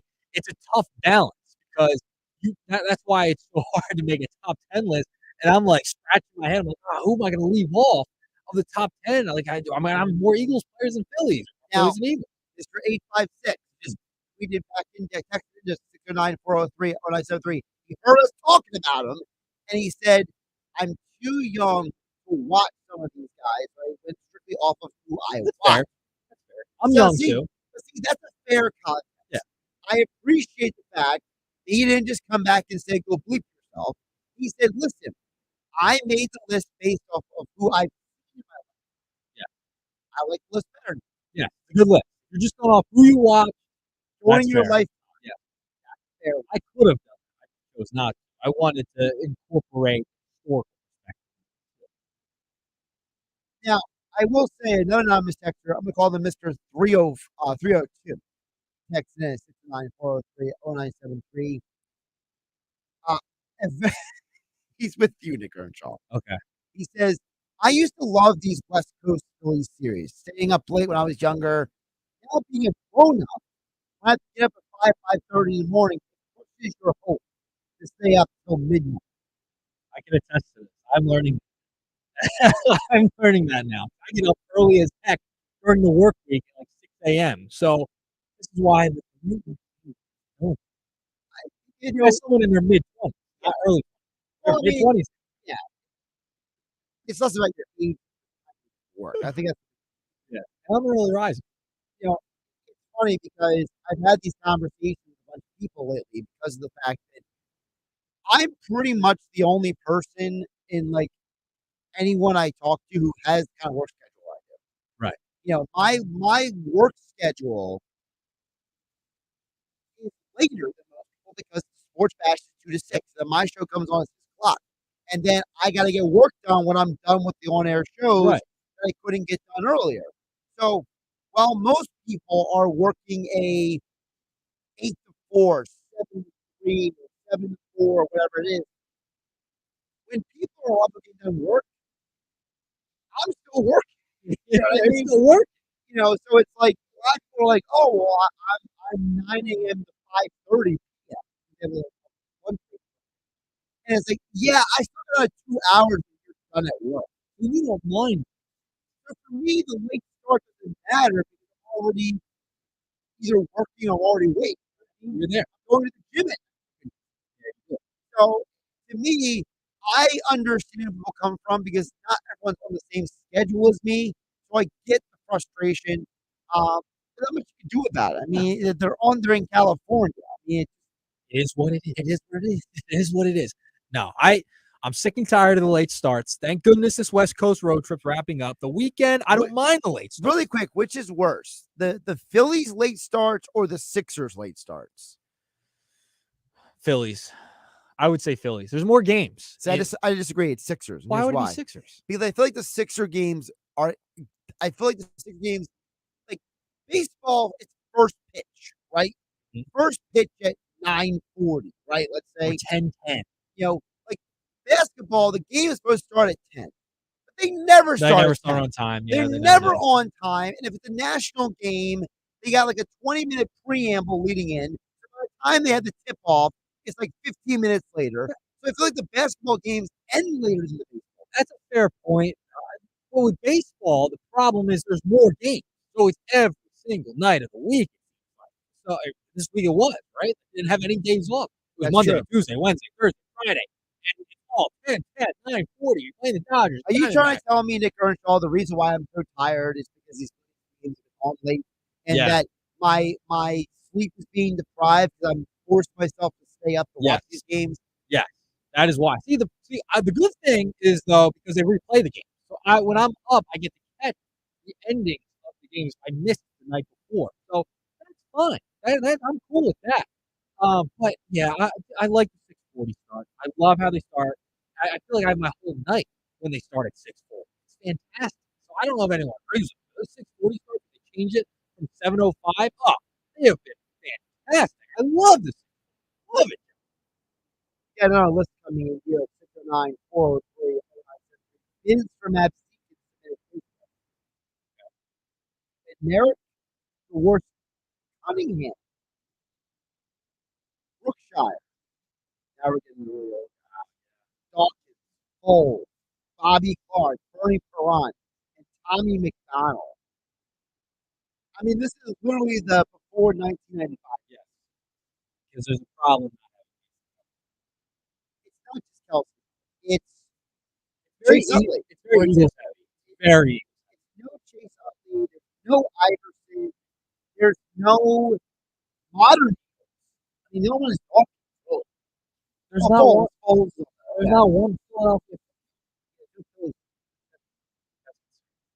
This is the problem. You can overdo it with one team. Like if you go that way.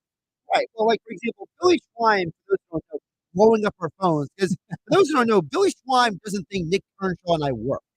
So he just blows up our phones constantly. He gets mad if we don't acknowledge him the very second he texts us. He's like that needy girlfriend that won't let you go and like have a job. You know what I mean?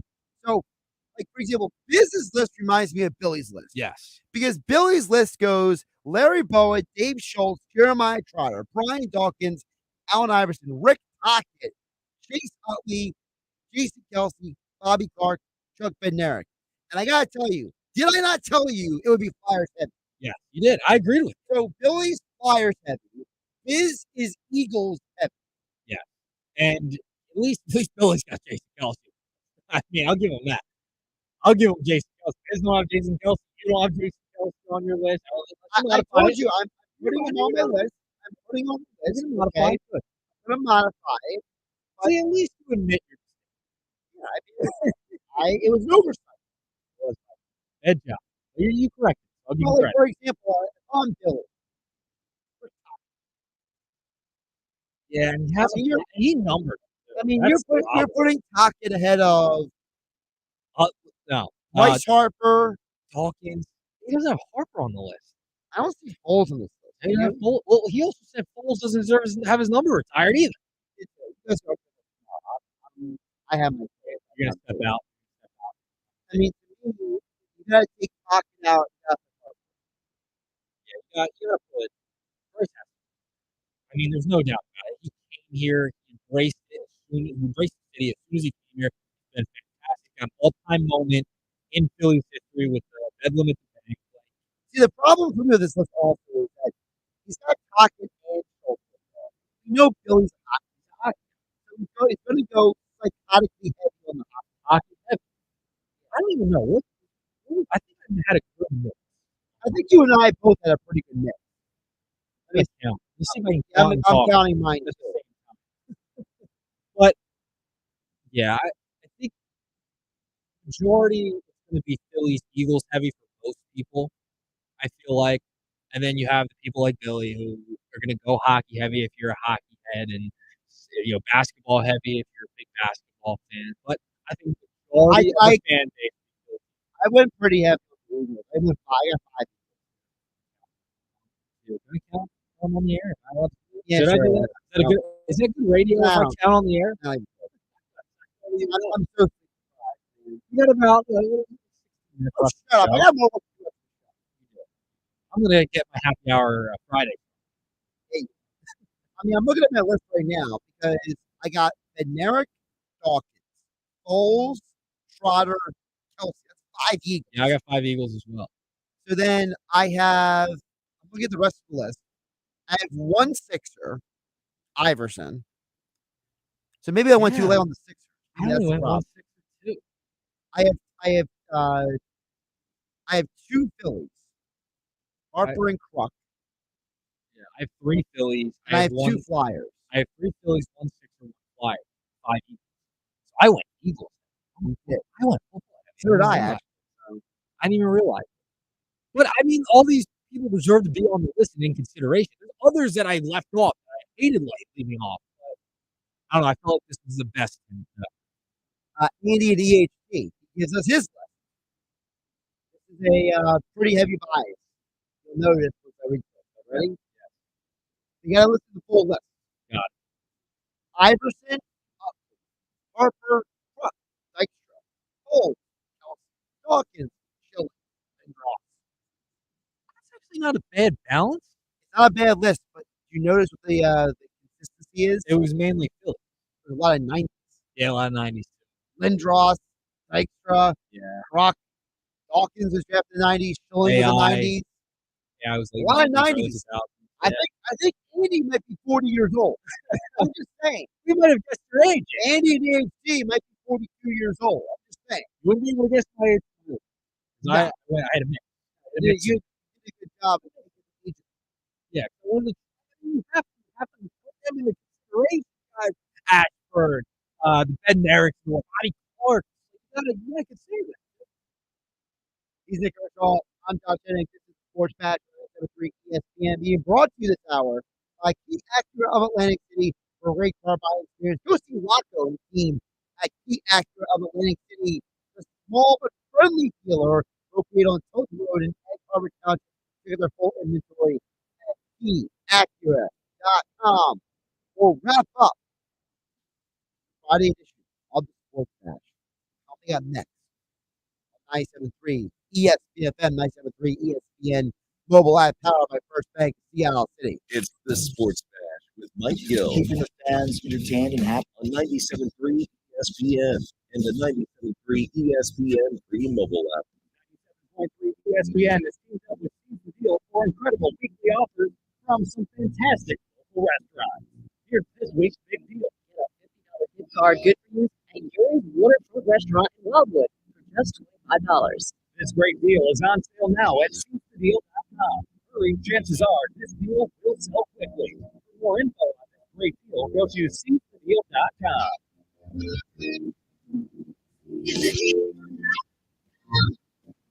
Sorry. Shaw's greenhouse is really bringing in the green.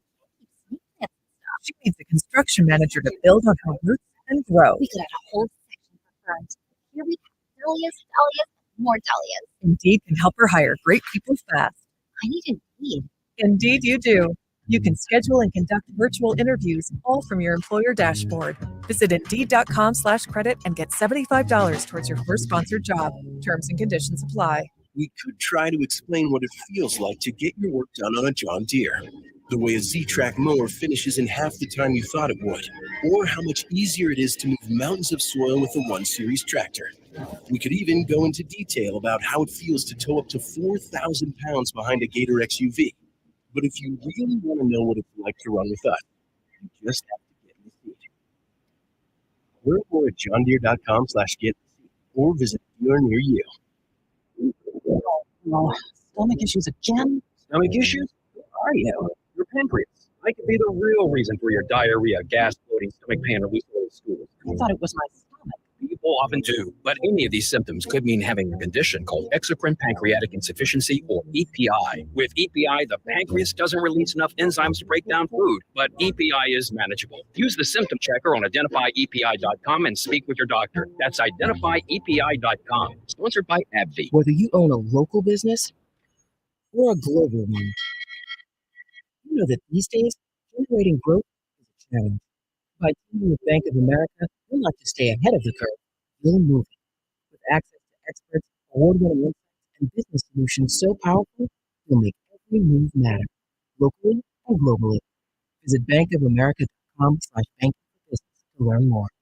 If you'd like to Copyright 2024, Bank of America.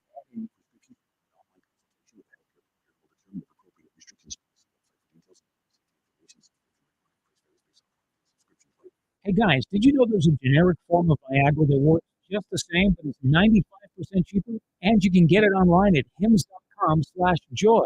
Through Hims, you'll get a free medical consultation to determine the ED medication that's best for you. Discreet shipping if prescribed, a 100% online process, and a range of treatment options, including trusted generic alternatives to the name brands, at up to 95% off. ED is personal, and at Hims, so is treating it. Just go to hims.com/joy and get connected to a licensed medical provider online for free with zero copay, no expensive appointments, and no awkward face-to-face conversations. To start your free online visit, you need to go to this exclusive address, hims.com/joy. That's hims.com/joy for your free online visit, hims.com/joy. This is the story of the one. As a maintenance engineer, he hears things differently. To the untrained ear, everything on the shop floor might sound fine, but he can hear gears grinding or a belt slipping. So he steps in to fix the problem at hand before it gets out of hand. And he knows Granger's got the right product he needs to get the job done, which is music to his ears. Call Granger.com or just stop by. Granger, for the ones who get it done. Getting quality employees to fill positions in your company is essential, but finding those people can be a major hassle unless you use ZipRecruiter. ZipRecruiter makes finding quality people a breeze. ZipRecruiter's advanced technology identifies candidates with the right skills, sends you great matches, then you can easily invite them to apply. 4 out of 5 employers who post on ZipRecruiter get a quality candidate within the first day. See for yourself. Go to ZipRecruiter.com/free to try ZipRecruiter for free. That's ZipRecruiter.com/free. Some people just know the best rate for you is a rate based on you with Allstate. Not a rate based on Terry who keeps and makes the car behind them. Oh no, they're about to. Save with DriveWise and the Allstate app and only pay a rate based on you. Not available in every state, subject to terms and conditions. Rating factors and savings vary, and in some states your rate could increase with high-risk driving. Allstate Fire and Casualty Insurance Company and affiliates, Northbrook, Illinois. It's the Sports Bash with Mike Gill. Do I have everybody's attention now? On 97.3 ESPN and the 97.3 ESPN free mobile app. Wrapping up the Sports Bash, don't forget tonight on 97.3 ESPN, it's Eagles, Baltimore. Nick Earnshaw, the tarp is off the field. It's off. We got football to play We got tonight. football tonight. Coverage begins at 6:30 p.m. on 97.3 ESPN. And then the Hall of Famer. You can call him that now, Yeah, the Hall we of do. Famer, Mel Reese, along with Eagles legend Mike Quick, calling all the action here on your home for Eagles football in South Jersey, 97.3 ESPN. No game night tonight. We got Eagles coming on tonight on 97.3 ESPN. There's no, Nick Earnshaw, there's no game night tonight. There's no game night last night. There's no game night Monday. Billy Schwab with the lifeguard races. Yep. I mean, game night's just getting kicked to the curb, man. It is getting kicked to the curb. It is, unfortunately. But hey, you had 4 hours. We had 4 hours today. So you made up for it. I think I had plenty of airtime. Yeah, you made up for it. I did. Which is good. And then we got Eagles football. You got the races on Monday. There's a lot going on here in the month of August. There's a lot going on here on 97.3 ESPN.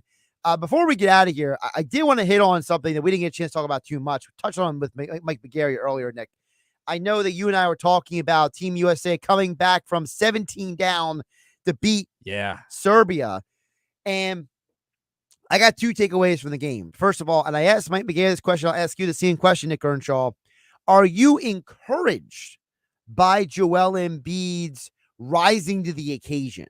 I am. And, Mike earlier kind of acknowledged some of the limitations he's had. He still turned the ball over a couple times late. Like some of the things we weren't used to seeing. But him being in that situation around these great players to see how composed they were. Steph Curry was big coming down the stretch, right?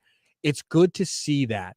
It's good for Embiid to see that from these all-time greats and legends and be around that. So in those situations, he now kind of has the experience. Okay, I could take from what I learned at the Olympics and kind of apply it to when I'm with the Sixers. So I'm glad and that he's been around this team.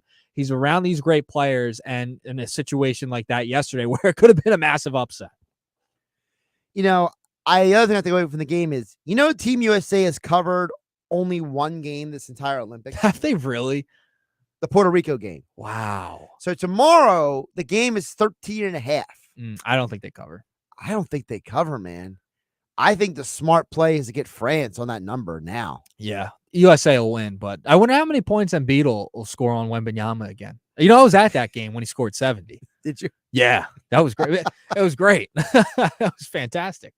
Do you what's the over under on DX chops by Embiid tomorrow? Oh, it's gonna be like 30. It's gotta be, right? I would set the line at 30. how do you think Embiid is at cursing in French? Think he's pretty good at it? I don't know. It's a good question. It's probably decent enough to where he knows what he's saying and whatever, and everyone else knows what he's saying. I would just love to know if Joel Embiid just goes out there and starts trash talking everybody in French. It'd be, like, nobody knows what he's saying except for the French team. Well, he did say in a press conference he's going to tell him to suck it. So DX chop, man. That's what I said. Yeah, let's do it. All right, Phillies tonight. We're gonna get one more look. Now, the Phillies lineup came out yesterday around 6:03, so I just missed it on the radio. Let's see. I didn't see Phillies it lineup. I didn't see it yet. Yeah, darn. It's gonna be a couple minutes after we leave. Of course. Well, like you said, this is the last late night. Thank goodness. I'm sick and tired of it. Nick, you will be in tomorrow with Billy Schwein. I will. It'll be fun. 10 to 12. Can't wait. All right. You and Billy can argue about Nick Foles tomorrow. It's gonna be something. Nick and I will be back on Monday here on the Sports Bash on 97.3 ESPN, recapping the Phillies weekend and the Eagles game tonight. Don't forget, you listen to the Eagles right here on 97.3 ESPN. I'm Josh Hennig at Josh Hennig on the Twitter X platform. Have a great night, everybody. This is South Jersey's official home for Philadelphia Eagles football. The Eagles return to open the 2024 preseason tonight in Baltimore against the Ravens. They've got him. It's a sack. It's Brandon Graham. Listen to all the action with Merrill Reese and Mike Quick with pregame coverage starting at 6:30 and kickoff at 7:30. This is the play-by-play home of the Philadelphia Eagles. 97.3 ESPN, South Jersey's Eagles station.